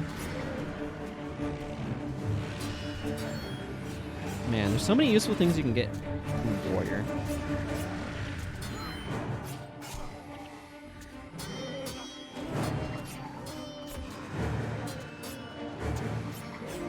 I kind of want to keep this guy a ranger for no particular good reason.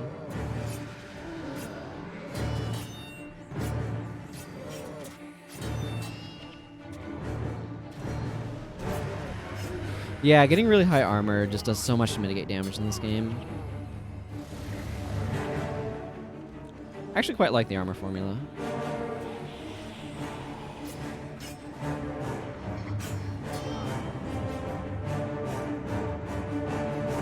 Okay, now that I've finished killing all those guys, here we are. Here's Crack Flame Whip and his lackeys.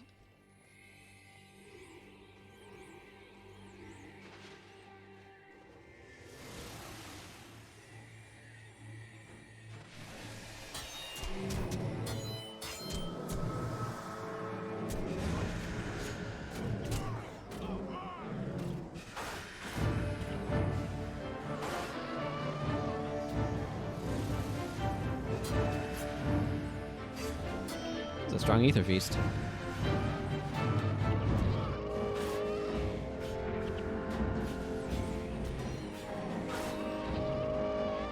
Hey, 50 reputation points for taking out Crack Flame Whip. Excellent.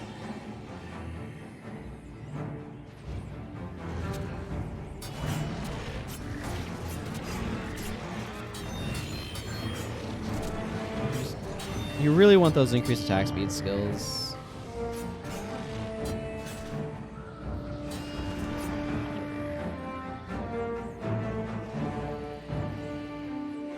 It just does so much to increase your energy returns off of Zealous Daggers.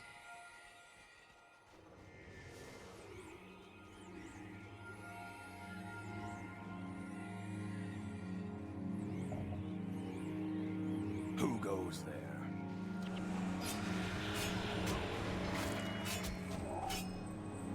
Are you hunting something? One kill short of getting a thing from him. I'm not gonna worry about it too much. So I'm gonna go up this way. Nope, don't want to fight those guys. They're really annoying.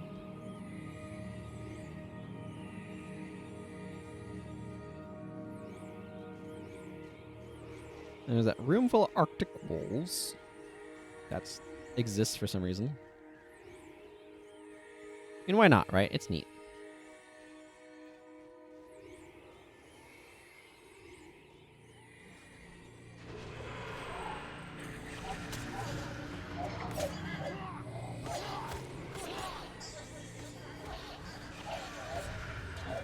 Well, maybe I want to go in there and get some bonus reputation points.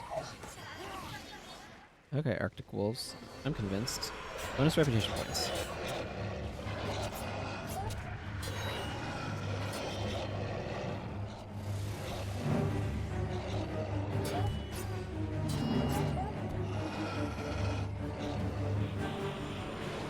These guys don't have enough energy for an Orgu.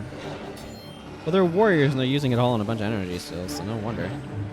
Wow, that's terrible for an Orgu.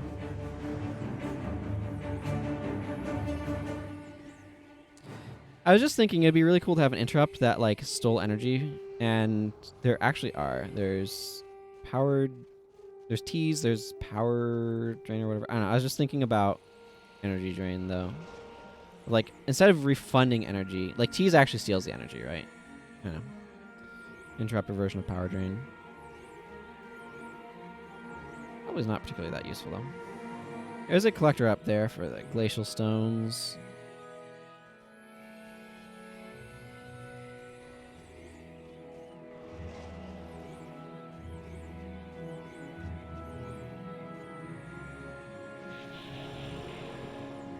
Which I've visited many a time on various characters. I think I got my glacial stones from you, Ravager, in exchange for like feathers or something.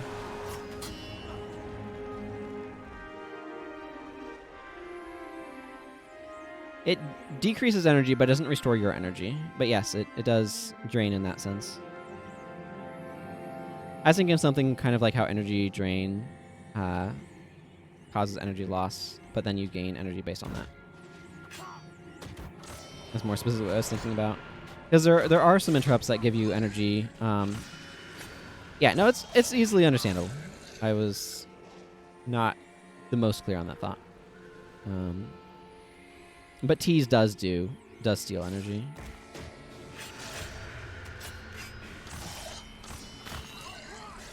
But I think that's like the only one. Power Leak is one of those skills that maybe you should consider using a little bit more often than I do.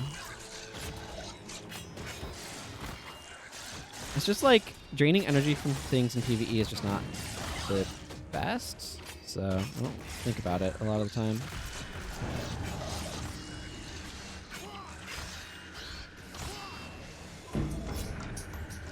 Oh man. Shadow Theft kills minions, doesn't it? By taking away attributes and death magic. It would decrease the maximum number of minions a necromancer could have. I didn't think about that. That's an interesting thought. Huh.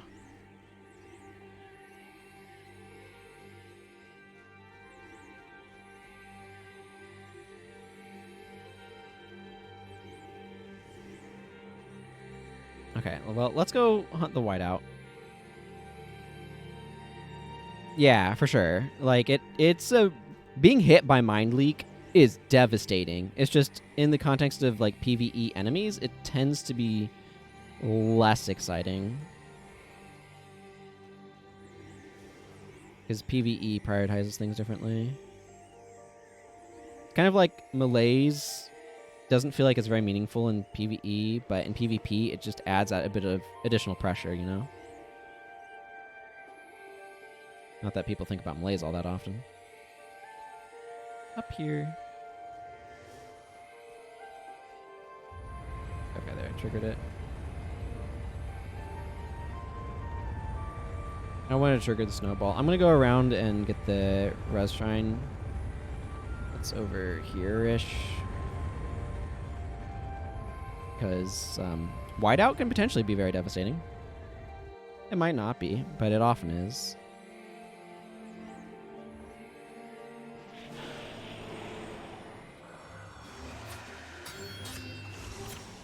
Of course my lead attack missed. Why wouldn't it miss? Where we go? I like that.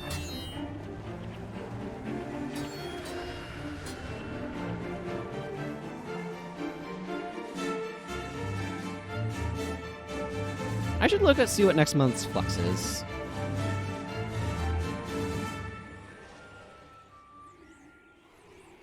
I'm curious. Who goes there? Let's see. Parting gifts. If you die, you drop a bundle on the ground that grants bonuses to whoever picks it up. That's interesting. Gift of Battle. The bundle disappears after 10 seconds. Dropping the bundle while holding it. Okay.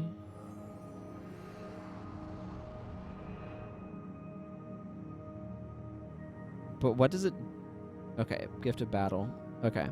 For 30 seconds, you move 33% faster while holding this bundle. When you drop it, all allies in the area are healed for 100 health, and all foes in the area are set on fire for 8 seconds. That's interesting.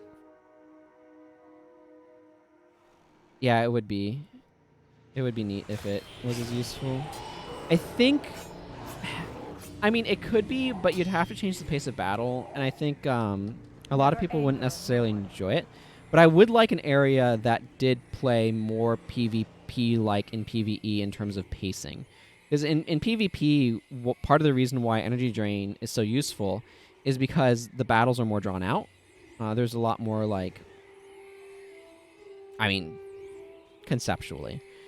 But it's just like breaking the backline is just such an important thing to do in PvP that...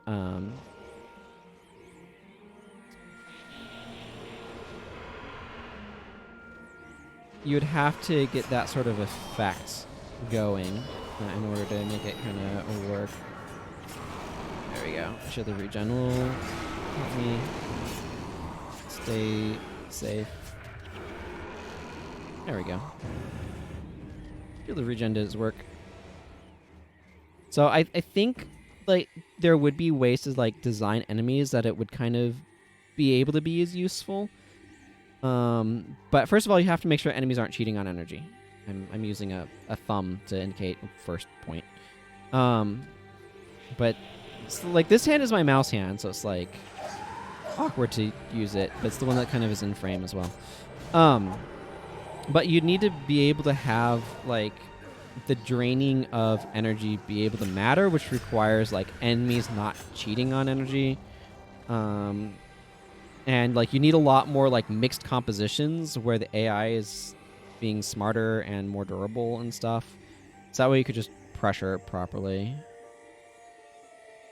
There's a boss that spawns up here that's super easy to kill with Pain Inverter. I need to go south. I want to go to Long Eyes Ledge. Oh, hey, look. A bunch of white moas. Oh, a frostworm. Fancy seeing you out of the dungeon.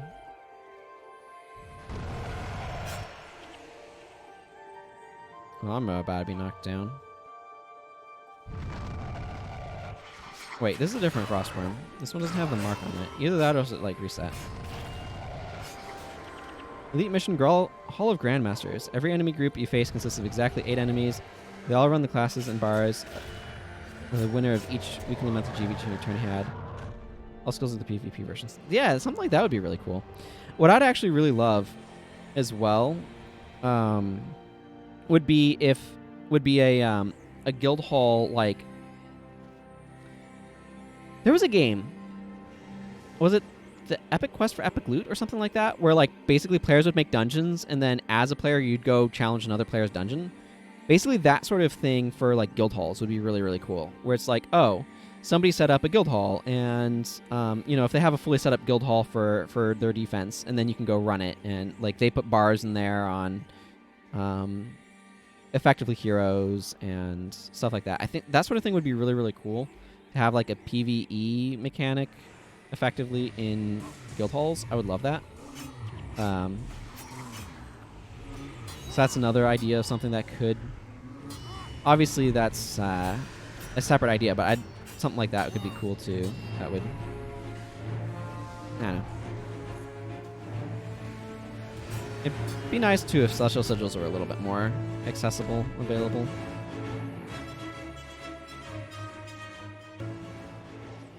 I've taken the real long way to Eagle's Perch. Who sent you?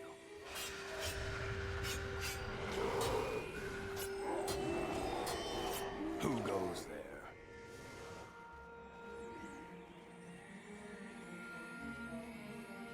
But yeah, like even just having an area that presented you with enemies configured a certain way, and like to some extent you get that with the Norn tournament. Okay, well we're fighting.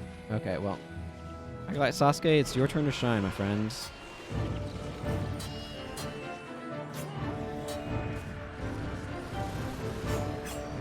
Okay, I want to read that, but also I need to focus on this fight, so I will shortly read that. I cannot see anything. Okay, I think that cleared that up. Those guys actually died very quickly.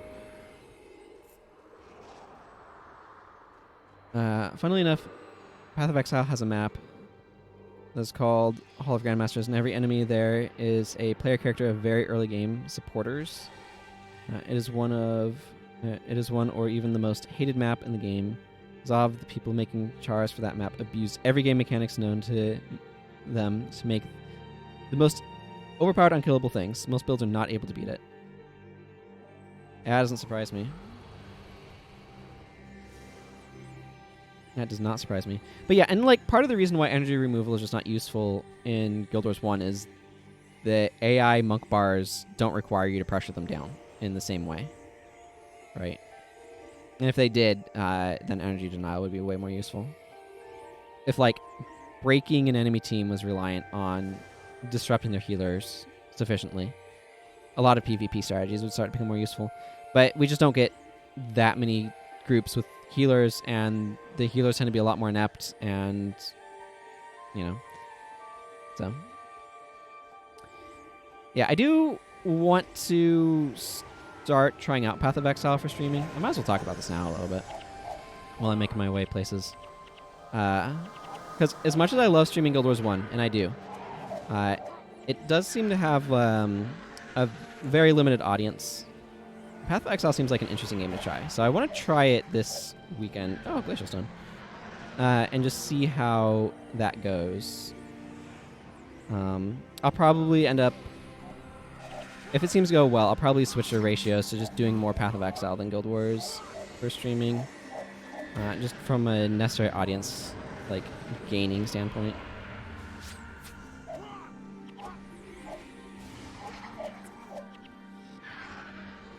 So, ultimately where I think I'm wanting to move is probably Guild Wars on Saturday and Path of Exile on Tuesday and Wednesday. But we'll see. That's like tentative plans for the most part. Yeah, I will, like, the main thing is I'm planning on taking up the idea of like going in mostly blind and figuring things out as I go, and hopefully there'll be an audience for that. Who goes there? That's a real awkward time for rank 3 because I'm about to walk through the zone portal. Seems about right though.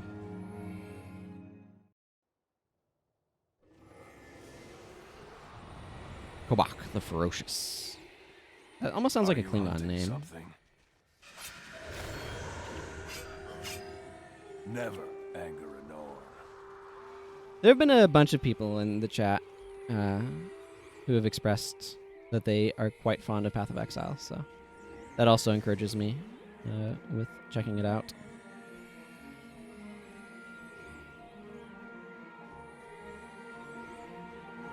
Mm-hmm. Yeah. My impression, potentially wrong, is that it uses kind of a skill web.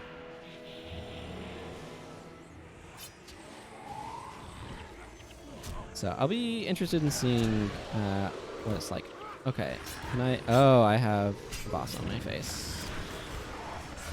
Is it possible through attribute lowering to make enemies no longer meet the requirement for their weapon?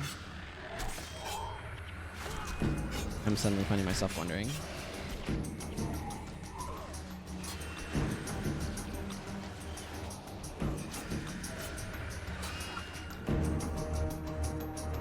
I've technically, like, played a very minor amount of Path of Exile, like, years and years ago when the install size was, like, a fifth of what it is now.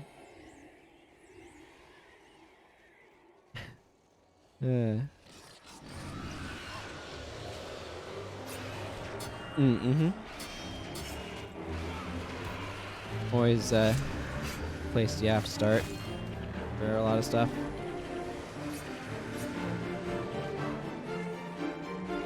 Okay. Oh, you're talking about the, like, monk bar things?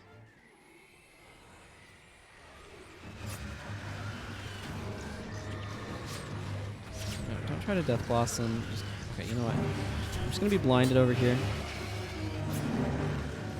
It's okay. I'll get over it. Oh, yeah. The attribute lowering. Yeah, because I am lowering their attributes with,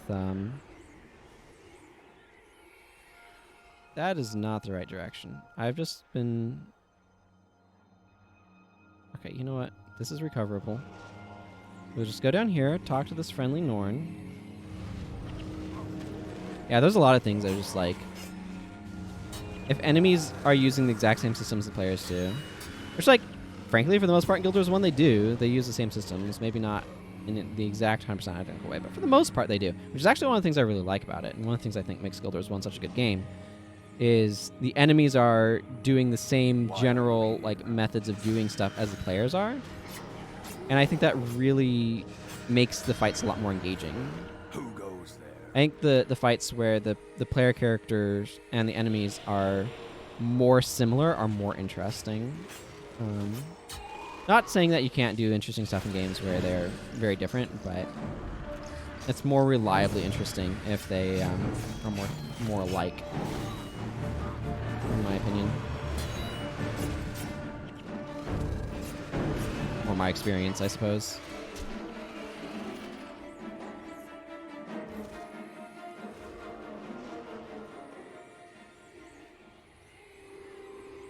Probably because learning how to play well as a player allows you to figure out how to make interesting enemies.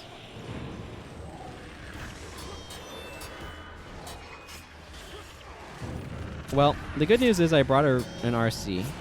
And RC is very good here. RC being short for Restore Conditions, which is the elite Acolyte Sasuke is using.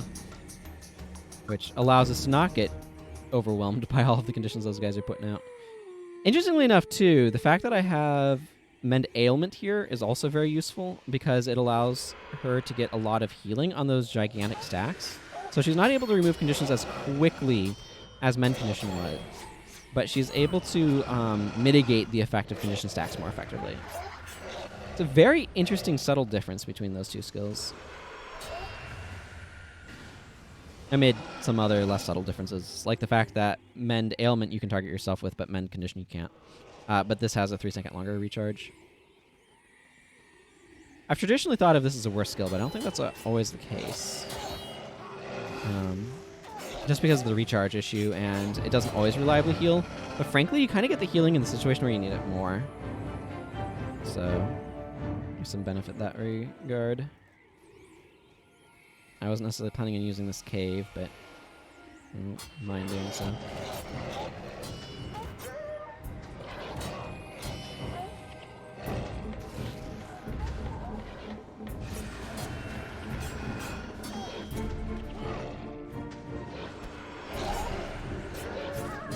Oh man, these things really need to stop using Primal Rage. Primal Rage is another skill that I wish was tweaked. There's a excuse me.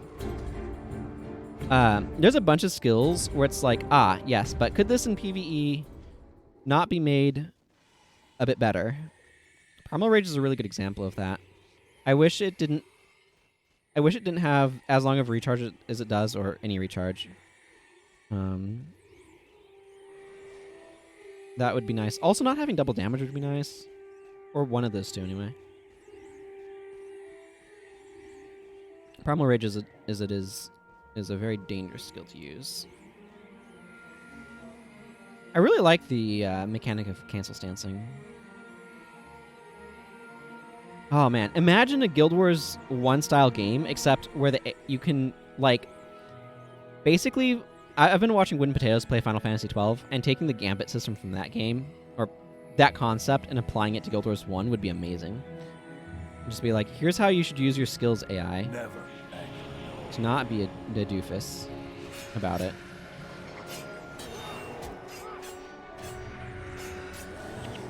Who goes there? And be like, use Frenzy when you're not being targeted. If your HP gets low, use this defensive stance and like set it up so that way they'll cancel stance and stuff. That'd be sweet. Okay, Long Eyes Ledge. I want Long Eyes Ledge because I want to eventually here.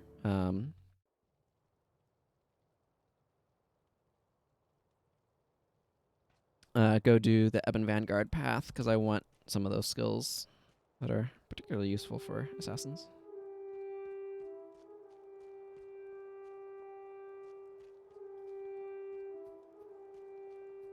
What news of the war?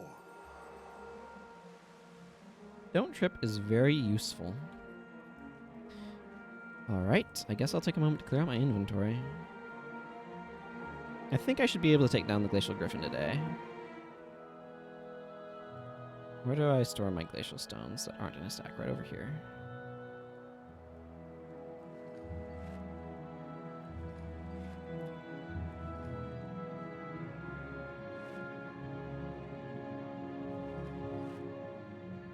All right, what do you got for me? That was a lot of iron ingots. That was like 30 some odd iron ingots. 31, maybe? Okay, let's just ID these. And drop this back off. Abjorn! I do have some random junk I don't need. I've heard the easy way to defeat the Glacial Griffon is just, like, degen it to death. I'll do what I might try different things. But yeah, just grab like a flat bow or a long bow and just degen it to death from a distance. Why are you here?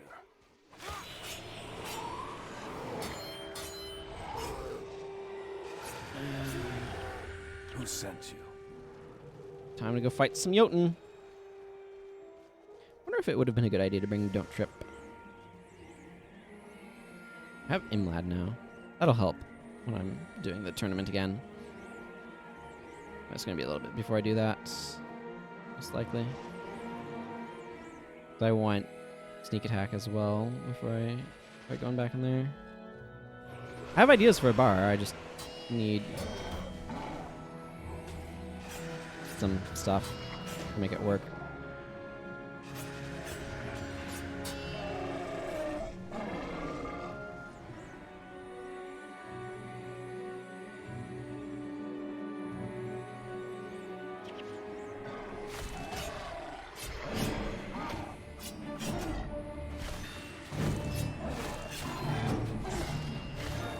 Have a lot of damage, apparently. There. I enjoyed all those numbers. I did enjoy all those numbers. Or not to fight Jotun if I can. Jotun are just, slow. Now, Sepulchre of Dragrimmar. Is this the... Yeah, this is that one. I do need to take the quest from Outrunner Remlock. Hail, human! I'll probably go ahead and do this dungeon. I think that they give you this to Why are encourage you you to here? do this dungeon. Ah, I should have brought Wild Strike stuff. Why are you here? Yeah, oh well. I did not. I will have to suffer the indignities of icicles. Not much for it. Okay. Yeah, you take care of here. Thanks for dropping by. I appreciate it. And you get yourself some good rest.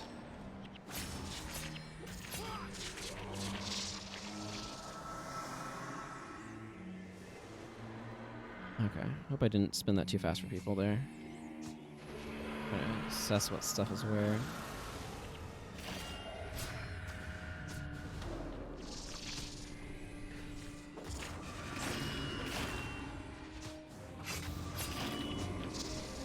Faint-heartedness is real annoying.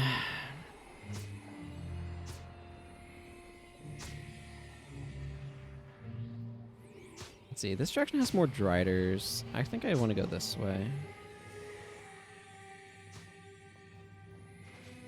The Driders are annoying to be sure, but I'm also not dealing with icicles if I'm fighting them. You know what? You have this. Holy hex stack Batman!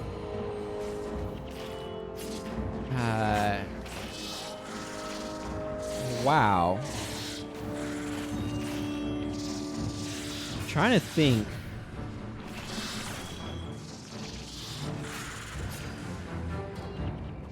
What's the best way to eat that many hexes? Like, divert hexes is overwhelmed. You could do it with Peace and Harmony.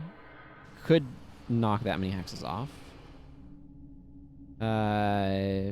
Friggin' withdraw hexes would do it, but then it'd be recharging forever.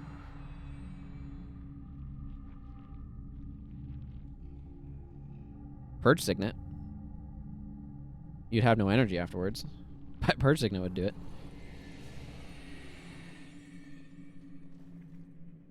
Oh, there's an area map. Don't mind if I do. Oh, worm.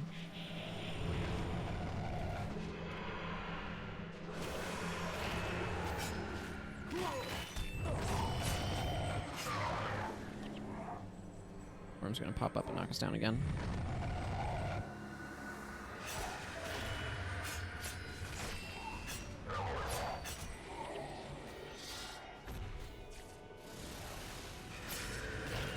I do need to go all the way over there, so I need to make sure I do that.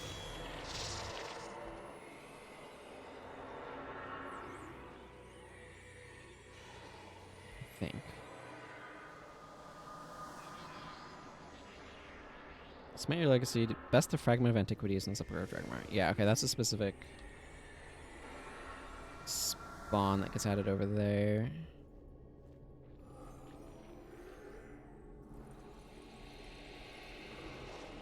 Does this curve around to a dead end, or can I think it does. I think I do need to go into this main area. I don't know. I need to go up that way regardless, so I think there's kind of a right-hand path, as it were, but I do need to get up to the enemy that gives me the goodies, so.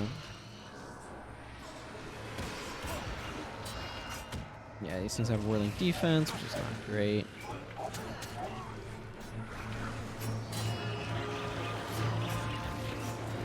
I wish I had a different bar, but not enough to go change or anything.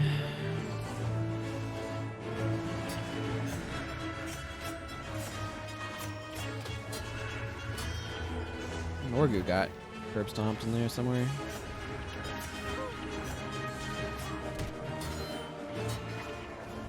One of the things we're running into as an issue is Quickening Zephyr. Sucks. So it's kind of killing a lot of my party here. Or resulting in a lot of my party dying, I suppose is a more accurate way of phrasing that.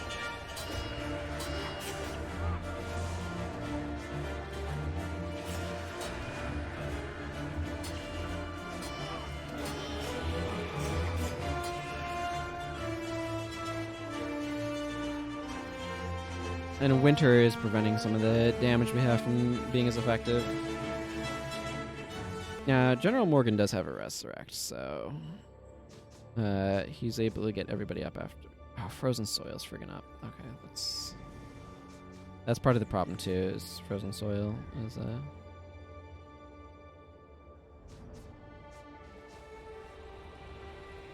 I'll probably go down immediately after this is finished.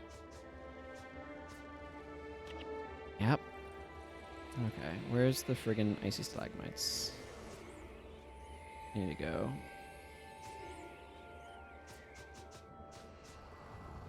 That one over there. I don't know. I need to go kill these stalagmites. Which is not great.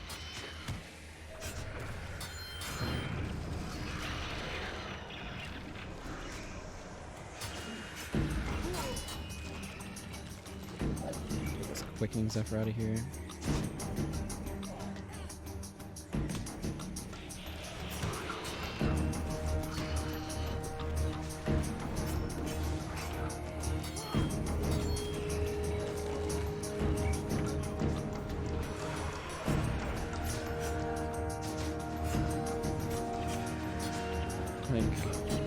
I just need General Morgan to survive. General Morgan can get everyone else up.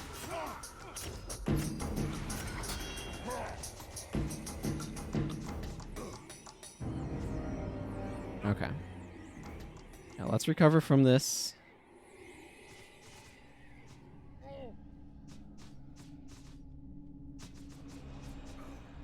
Now Donkoro does get fast res chance because of Healer's Boon.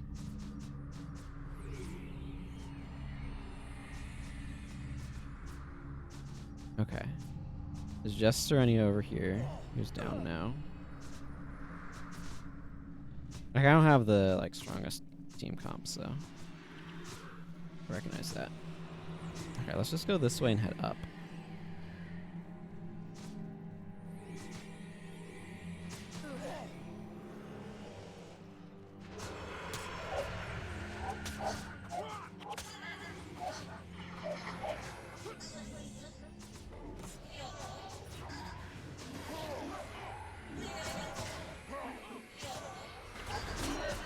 Okay, there we go. Cleaned most of that out.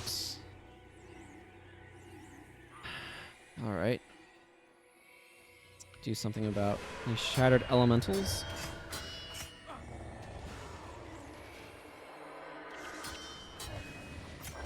For the most part, we're fine. We just had a lot of dudes on top of us at once. Quickening Zephyr made everything more expensive, and Frozen Soil meant that we couldn't resurrect any of the teammates, so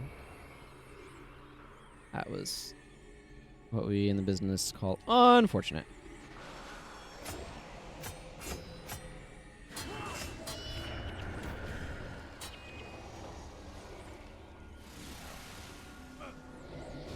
So slow. Okay, there we go. There's the Fragment of Antiquities. That's what I need to actually take out.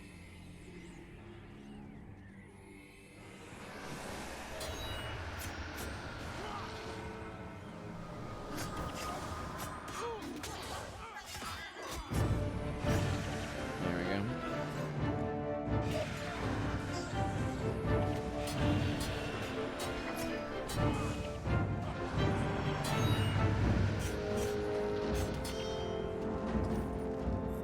They're doing alright for the most part. It's just some of those are real nasty groups.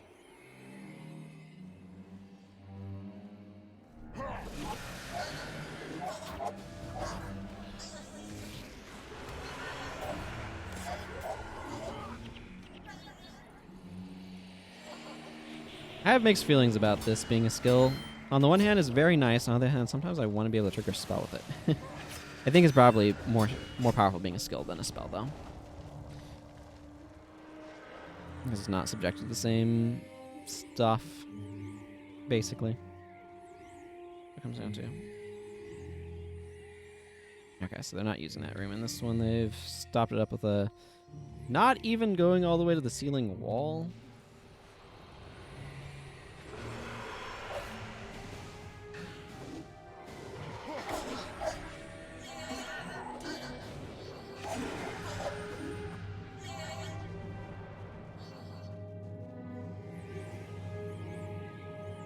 So, anyway. The passage has opened, the game tells me.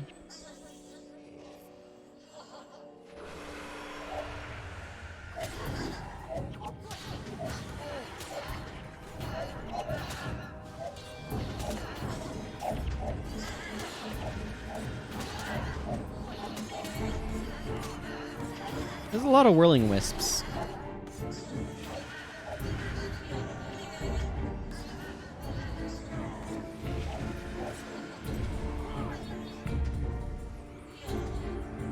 Okay, there's a proof of kinship, which is what I need here. If I had an ally targeting Shadow Step, I could Shadow Step to this Beacon of Dragrimmar. Ooh, another one of those is not bad. Okay, what I want to do here is I'm going to go down to that one. I think that one's a little bit better routed.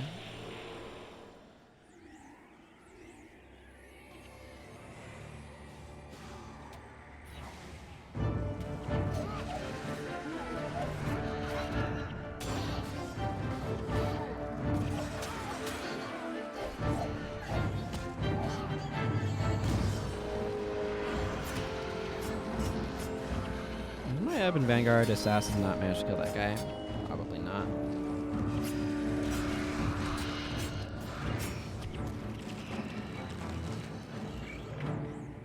That's alright.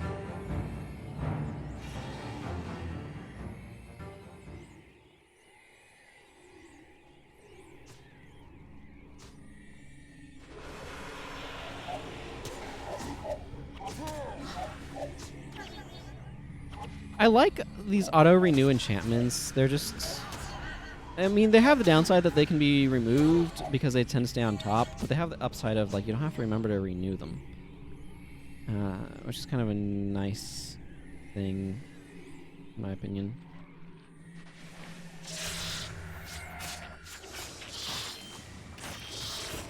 Oh, yeah. Get Maelstrommed. Hmm.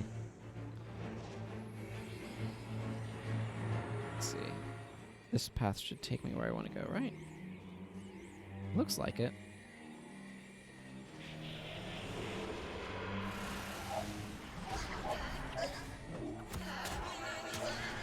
Because I've been keeping this same cast of critical agility up for quite a while now. Oh, I haven't heard those gold coins drop.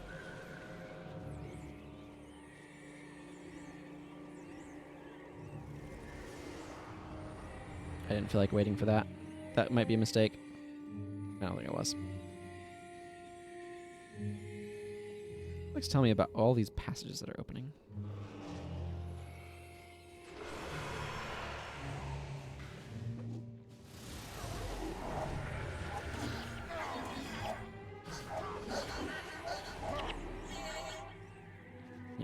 off now, but that's alright. These Driders will... Yep, there it goes.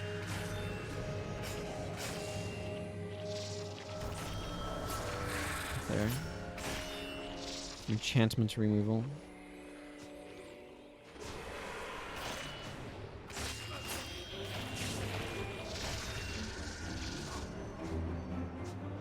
Feels like a worm. It is a worm. I'm surprised I can hit it from here. There we go. That's because I'm not over there. I'm over here.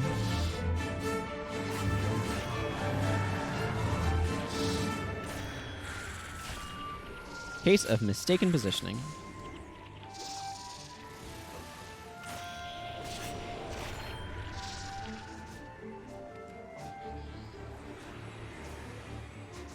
Okay, let's open this proof of duty. Ow.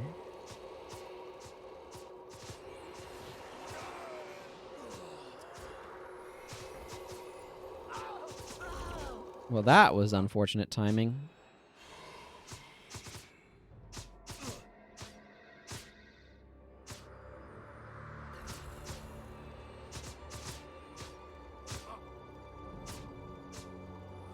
That was suboptimal, Dunkoro. I appreciate the sentiment.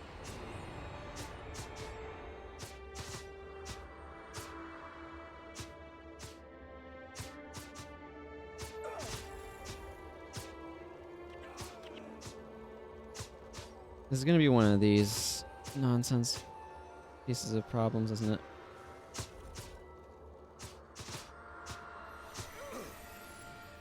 Where, like, the timing of the traps and resurrects just works out badly.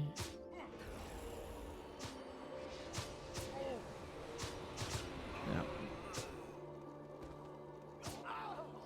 We're slowly getting them out of there.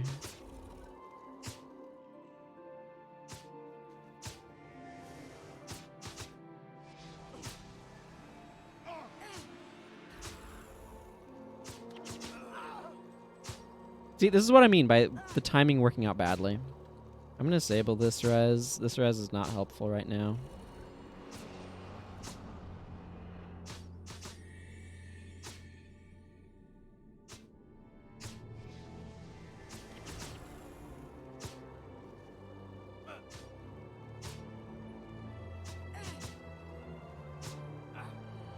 There we go. Sometimes those traps can just be all kinds of really freaking obnoxious. You know what would have been cool? A fallback or incoming type skill that gives you an energy each second while moving. That would have been nice. I'd have had that. Like, that would be useful for going, like, between fights. Up, region of ice spawned.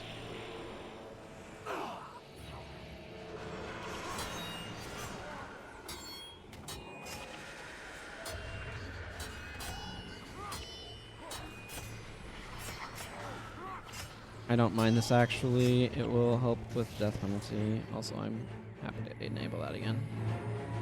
Also, some more dwarf reputation points is not bad, because I'd like to have some stronger dwarf skill things. I need to get back in HA, get some more fame.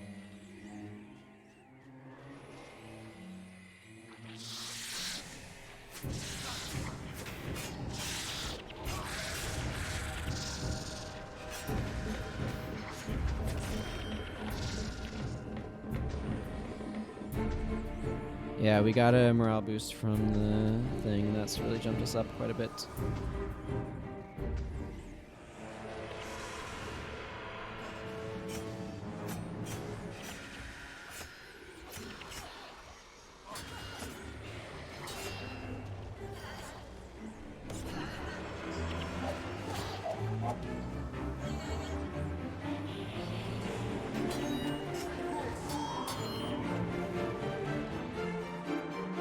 Which, those morale boosts are really, really helpful. We can ignore these ice imps. They're just gonna run around.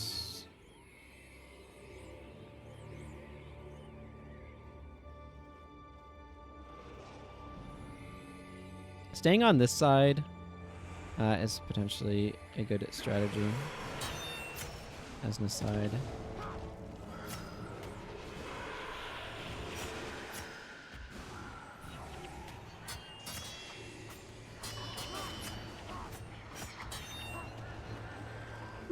That's nice.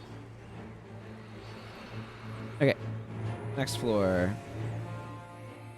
Wrap up this dungeon. This is a 2-floor dungeon.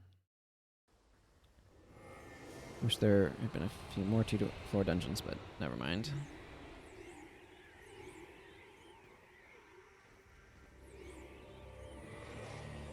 Two-floor dungeons are nice in that they flow a little bit more quickly, but they feel like they have a bit more to them than like the single-floor dungeon.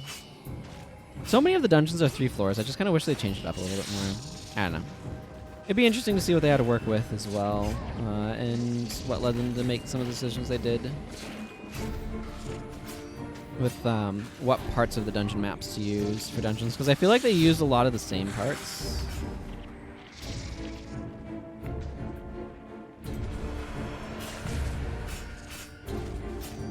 It would be kind of nice if they had varied that up a little bit more.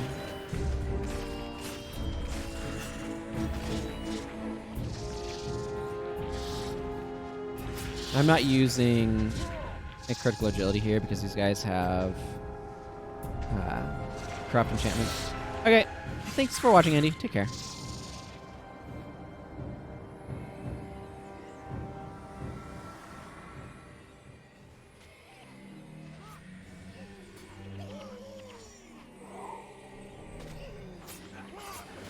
Anyway, it didn't feel like a much point in using a skill that's just going to be getting stripped like right off the bat anyway.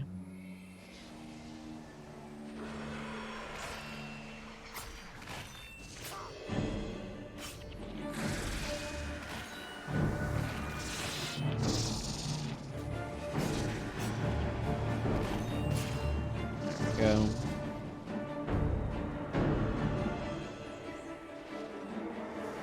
Now this room, there's point.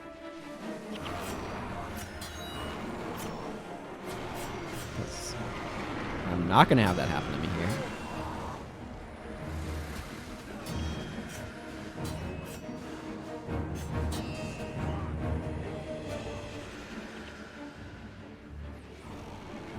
I'm really curious to see how...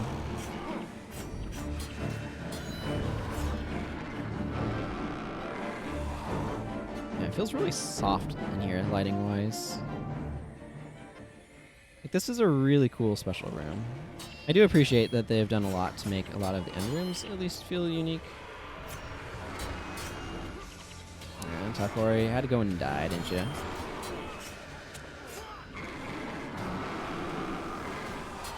Her defense, probably Maelstrom. 23. Okay, we'll get the effect after killing the... This is not the thing you have to go, by the way. This is a Remnant of Antiquities, not the Fragment of Antiquities. And kind of important to keep that straight. It's very easy to not.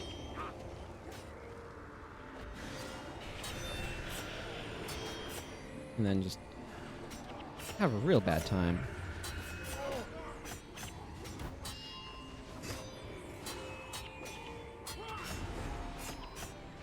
Let me do something about this thing's attributes a little bit.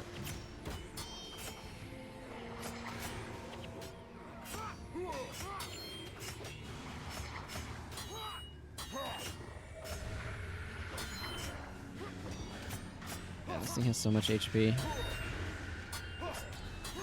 A lot of these bosses do, though.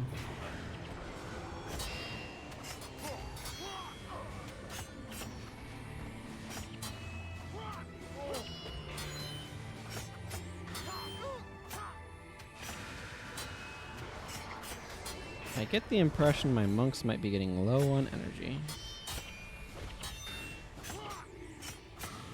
I would appreciate one of these. Thank you.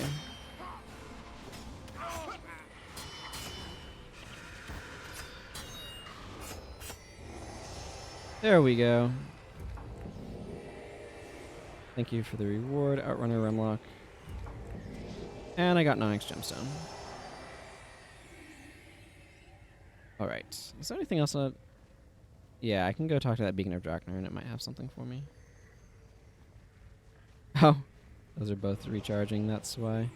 Plus, I think this area snares you. While in this area, you move 33% slower. That is correct. It does. Okay. Beacon of Draknar. 20 dwarf rep points. Excellent. Back to Sifhalla. I need to tell her that I did the thing that she wanted me to do. Now I need to go kill a Glacial Griffon, I guess. Why are you here? Ooh, and a perfect salvage kit. That's always nice. Okay, I won't have my party with me. That's fine. Really clears things out when I don't have them, though. Let's just take a moment to clean up my inventory. Some more dust from that.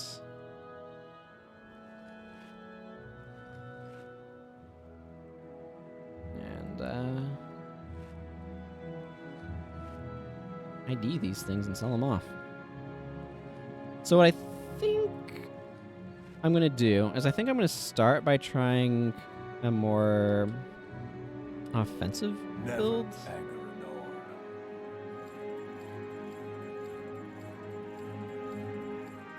I'm not sure if offensive is the right word. More defensive maybe is the right word.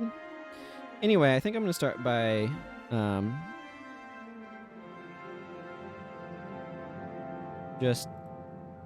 we'll see what skills I actually want here. Trying to keep up critical agility and attacking it with flashing blades up. And maybe I can have a few attribute points for a weak way of perfection. And then that will counter its natural regen.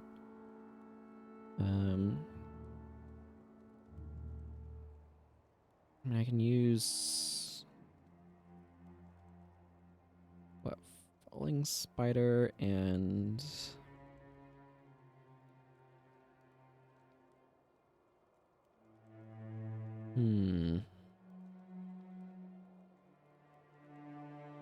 I theorize that I want that,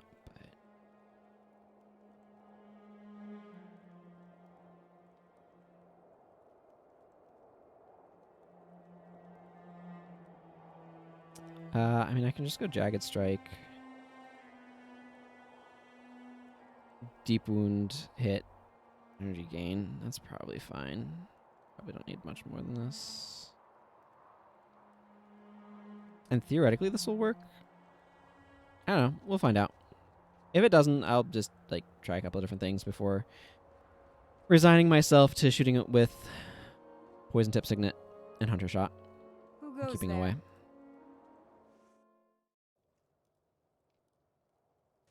It's a little bit more interesting to me to do something else.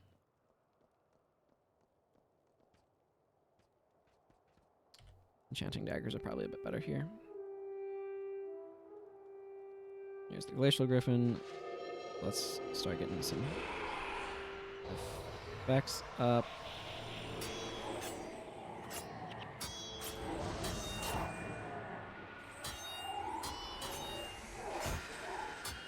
The idea here is that all of my blocking methods will keep the spirits from getting me.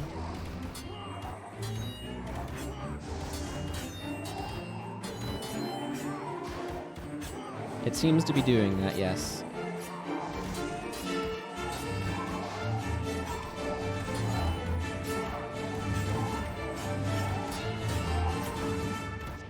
Seems to be doing that most effectively, in fact.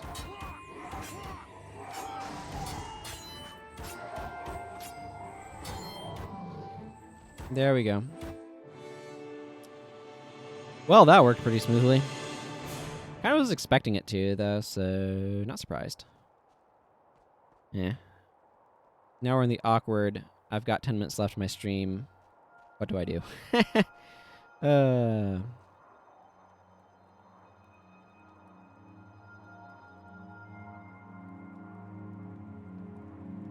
Wait for this timer to tick down for one thing.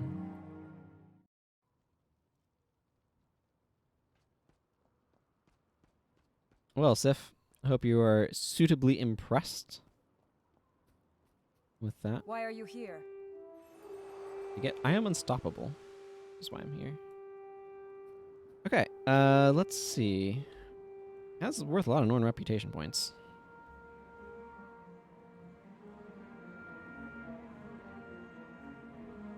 Do I not have... guess not.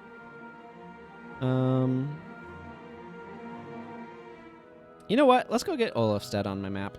That seems like a worthy use of the remainder of my time. I mean, it maybe doesn't fill it entirely, but...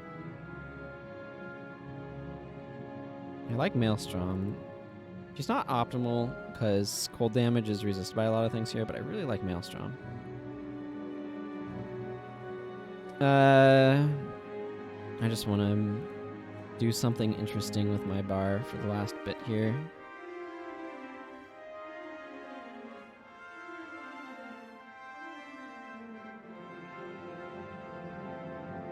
Actually, you know what? I had a really fun Assassin's Promise bar. Let's just go grab that.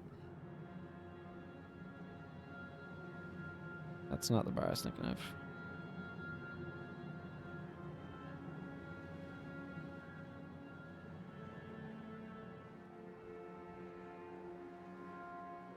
Nope.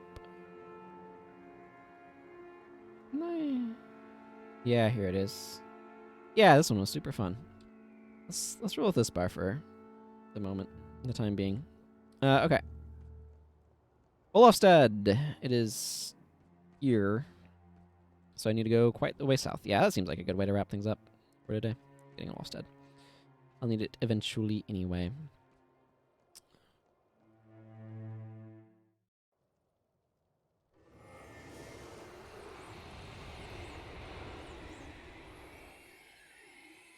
Hello, Reuven. Never anger a Norn. Nothing's too tough for me, I says to him.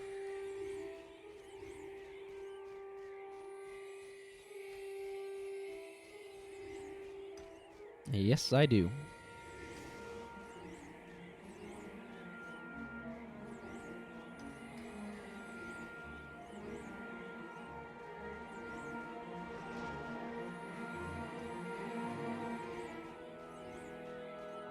Viglaf. I have absolutely nothing to do with Viglaf right now, actually. Because I haven't fought anything yet, so he's not going to give me anything, so there's no reason to stop to talk to him. Actually, I want to veer off towards Hogni Truthseeker, I think. I could go down this way and get to Olafstead, but I think it's a little bit more direct if I go that way.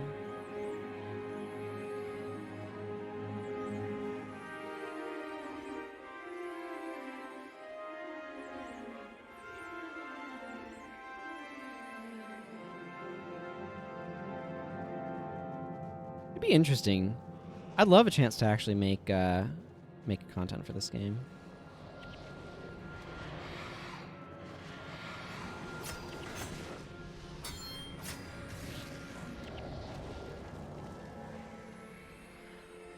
Good old Assassin's Promise.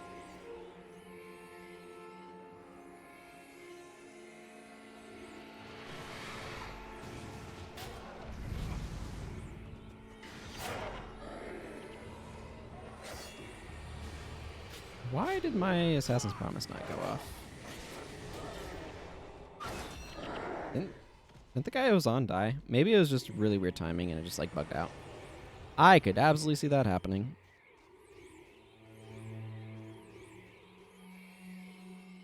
This bar actually works a little bit better with the Ice Alley 2 throwing down X's as she does.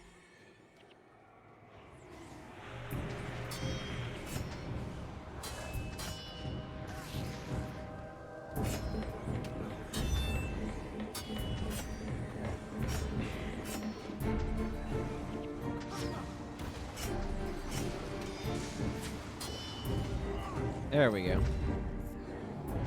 Got the bar recharged.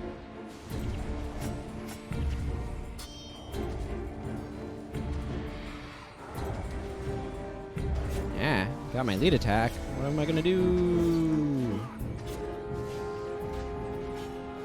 There we go.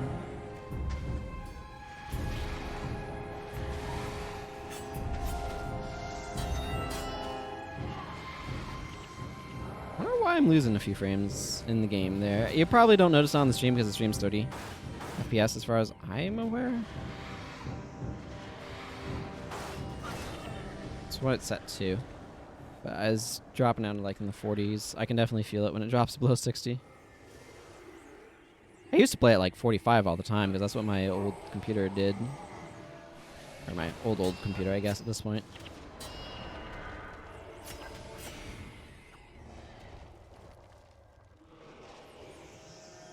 Yeah, okay, in this direction. Magni's this way. I need to go down across the bridge. Kinda. Sorta. Okay, we're probably fighting these guys.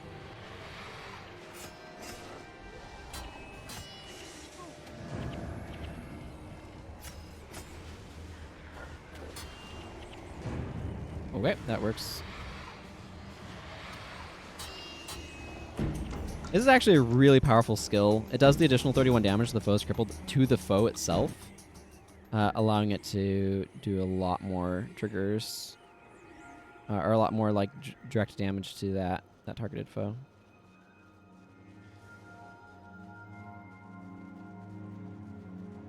Why are you here? I mean, I'll apply that. It's not going to trigger though. Doesn't really matter because I'm just going this way now. Magni True Seeker will have stuff for me later, but not until after I finish the Norn branch of the story. Yeah, this is a good idea. What to do. I'm satisfied with my decision. Never anger Horrible. no one. Just let everybody else take her down.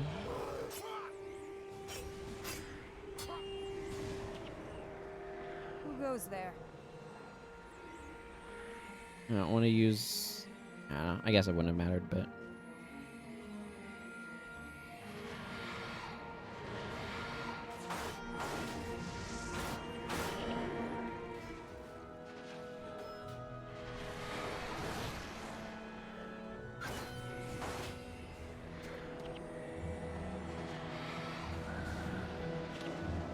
All right. Assassin's Promise builds are a lot of fun, provided you're not in an area with hex removal, at which point they'd stop working.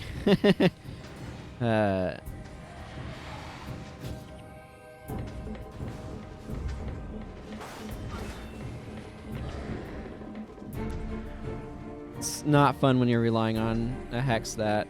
Okay, thanks for watching, Clean Star. Take care. I'm almost done with what I'm planning on doing for now anyway, so... I'll just be wrapping up once I get to Olafstead, so... Are you hunting something? Ah, that's where I got the Ram's Hammer. 15% roll enchanted. Good times, that.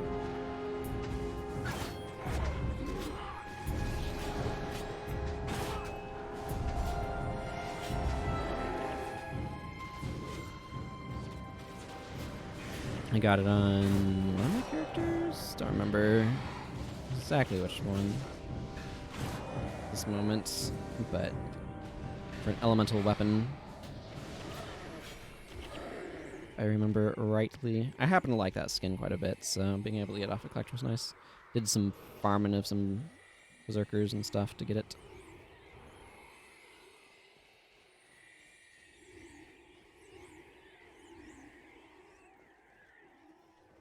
It will slip by those guys. The answer is yes. Hooray!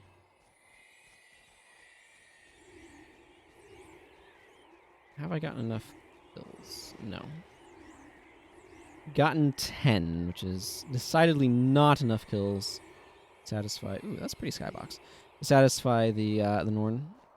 I need 25 if I were to do that.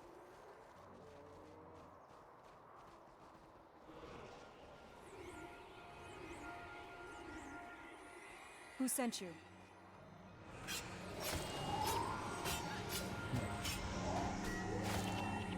Who sent you? Yeah, she's suitably unimpressed with me. Which is perfectly fine with me. Alright, so as I get up here, my next stream, because I'm winding down the stream once I get to Olafstead here, which I'm just about in. The next stream is on Saturday. It is, unless things do, like, just won't work for me for whatever reason, I do plan on streaming Path of Exile. I want to give that game a try. Like, frankly, I love streaming Guild Wars 1 for y'all, but there aren't enough of you, unfortunately. So I just need to play a game that has a larger viewing audience than Guild Wars 1 does. Should hopefully be understandable. Don't know what long-term plans are, but short-term, what my intentions are is if things go well enough on Saturday, I'll probably do Path of Exile for like the next several streams and then switch to doing Guild Wars 1 only on Saturdays and maybe bonus streams if I feel like it. That's just kind of the nature of the beast. The nature of how streaming works is, I mean, y'all have been a great audience, and I really appreciate it. But I need to find a game with a bigger one as well. But I do want to keep streaming Guild Wars 1 because I love it. So yeah, that's the plans. You can follow me to get notified when I go live. You can hang out in my Discord to chat and get notified when I go live. I do still intend on doing lore-oriented playthroughs of War and Kryda, Winds of Change, and Hearts of the North. I've even kind of been thinking about the order some. Wanting to do like Winds of Change up until the point when Miku would arrive, so that way I can go do Hearts of the North then and kind of see all that stuff. But that's still a little bit of ways away in terms of like what I want to do in Guild Wars 1. So we'll kind of see how I balance stuff and all that sort of thing. It'll be an experimental process, and there's a lot of tentativeness here. But yeah, I do thank you all very much for watching. I really do appreciate it, all of you. So until next time, take care, everyone, and goodbye.